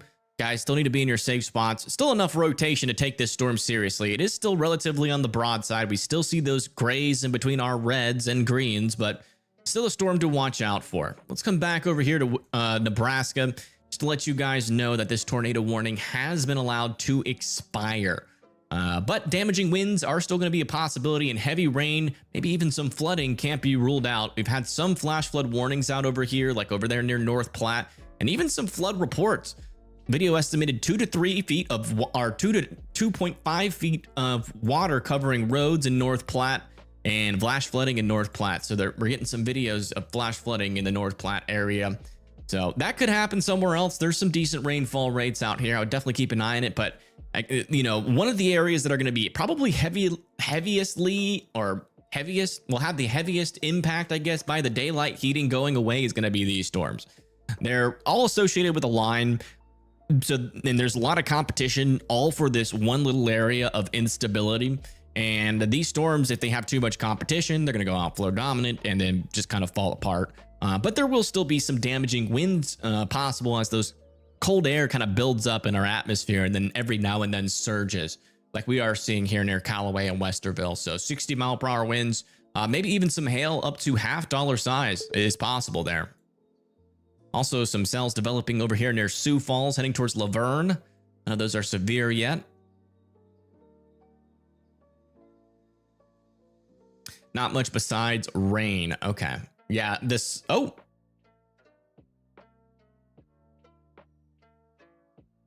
I don't know how it's possible, but our Encanto Falls cam worked here very briefly, but it is struggling to load. Not all hope is lost. Maybe it'll come back. It worked there for like 3 seconds.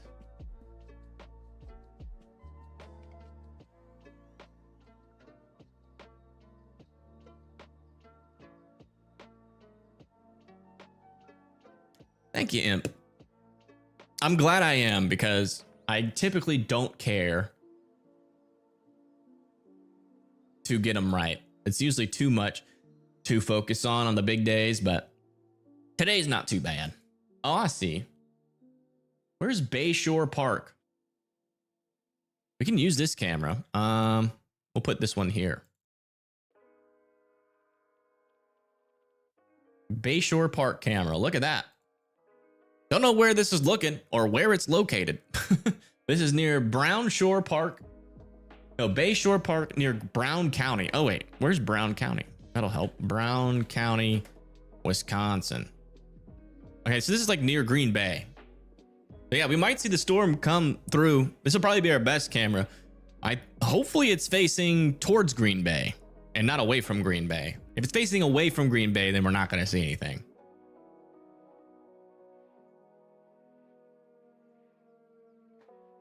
Minnesota, we are expecting to see some storms redevelop. They are starting to back over here. There will be some severe weather threat to these, but a tornado threat, not. No tornado threat with those storms, but we are expecting them to redevelop. Let me see if that's still picking up on our models here. As you know, as these events progress, the models do change every hour or so. So, you know, it sometimes plays catch up, and you know, you see a completely different scenario, especially in July, than what you were expecting. Seems like it's capturing these storms pretty well. So This run that's coming in, we'll have to wait a little bit, but this run that's coming in should be hopefully pretty accurate for you there. All right, let's check our latest rotation here.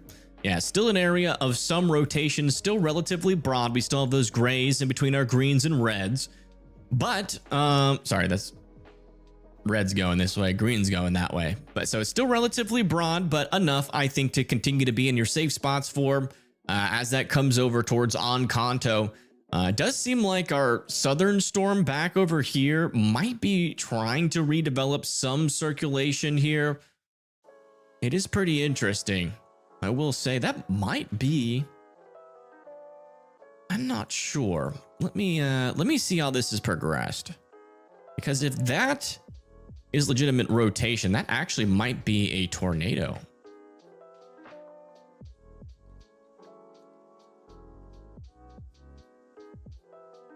Yeah, that might be like a building or something messing with our velocities there.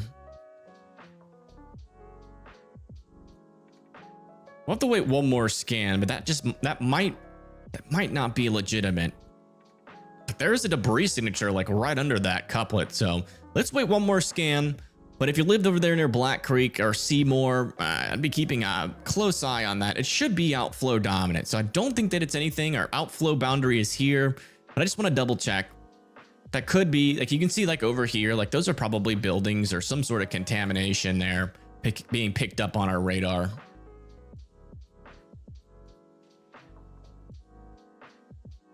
Hope you guys will be safe. Yeah, we all hope it. We all hope so. Yep. This is our only tornado warning in the country right now. We have 1 tornado warning and 5 severe thunderstorm warnings. So overall, really not that active of a day today. It's been pretty melodramatic, except for a couple of NATOs there in the Nebraska area.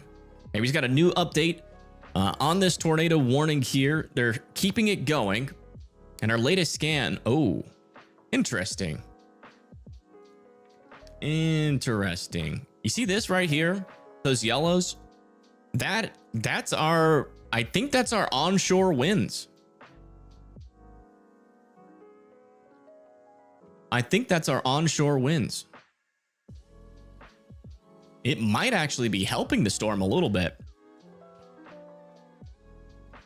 As over water, that is one thing I failed to mention when I was explaining that, is that over water there's less friction, so the winds coming off of the bay could be a little bit stronger. That might actually be helping that a little bit there. Definitely some stronger wind coming into our storm now on the leading edge of it. We've got some broad circulation on it still, but it'll be interesting to see how this wind impacts this. We haven't had a confirmed tornado out of any of these storms in Wisconsin yet, but unless this thing goes outflow dominant, we might be able to make an argument here for a last minute tornado as it comes into the bay. It's like a top though, like a spinning top. It's pretty fickle. I mean, it's like one of those spinning tops that are like losing its rotation, right? Like kind of wobbling on that line of, you know, is it going to become outflow dominant? Is that cold air off of the bay going to impact it, or will it help it by increasing the winds in its that are kind of pushing into the storm right now? So it'll be interesting to see how it is. Regardless, though, if you live in Encanto, Wisconsin, I would still be in your safe spots there as we monitor the storm. I still don't think that there is a tornado in progress right now, but it's definitely still worth respecting it and being in your safe spots.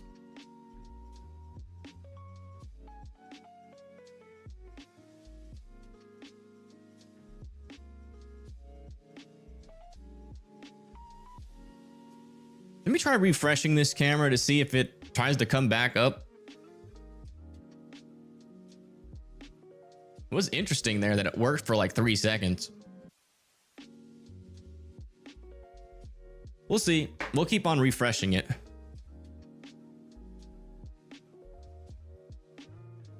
Yeah. Still outflow dominant over here near Seymour. Doesn't seem like that signal was legitimate as far as I can tell. Let me check. Yeah, I don't think that was legitimate. I think we were dealing with some sort of contamination there. I'm gonna check on these storms a little bit further up to the north. Yeah, and it's only this storm right now that has really any areas of rotation here. Yeah, our latest scan puts our rotation now just to the west of 41, heading gonna be kind of in between Colon and Oconto if it stays on its current track.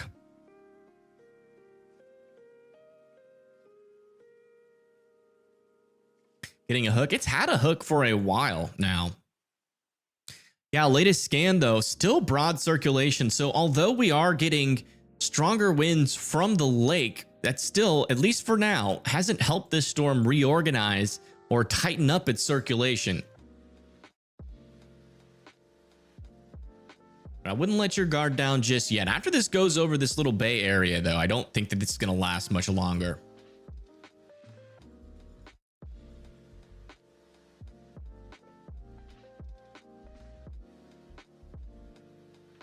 In East Wisconsin, yeah, it does happen. It does happen. It really just depends. You know, it's always a fine line, especially when you have these more outflow dominant storms. It's always a fine line on what these storms can do as they go over. You know, I've seen lakes completely destroy tornado chances before, but I have seen them like, especially like we monitored an event over here in Chicago. Chicago is quite prone to tornadoes because of its interactions with its part of the lake there. It's a little bit more rare here further up to the north because the lake is usually a little bit cooler, but it's not impossible. We also see that interaction happen quite a lot on an ocean. Like on the eastern portion of Florida, you get those onshore winds and you can get those random water spouts and tornadoes, especially when they're not even like, there's no like tornado risk down there. Sometimes you just get a weird interaction between a lake boundary and a storm, and then all of a sudden you got this unexpected tornado. We've covered a couple of those before. Sometimes those can even become strong. What about Schwano?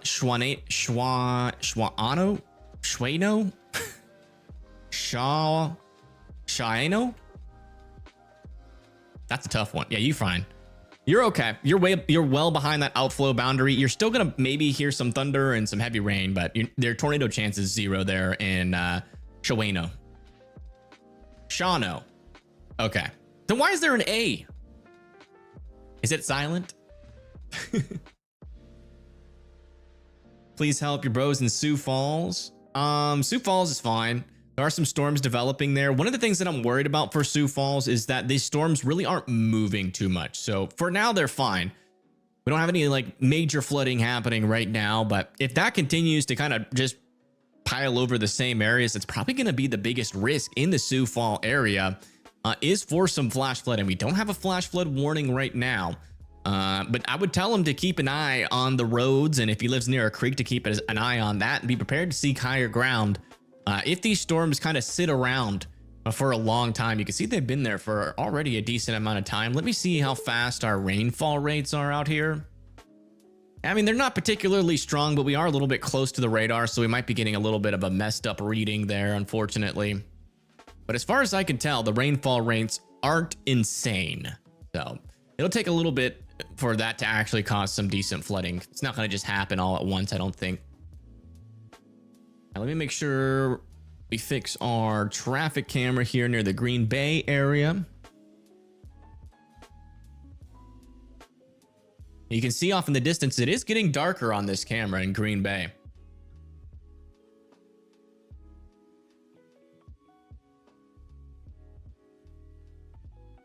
And some pretty strong winds, but there's been decent winds here all day today. No tornado on the ground right now, but we do have a tornado warning near Oconto, Wisconsin.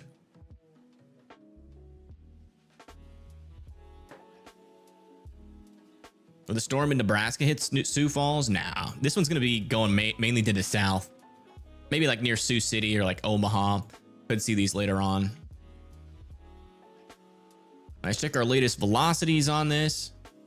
Yeah, still some pretty strong winds here on the leading edge and some decent winds on behind still. Still got those grays in between though. New information. Oh, wow. This tornado warning has been upgraded. This has been upgraded to an observed tornado. Public confirmed tornado on this storm. Interesting. This is apparently a tornado on the ground here near Colin and Oconto. I wonder if this thing is latched onto that sea breeze or that lake breeze boundary and has maybe produced a brief tornado in between Colin and Oconto. Not really sure how they would know. And that's a tornado, given the fact that it's completely rain wrapped, but maybe somebody got hit by it. So if you live in there in a Colin, we now have a confirmed tornado that is in progress here in Wisconsin. This is a tornado on the ground here, folks. So you need to be in your safe spots.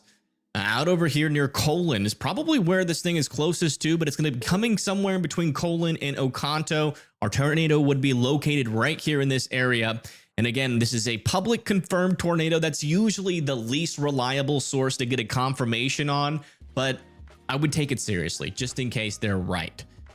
In between Colin and Oconto, definitely would prefer you guys to be in your safe spot. Again, that is the lowest, most interior room of your house, as many walls in between you and the outside as humanly possible, a tornado shelter or a basement that is underground. One of the things that, you know, we tend to get sometimes with these storms is, you know, we'll get a report, but nothing happens. But this is kind of a unique scenario. We're getting pretty close to the shore. You could definitely make an argument that the public is right on this one. There is some increased onshore flow. This might be a little like lake boundary that's like that storm is latched onto, maybe briefly increasing the vorticity in the area. It makes sense that it could be one. So it's not one of those scenarios where it doesn't really make sense that a tornado is happening here at all, and this is probably a fake report. It's not one of those scenarios. It definitely could be. So if I was there in Colin and Oconto, I'd be in your safe spots. One of the things that we're definitely not seeing on radar, though, is a confirmation. There's no debris signature. There's no type velocity couplet. So we're not seeing a debris ball with this storm. So we can't confirm it on radar, but I would trust the public's report here just to be safe. Hey, thank you, Brett, for the $20. Thank you so much. Storm southeast of Seymour. I mean, yeah, it's got a hook, but let me see what it looks like. Yeah, I mean, it has a hook. Yeah, there's some here.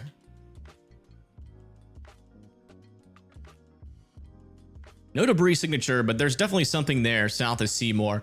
I wouldn't say it's strong rotation. We also have a lot of weird radar contamination, but there's a little area of rotation there south of Methodist Church area and Chicago Corners. This is not warned, but I would keep your eye out on this storm near West DePerry and just north of Little Rapids in and along Highway 41. We can actually get our camera right in the path of this, I believe. Yeah, this one. I think there's cameras down there just north of Appleton. Let's see. Yeah, there's DePerry?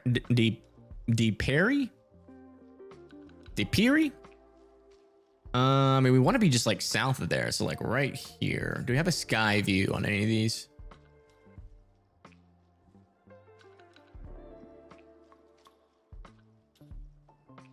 Where's this one looking?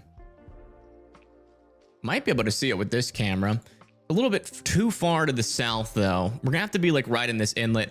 We'll probably go for a direct intercept. Just see what the storm is like down there. Maybe it won't be tornado warning, and maybe we can publicly confirm there's a tornado on this storm before it even gets warned. Hopefully not. Hopefully it gets warned before then, but these cameras can be important for that reason.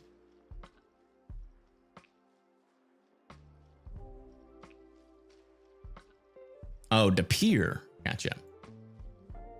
Yeah, I'll keep an eye on that camera down there. It's located pretty much right in this area. There's our little hook down here. And our area of circulation is actually back over here, which is kind of in a weird spot of the storm. So I'm not sure if that's legitimate or not.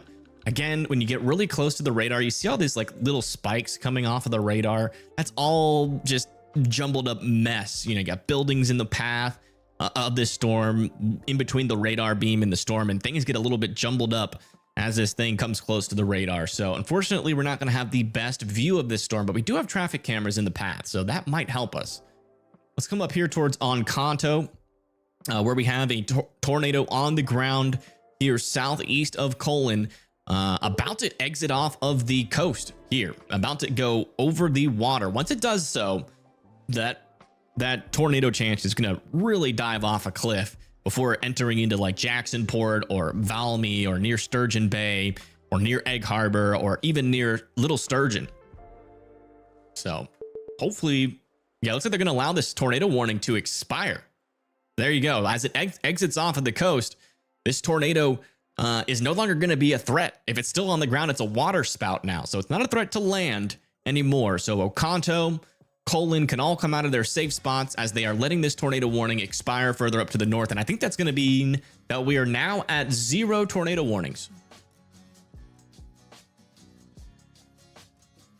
which is quite the shift in vibes in comparison to what we just had.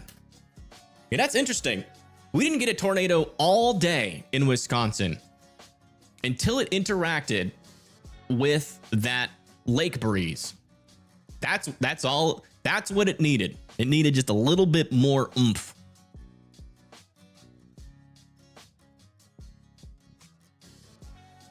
Let's come back down here. I do want to make sure we're going to intercept this correctly.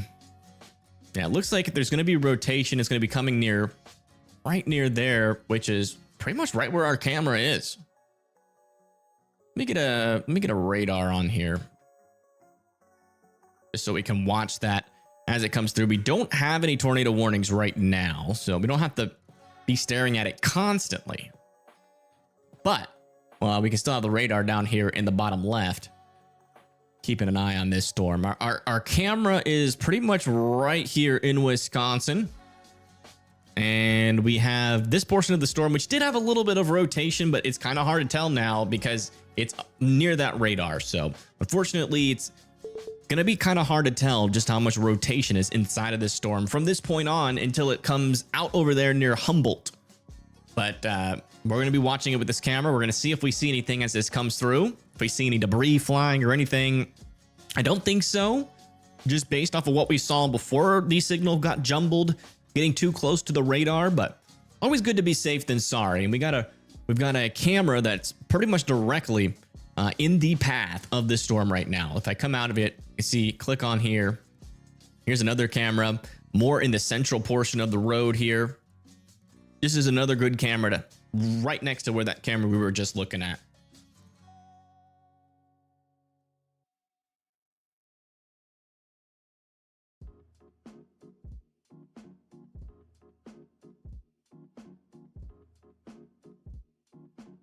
Stanton County EMA camera.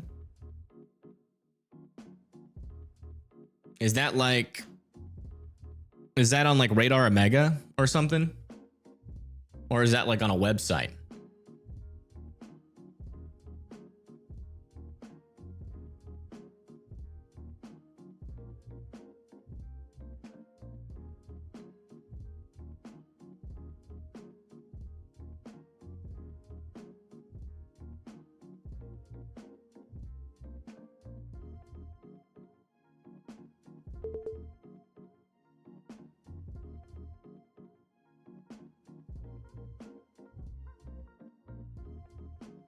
Yeah, storm should be coming in here any moment. You know, we might want to go just a tad bit south of this camera.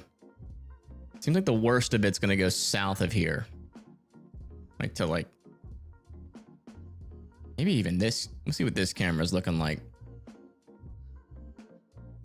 Yeah, definitely some stronger winds coming into here. Again, this storm right now is warned for 60-mile-per-hour winds, and that's going to be coming into Wrightstown, De Pere, and Green Bay here shortly, probably within the next 5 to 10 minutes, and then Humboldt and Denmark and Morrison by around, I would say, 20 minutes. One of the things, though, that I can see clearly on radar, though, is that little lake boundary there, that lake breeze boundary. It'll be interesting to see what this storm does as it interacts with it a little bit further to the south. Let's come check back up with this storm. Yeah, mainly you can see that those winds, those green winds on the backside, they're gone. Mainly just some strong winds, pretty strong winds coming off of this storm just south of Marionette. That's probably going to come into the Egg Harbor, Jacksonport area.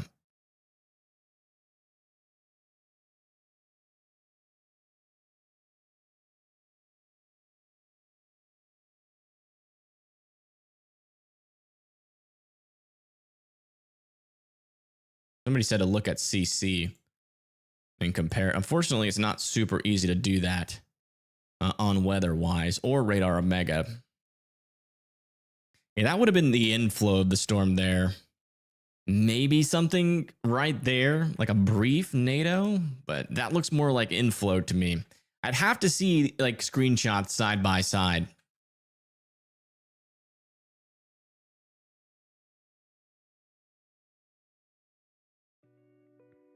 Have you missed anything? We might have just had a tornado south of Cullen here in Wisconsin.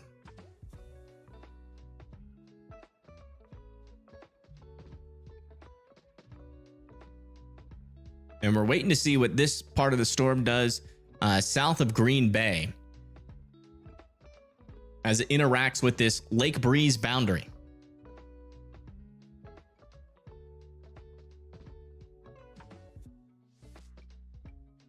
Definitely some decent winds. Let's go north just a tad.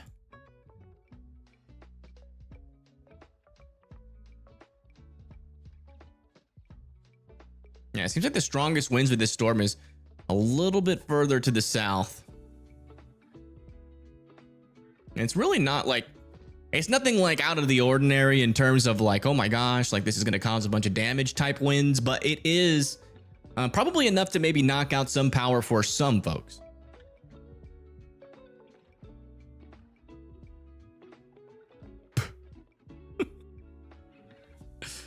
You have screenshots. You can send it to me on X, or you can join our Discord and post them in the weather chat.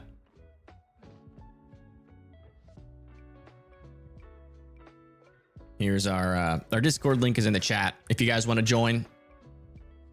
If I'm not live, it's a good place to get information. Everybody's always buzzing about some type of weather. You got a warning that you want more information, you can always come over to the Discord, ask questions and stuff. All right, so let's turn off all this now.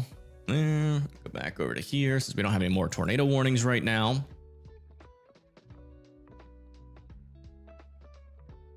And there's still a little bit of broad circulation on this storm. I can kind of see it. Even though it's close to the radar, I can still kind of see it in there. Doesn't appear to be on the ground though. That just crossed over where our camera was. And we didn't see any debris getting lofted up. It's pretty much directly over that road right now. Let me come back over it here. Appleton has got some rain coming. That's pretty much it. Probably won't get any severe weather.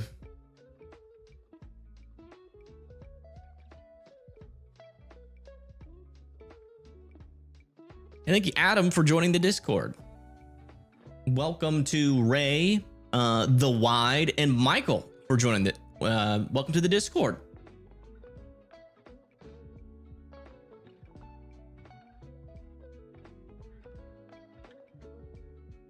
Yeah, I mean, there's been no debris there, so I think we got broad circulation there, but that's pretty much it. Nothing like on the ground there. Thank you, Lori in the Midwest, for subscribing. Thank you so much.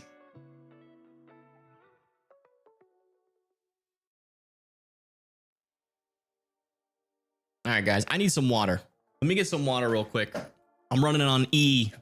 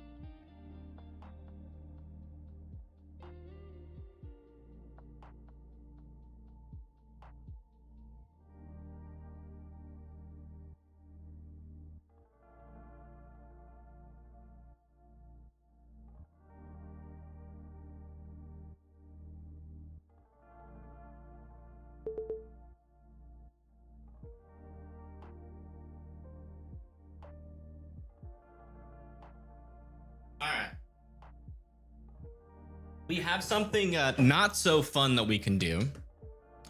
A prediction.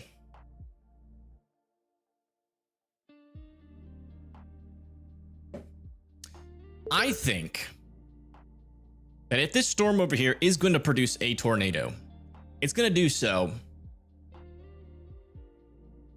or at least start to try to do so right here. If it's going to. Now, I'm not saying it's going to, but if it were to do so, I would say it happens right here. And maybe produces like right here. So producing here, starting to produce there near Denmark, like an increase of rotation. Another little area of rotation developing just off of the tip of this little peninsula here near Weinger Pond. Not strong by any means. It's pretty outflow dominant though, so it might not do it. What happened to our camera? Over here, did it catch anything? Wasn't paying attention. Oops.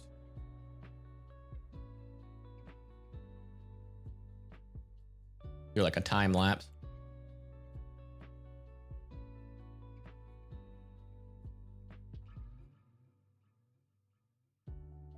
See if we got any shelf. Did we get any shelf action?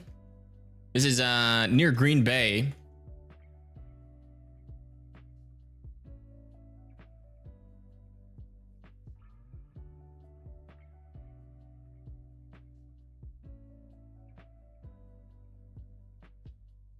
People getting boats. That's good. Oh yeah. There was a little shelf and a bug, a spider. Jeez Louise. Jump scare. Did it get blown off the camera?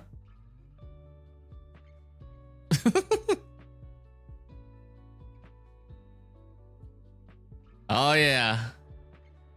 Yeah, we missed a shelf, but at least it happened on YouTube, so we can go back. There's a little bit of a shelf, nothing too crazy. Big old wall of rain on the right side there.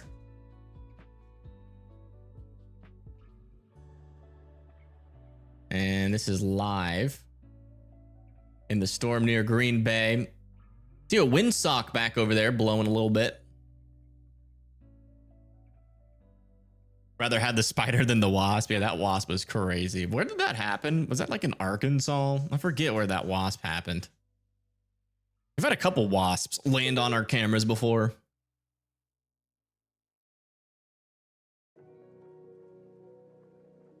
Let me get that camera and put it somewhere else. It's on the main screen.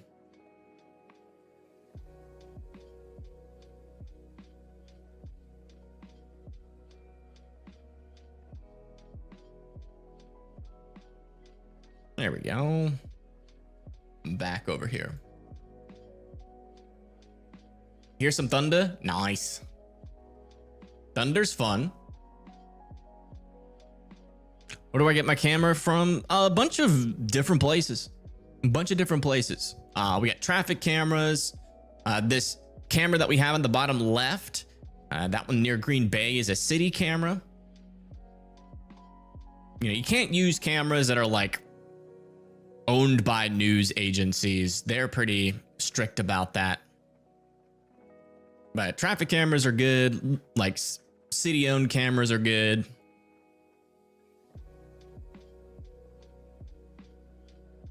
God, I couldn't get through your screen. Yeah. Let's come check back over here near Nebraska. Oh, yeah.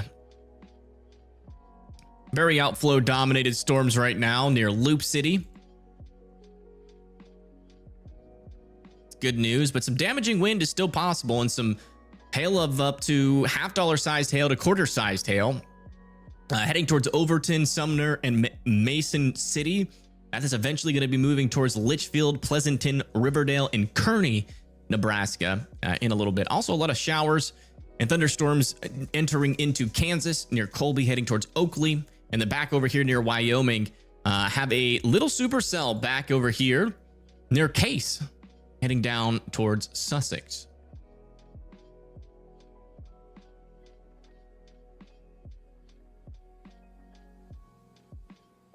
Okay. Raise your hand if you guys want to see a jump scare.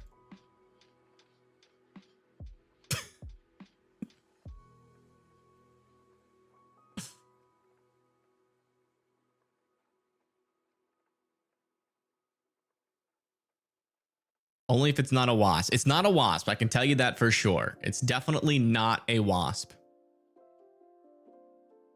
Wow, so many people raising their hands.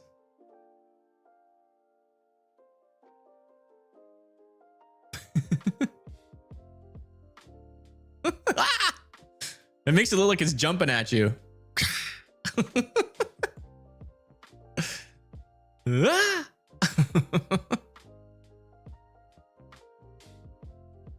Apparently somebody caught a spider in their house.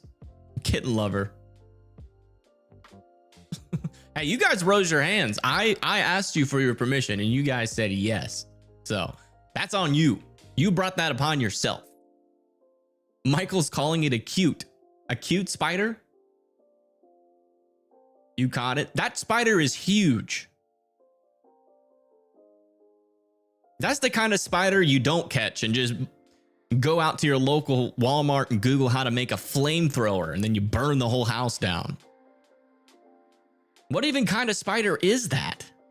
I mean, look at this thing. Like, in comparison to her hand. Or his hand. I always assume kitten lover is a girl. But maybe it's a dude. I don't know. I don't know. Wait, what if I zoom in? Not too scary. Ah! Oh, you got some dirt under your fingernail. I kid. Is it tarantula? No. That's too small, I think, to be a tarantula. A wolf spider. Yikes. That's scurry.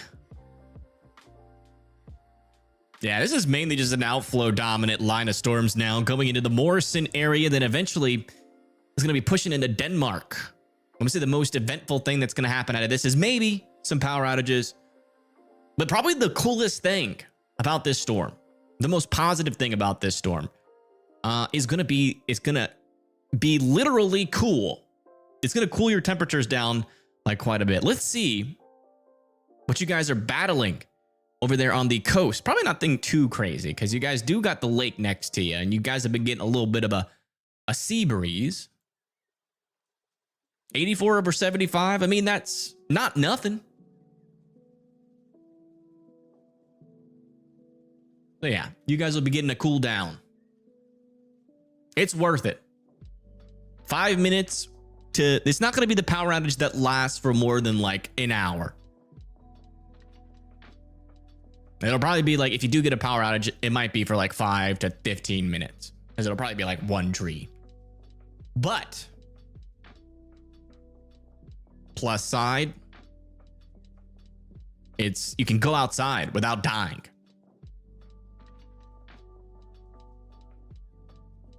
Unless you have those kind of spiders that Kitten Lover has outside as well. Wolf spiders can get obscenely large. Jeez Louise. The biggest spider that I have seen recently has been one like this big. Like that's about the limit on where I'm like, okay, that spider's got some, that spider is looking thick. But like when I see a spider this big, that's flamethrower territory. I'm not going near that thing. And you don't even try to flamethrower the spider. You just burn down the building it's in. It's easier that way. Spiders get a bad rap. They eat bugs. Well, the thing about spiders that freaks me out is my friend got bit by, I think it was a brown recluse or something like that.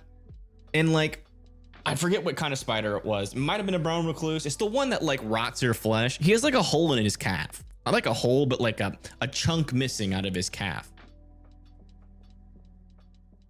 Like ever since I saw that that was possible, like spiders, especially of those kind of varieties, because they can just bite you whenever, you know, like you never know when they're lurking. You don't see them that often, but there's really nothing scarier than a spider just randomly being on your person.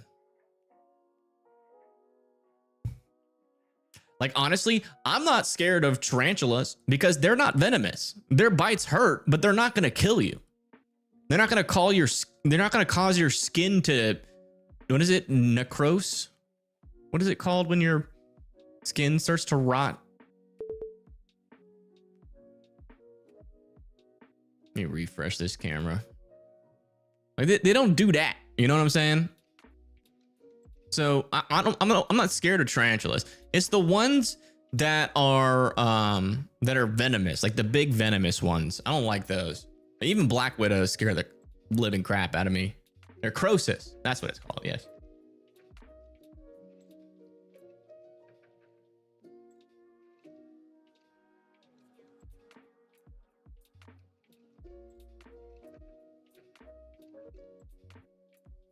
Yeah, I saw that. I don't know if that's like legitimate. These little circulations here. It kind of looks like radar contamination.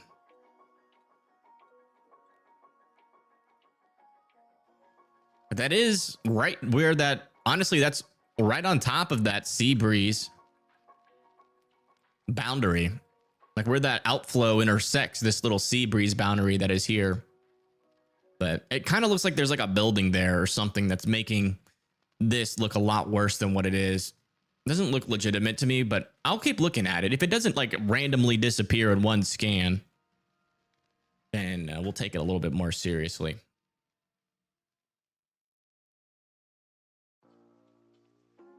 The cytotoxins?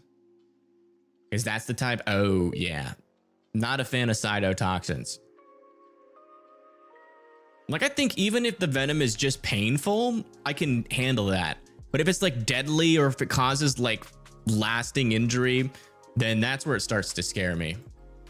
It's like that can just come out of nowhere. And then all of a sudden you just got like this part of your arm missing from a little tiny bite. Like that's a powerful deterrent. Spiders are pretty smart for developing that. Which radar color set do I use? Well, you know, it used to be called the Viper radar set. That's how I used to know it, but now it's called the Ryan Hall y'all's color table on Weatherwise. It's just his color table now, I guess. Even though it's been around for a decade or so.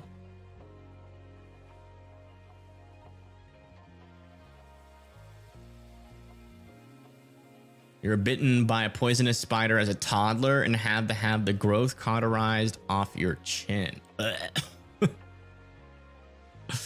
Black widows are more poisonous than rattlesnakes. Wow. There's a mesoscale discussion for Michigan. Let me check that out.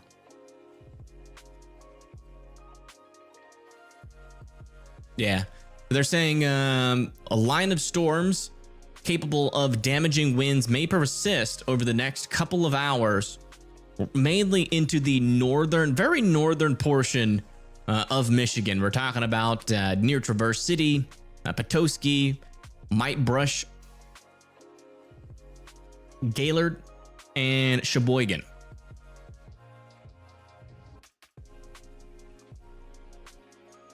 Glenn says, I'm sure people disagree with me, but if something is in my house and has more than 4 legs, I don't want it to live long. It depends. Flies? Yes. As soon as I see a fly, I kill it. What else? Mice? I can't kill mice. but I do trap them and release them if they get into my house. We do have a lot of field mice that come during the winter. Looks like this camera is getting hit by a storm. This is just east of Green Bay. Pretty heavy rain in this. And check South Mississippi. What's going on over there? Oh yeah, you guys got a couple of storms out over there. Where do you live? Like near Picayune? A little thunderstorm with 40-mile-per-hour winds heading towards Picayune. Nothing crazy though. Just gonna be a little rainy. Probably gonna look pretty similar to what this camera looks like, but probably a little less intense. See if our radar is picking up any tropical organization here yet. There's our satellite looking. I mean, there's a decent amount of thunderstorms out here, but I'm still not seeing any like circulations trying to develop. The good thing about this is that it's going to be pretty close to the coast. So we'll be able to monitor it like we did that last one pretty well. We definitely do have, I see like maybe some broad circulation, but there's no way that that's surface based. So whatever it is, it seems like it's kind of over land right now. But we're getting an extension of our severe thunderstorm warning down over here into Nebraska. Got Loop City, Ravenna, and Kearney now under a severe thunderstorm warning with 1 inch hail, 60-mile-per-hour winds moving off to the east at 40 miles per hour. Make sure you guys are indoors and away from windows. Some more storms firing over here near St. Paul with a hail threat and a damaging wind threat. And then other than that, I even have a severe thunderstorm warning over here near Perryton, Texas, which is expiring. And this one back over here is our only other severe thunderstorm maker. About to head into Algoma, Sturgeon Bay, Jacksonport, Bailey's Harbor, Sister Bay, and Ellison Bay with 60-mile-per-hour winds. Okay, right here is where we circled for this storm to maybe try to do some type of tornadic activity. It's entering there now. And so far, not a whole lot to note other than we have a pretty strong RFD now surging with this storm into Cooperstown and Maribel. Is Wyoming okay with severe weather? Yeah. We do have some storms still in Wyoming, but, you know, maybe still could eke out a severe thunderstorm like near Harrison. Or like not Harrison, like Lusk, Van Tassel, Guernsey. But seems like they're not too dangerous right now. Look at Green Bay's outlook for tomorrow. Yeah. Here's our outlook for today and then going into tomorrow. Looks like Greens Bay has a little bit of a chance for severe weather out over there. Near the Green Bay area. If we come over to our models,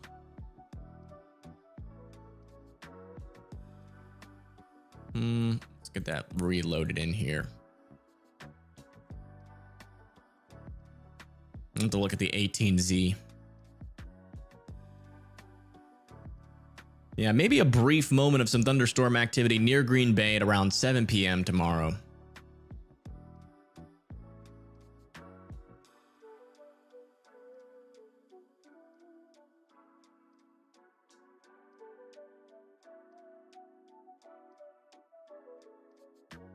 Performed CPR on a baby rat once and it lived? You're a hero. The non-trash rats, like the rats that like are domesticated and clean, they make pretty good pets apparently. So you did a good job. But would I give CPR to a trash rat? No. Because then I would die. You performed CPR in a storm yesterday to help it survive? How did that go? How's that even possible? Crazy. I can only imagine you. It's just like He's probably outside in public, in a public place, just doing this, like to the sky.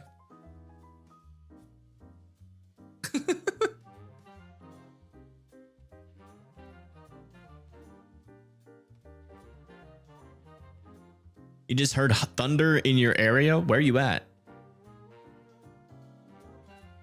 Mark's performing weather manipulation.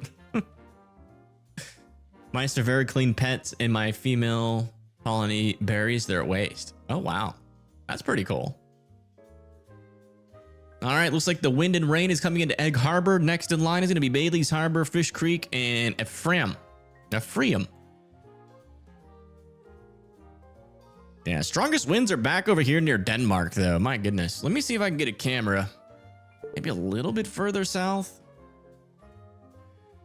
than what we have. Maybe. I doubt it, but maybe. No. Yeah, there's Denmark over there. No cameras over here. Big opportunity missed for the digital tourism industry.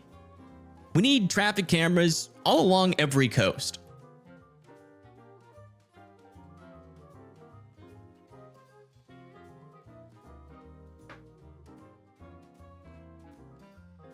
Any rotation near Mason City? Let me check. Mason City, Nebraska.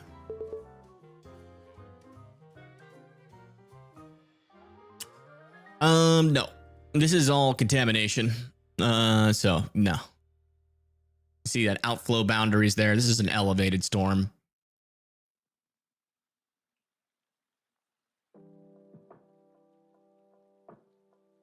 Alrighty then, let's come back over to here. Still no dangerous areas of rotation developing. Let me see how strong these winds are, because we're pretty close to the radar.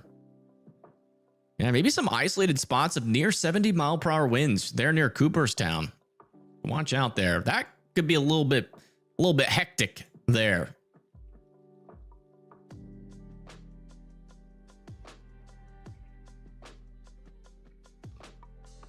Media reporting 80-mile-per-hour winds near Denmark. Oh, wow. 80 miles per hour. Now that's dangerous. That's a destructive severe thunderstorm warning. That can cause lots of power outages and lots of trees down. So hopefully they can get that warning out soon. Fond du Lac. Is that how you say that? I don't know why, but I think of melted cheese. Yeah, the most eventful thing coming towards you is going to be this outflow boundary. Once it finally gets to you, you're going to feel a nice little cool down going into the night. But a lot of the storms further south than this are kind of struggling. So maybe you could make an argument you could get some storms tomorrow, but they should fall apart before they get to you. Thank you, Matthew and Fighting Irish, for subscribing. Thank you so much. I appreciate it.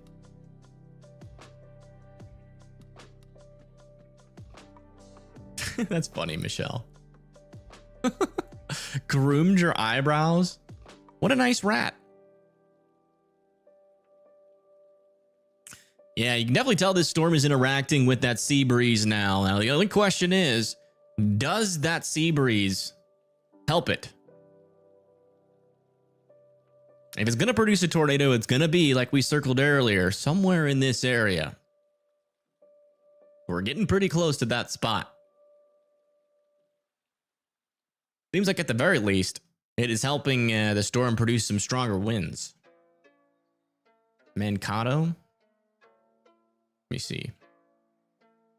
Or Mankato. Mankato's looking fine. Some elevated thunderstorms over there. Not much of a tornado threat back over here. So I'm not too worried about these storms.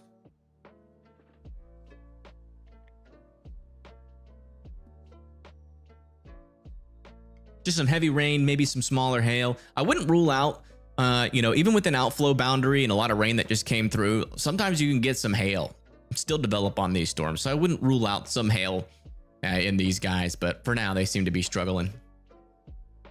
But I wouldn't rule out severe weather, I will say.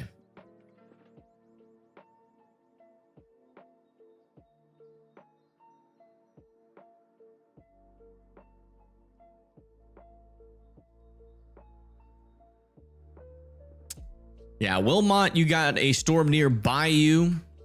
Not really seeing anything that's really sticking out to me that's dangerous in terms of tornadic activity, but some heavy rain is pushing into your area. So keep an eye out for that. Probably some lightning there. Not the best idea to be outside. Yeah, it seems like most of our line is entered out over the Michigan Lake area. Fish Creek, though, Bailey's Harbor, Sister Bay, still expecting 60-mile-per-hour winds coming to you guys. And a little bit of circulation is developing on our storm. Right on cue. It's not very strong, but a little bit is developing there. Let's hope that stops soon.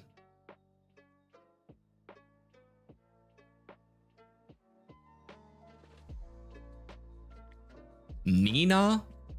Is that real? Nina. Nina, Wisconsin. I like that. Ooh.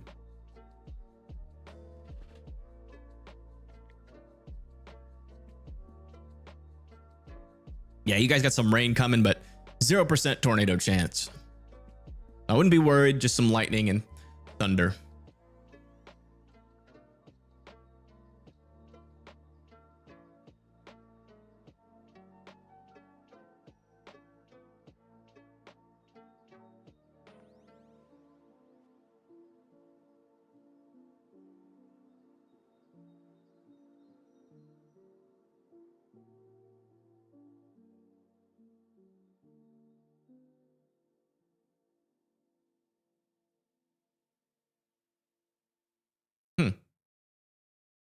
Look at this signal south of Denmark. That almost looks tornadic. Let me just check. It's probably just clearing.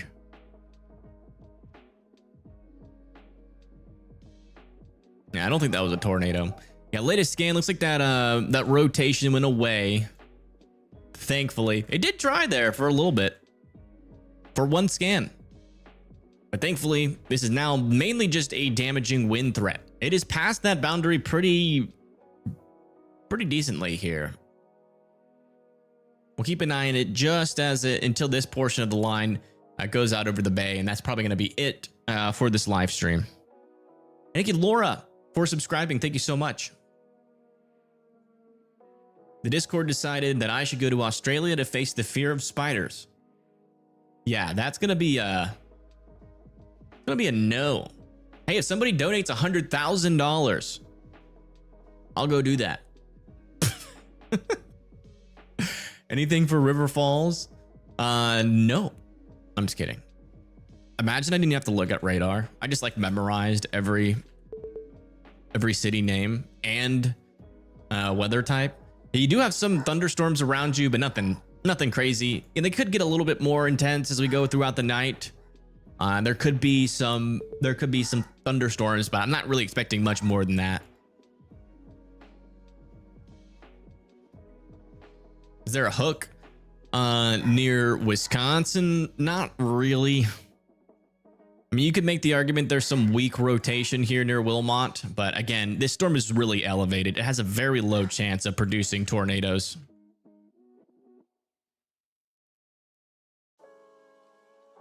What in the heck? Why is there all these emergency vehicles here? What is going on?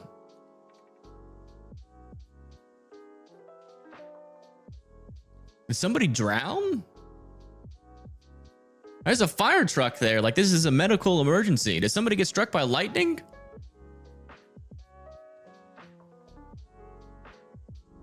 Like, this is quite the presence for, yeah, and another, what in the heck?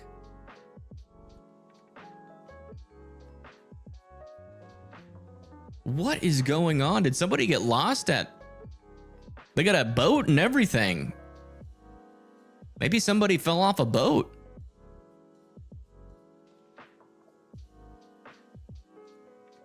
That's salvage. They go into rescue boats. Okay. Maybe somebody, okay. Best case scenario, somebody ran out of gas, is stranded on the lake. Worst case scenario, somebody got struck by lightning or fell out of a boat, or a boat capsized. 'Cause I don't know. Like if they were just out of gas, they wouldn't send like a. Would they still send an ambulance and a fire truck?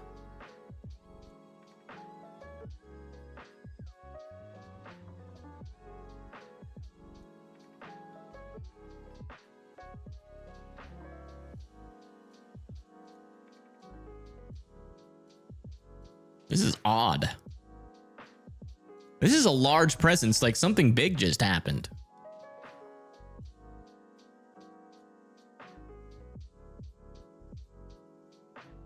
Anything on the news?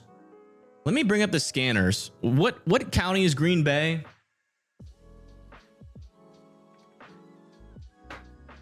A mystery.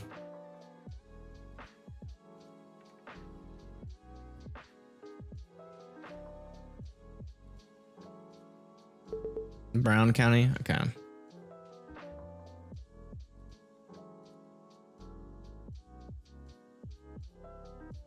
And they're putting a boat in right now. Something's happened over here. It seems significant, but maybe they're overreacting. I don't know. See if I can hear anything.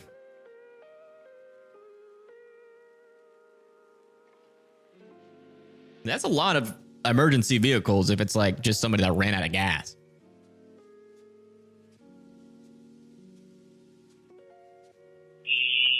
Fire dispatch engine 3, you can cancel the deal or there's somebody on site.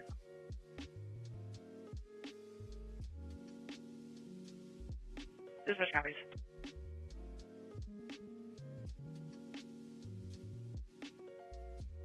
Not sure what we're looking at here, but something happened on this lake. I think we can say that for certain. They're getting a boat out there and we got a EMS showing up here. I'm assuming for when this boat comes back. We're listening to the scanners here.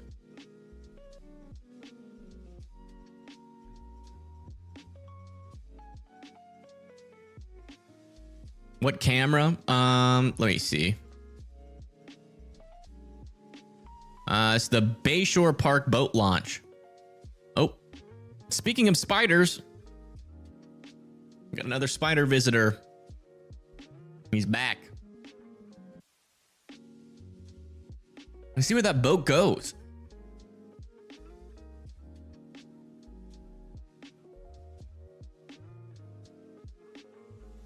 I'm listening to the scanner. I'm not hearing much chatter.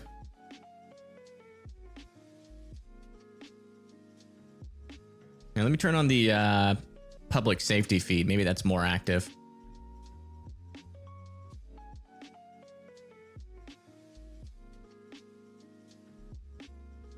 Okay, so it's going way off over there. The boat.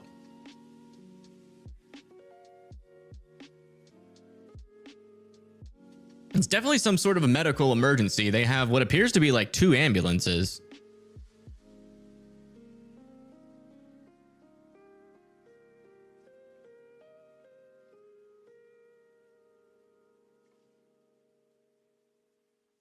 Dispatch, I have Joshua on the road coming back to the campground. Copy, 5 Mary out with Joshua. You live less than 5 minutes away from there. Are you here? Is anybody hearing any 5M copy, sounds great. Any chatter on like news or anything? What's happened here?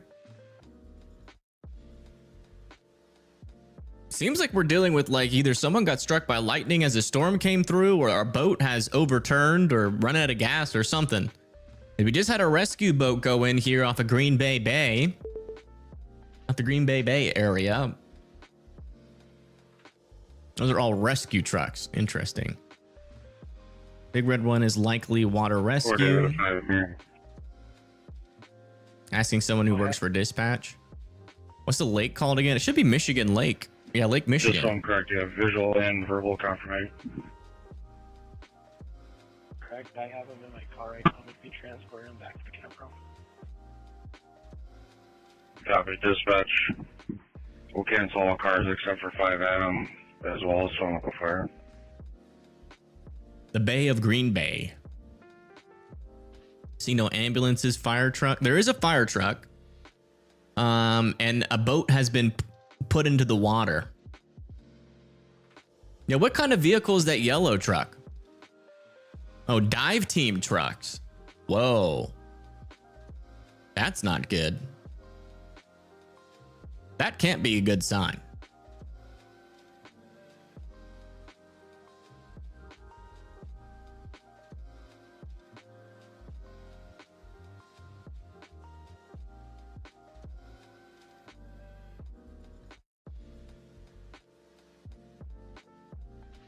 We'll see what happens when the boat comes back. I mean, as far as I can gather, this seems like the response team that would come out for like a capsized boat. Or somebody falling over board. 5 Adam, 23. 10-4. Just wanted weather. Yeah, I'm sorry. This story just kind of found us here. We can go back and give you guys a radar update.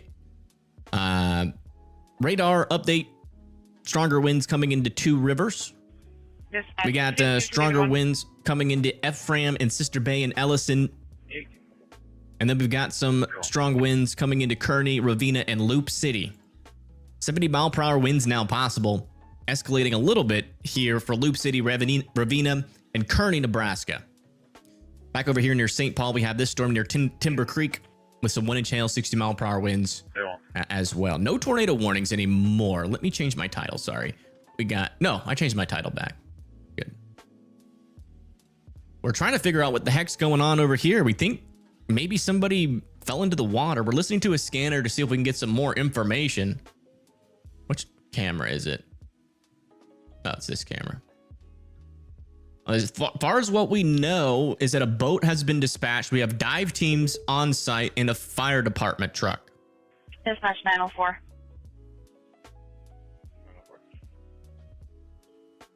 East Green Bay Street and Flora. Green Bay and Flora Street. We're sending the fire department for a line down that's across the road. No arcing or sparking. We got a line down across the road, likely due to storm damage.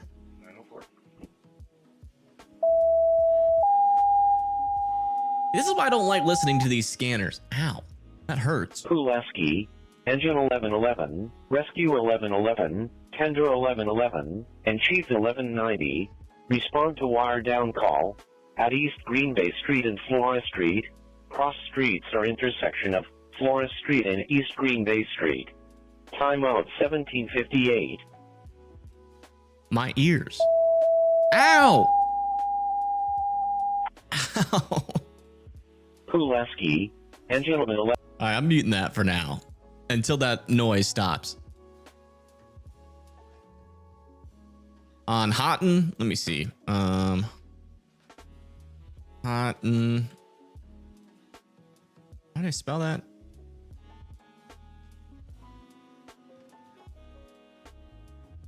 Yeah, there was a tornado near Aconto, but nothing near where this camera was. This is like near Green Bay.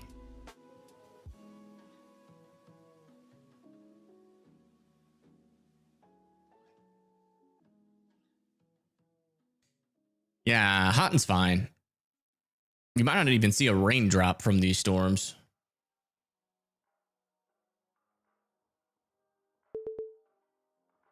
Yeah, the boat hasn't returned yet. What I'm hoping is that it's not like a water rescue.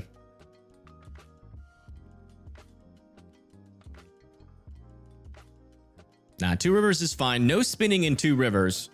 Just some wind coming in. It would be indoors and away from windows, though. Sheltered in place. Some 60-mile-per-hour winds are possible in Two Rivers, Wisconsin.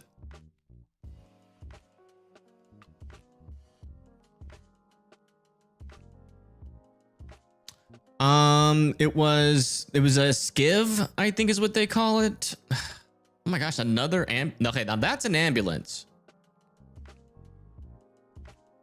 Okay, so this is potentially a medical emergency. We have an ambulance and now a police car showing up. I'm listening to the scanners. I haven't heard anything on the scanners about this yet. I'm wondering if I'm in the right county. Look at that. We got emergency personnel walking up on these rocks. Did somebody like fall off this little cove area maybe?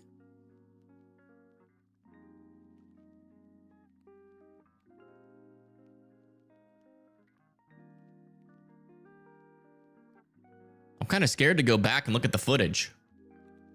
This camera is near Bayshore Park, the boat launch at Bayshore Park.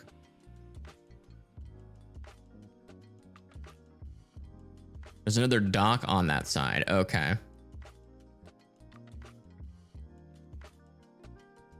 Maybe they're going to get the boat. I don't know. Also, that red truck's had their emergency lights for a while.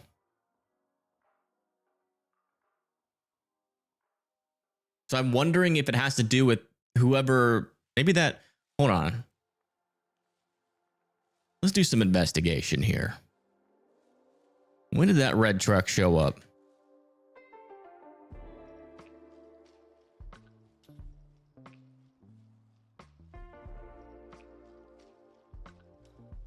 The red truck showed up 20 minutes ago.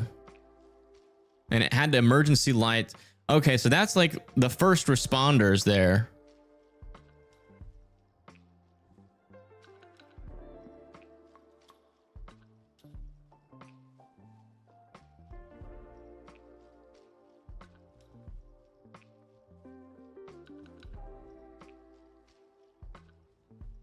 I don't see anybody out there. I don't think it stemmed from here. I think they're just using this as a launch point. That red truck might be like a off-duty fireman or something. Or like an undercover cop. Yeah, the rescue boat went north up the bay. Oh, can we track the boat? Is there websites to track boats? That we can like track that boat in specific? That could be helpful. What happened? We have some sort of water rescue happening here on the Bay of Green Bay. We were watching this camera for weather.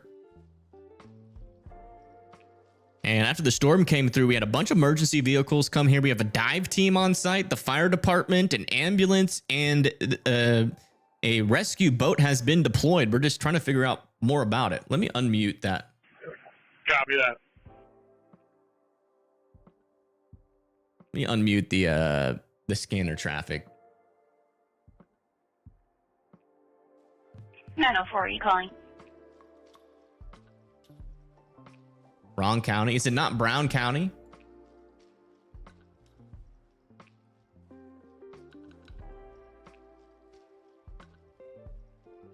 Subway. Yeah, this is Brown County Public Safety. Oh, there's that spider. Oh, dang, that one looks poisonous. Heck no.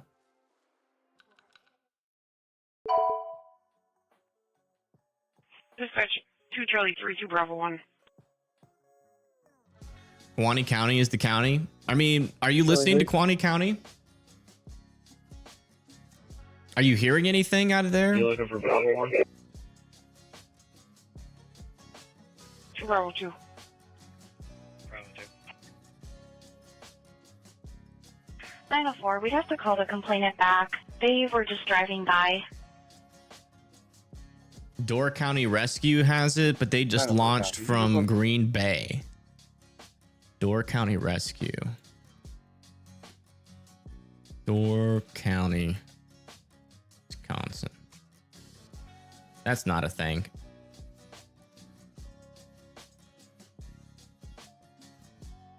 It's Brown County? Yeah, okay. We'll stay listening to Brown County then. Since 1983. Hey. The heck? Shouldn't be getting ads on this. 1111, just so you're aware. Oh my gosh! Officers in the area are not finding anything so far for the layer down. Charlie 3 from downtown. That spider is not messing around. Copy that. Did you have you can mark us in the area. We're also looking for it now. Did your caller have any more directions besides that, or should we call him back?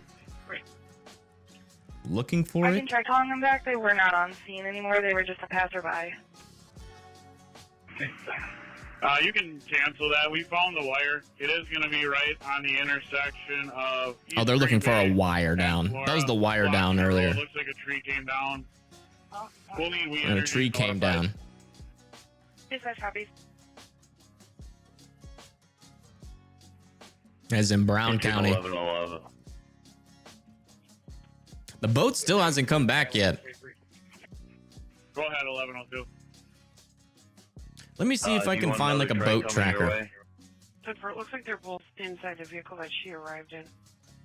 904, if you're not aware yet, we do a fire on scene. They located the line. Yeah, By the way, the worst of the winds are now offshore for wire Wisconsin. across Green Bay Street completely. You guys are going to want to block Green Bay and Pine. 904 copy. David 210-8 can send David 1 to the Skyline for the Bravo. 10-4, I'll send 2 guys in the tender. Copy that, thanks. Bravo 2 copy 10-8. Normal traffic. Norma.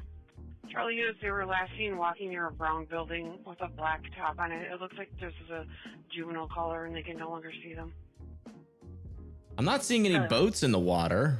Monroe and Hoffman, Adam, Paul, Robert 3283, APR. Like near Green Bay, I'm not seeing any boats.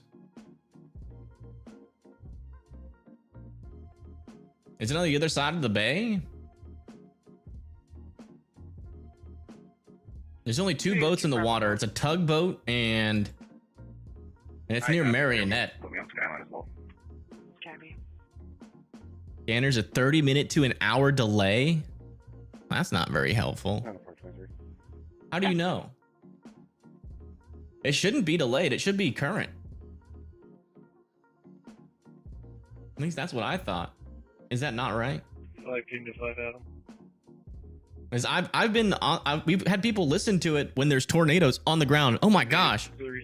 There's 2 spiders. That's a whole nother different spider. What is happening? You just joined? Yeah, we got 2 spiders on stream.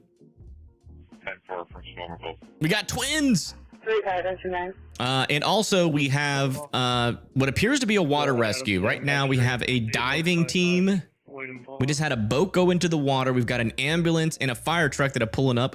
That's all about we know. Dispatch copies. 5 Adam, would you like I'm trying to listen to scanners to find out more information. See a female party in the silver Chevy Cruze. States that staff there told her she cannot stay the night there, and she refused. Turf war. She's inside her vehicle, and the male party's inside this camper. Sure. I'm not sure if I'll be able to catch it if the horse closer. Oh, was that a bug just landed on the camera? Uh-oh. Go ahead. Copy 2 plates for Tom 2. Oh, that bug's getting attacked by something down there. Tender 1111 is en route. I think the orb weaver got it. Dispatch copies. First one's Adam, X-Ray George 2413. Second. Heading into his phone. Copy. Let me see if I can Charlie 3 copy 10-8. maybe search online. Location at the Lamers buses on Monroe. Copy. Let me see if I can find a water rescue. Well, the reason why we're paying attention to it is because it could be like storm related. I mean, this happened right after the storm came through. So it could be like a lightning strike, or maybe the winds and waves capsized a boat. We're not sure. It's very interesting. It's piqued my attention, and I'm trying to figure out, I'm trying to solve the mystery. Tom, do both of those ROs are females? Did you want me to run both the females? What's the name of the boat launch? This is Bayshore Park boat launch.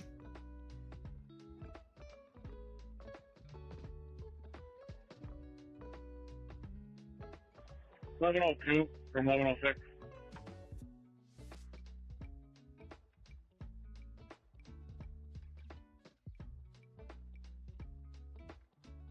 Go ahead. And we also have spiders. Do you think we should notify CPW? Maybe they could get some blocks up. This is a stream for everyone. 10-4, I'll try. If you like weather, this could be a weather story. If you are interested in random breaking news, this could be a story for you. Or if you're interested in spiders, you're in the right place. Spectrum interior. We made it down to the basement, to the breaker panel. Everything's reading normal. Gonna search around a little bit with a tick and we'll be exiting. I'll be 10-8 from the runway. If you could send Nasty spiders. Deerfield call, and I'll be headed to Yeah, that one is. Sounds good. Just note the numbers in your head. We'll check it one more time before we leave to make sure they didn't have an issue when I pulled from their house. Copy. Let me see here. Search online. Go ahead, tender 1111. We're on scene. Copy on scene. Looking at tonight. Denver. This is just called the Bay of Green Bay. They're gonna look at separate ways. It's a male-female relationship right now. I copy. Yeah, I'm not seeing like any news stories about it. Still really don't have a whole lot of information on this. Other than the boat left like 20 minutes ago and it hasn't been back in a while. Dispatch 8, Edward 8, Frank. So they're either looking for somebody or rescuing somebody right now. The county just sent over a flock. They don't have anybody. It's going to be Yeah, Green Bay Bay. 29 That's confusing. 156. Adam Sam, X-ray 8155. Go to marine traffic? How do I do that? What's the flock at for? What is marine traffic? 5615 HE. Yeah, they could be looking for somebody. I mean, they got the dive team there. Road, a residential burglary alarm on trip for the West Motion. But I don't want to jump to conclusion. Alarm companies will keep trying. Looks like it's from a burglary suspect, and the vehicle is going to be a silver Impala. Hey, Edward. Yeah, burglary going on. Engine 1111 from dispatch on Tech 6. The suspect is Richard Schreiber. Go ahead, dispatch. WE Energies was notified. No ETA. Route to it. Copy that. 8 Edward 8 Frank Yukon 22. We got proper code. 10-4. Hey, Edward. Hey, wait, 156. How far out is that? 8 Frank. Yeah, I am not seeing any boats out Right there over the border. He stays in the 60. that are like, there's a Canadian boat out there. Uh-oh. They got a passport? Just kidding. Adam 2. Potentially a water rescue. They're rescuing a boat with people on it. Where did you get that information? Nicole. 1106, we're... Name the spider. I mean, the spider's name has to be Charlotte. Obviously. Yeah. Is Lake Michigan considered international waters?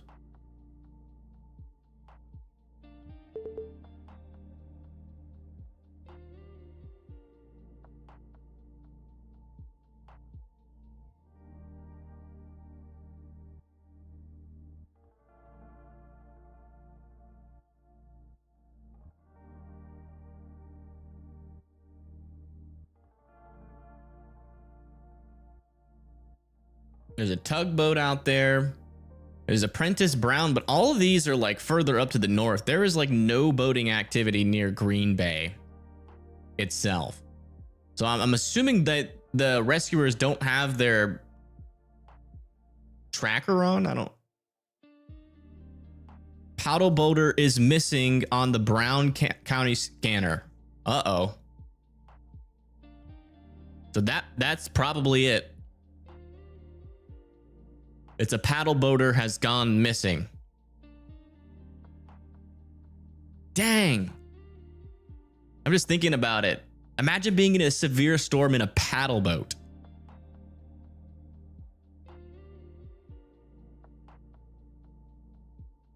What did you miss? We are getting reports that a paddle boater is missing, and that's what all this hubbub is about.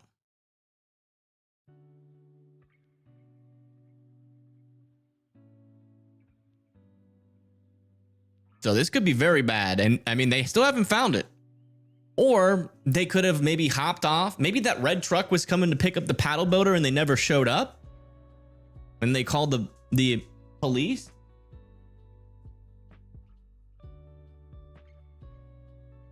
Why in a paddle boat? I mean, guys, we've said this before, but you'd be surprised at how many people are completely unaware of the weather. Like, they just don't know.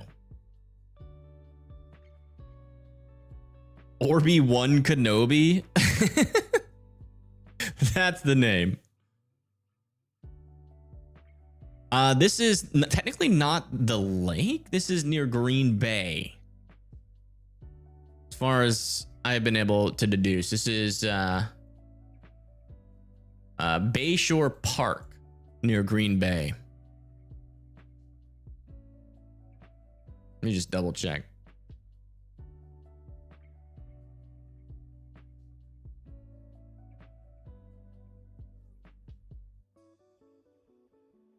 It's actually like just north and east of Green Bay. It's like north of Champion. It's near like Dykesville. Yeah. Bayshore Park, Brown County.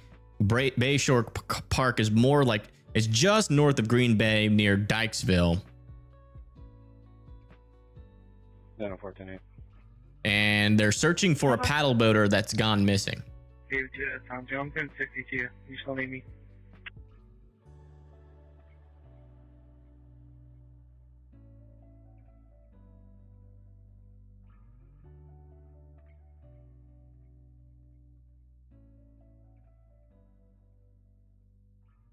Bought a paddle boat years ago for $500 and the guy had rubber gloves on one hand. Come to find out, all the bills were fake, but the two $50 ones, what? He had rubber gloves? Tier 2, it looks like Tom 2 cleared. I copy. Can you clear me, please? Denver. Dude was trying not to put his fingerprints on that boat.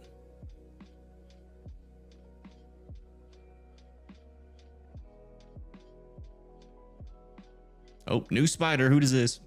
10-4, did you need a cover? 8 Edward traffic. 8 Edward. Low traffic on E10 and Ontario Road. Nah, it's not too bad. We only have like our worst weather right now is near like Detroit Harbor in Wisconsin. Everything else is just rain. There's no severe thunderstorm warnings except for that one area near Sister Bay. I'm in that area checking for that mail. I'm not locating him. You can 10-8 and I can close it. Also, Grand Island, Nebraska. I just want to update for these guys. Near Grand Island, Nebraska, 70-mile-per-hour winds. They're observed and coming towards you. So Power at Nelson and Broadway. We need a couple spots here. those are some damaging winds there. That will knock out some power. Yeah, this water rescue is happening like over here near Dykesville. Service null. Transformer went out by the fire station here, and we're without help. Power outage here. Lights are out. Market's closed. We have a lot of fast reasons. Getting a lot of reports of power outages too. I can notify WPS. Thank you. What you doing, Chazzy? Start flying that way. Yeah, 14,000 people without power. 2,000 in Brown County. 2,000 also in Meno Money County. And Broadway. If you want to just close out that charge complaint, or you can stack it. But all right, I think that's gonna be it for me, folks. We figured out the mystery. They're trying to catch, or they're trying to save a paddle boater. Or actually, we don't know what they're doing. The paddle boater has gone missing. Hopefully, they find him. 8 Nor1 status. Hopefully, it's just a big old miscommunication.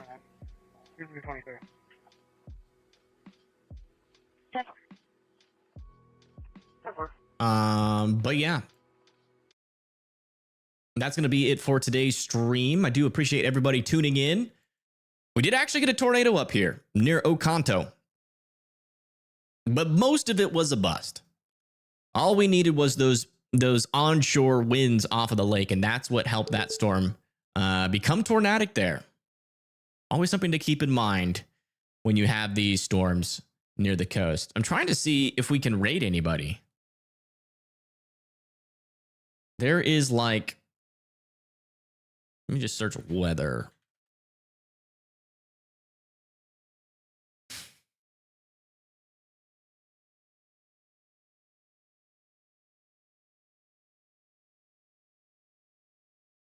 There's like nobody live for weather right now.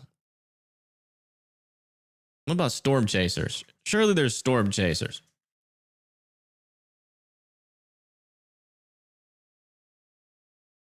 Did all the storm chasers end their streams?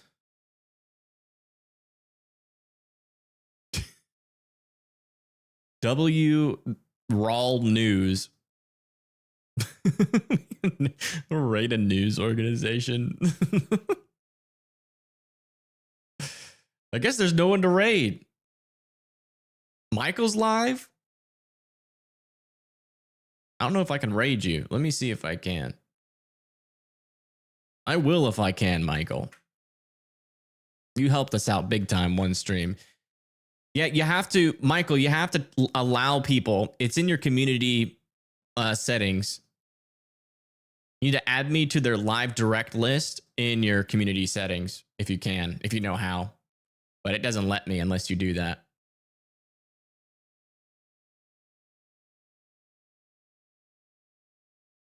John is live.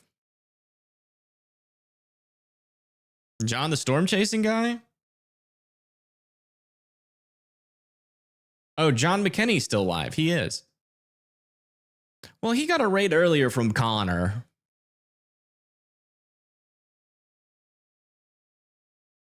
So like he's good. I'm trying to raid somebody like smaller to like help him out. I guess if we have to, we'll raid John. I'd like to raid Michael, but it's not letting me because it's not. I know you're live, but it's not letting me do it because you don't have redirection privileges from my channel. I mean, if there's no one small, then Storm Chaser IRL. Storm Chaser IRL. They're not live. I don't think. Not that I can see. Is that their channel name?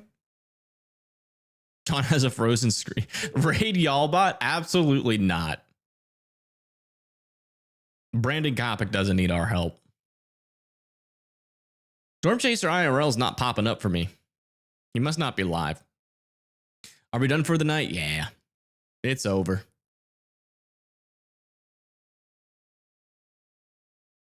All right, I guess we'll raid John.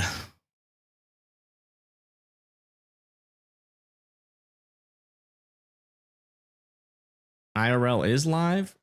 Well, I mean, it's not popping up for me. Let me search. Let me see if I can get the link for them. YouTube Storm Chaser IRL. Oh yeah. Okay, he is live. Okay. Let me see if I put his link in there. If that'll find him. If he has redirect privileges. He does not have redirect privileges. All right. It has to be John. John's the only one.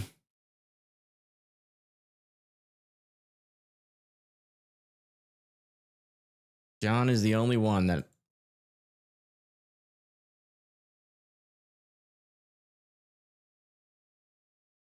I mean, I don't care if they're on like Radar Omega or not. I mean, that doesn't really matter to me. I don't care about none of that. All right.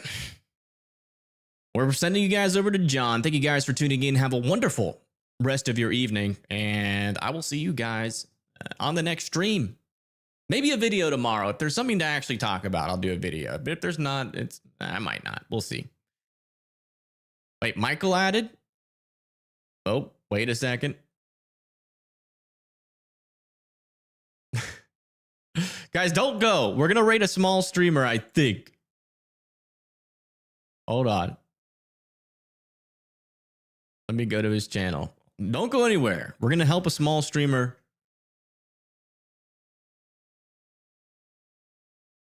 And someone that helped us, Michael, has helped us before in our streams. I definitely want to rate him to say thank you. Yep, he did. Perfect. All right. Before everybody leaves, I'm going to end right now. But thank you so much, everybody, for tuning in. And huge shout out to the mods. And we're sending you off to Michael. See you guys later. Peace.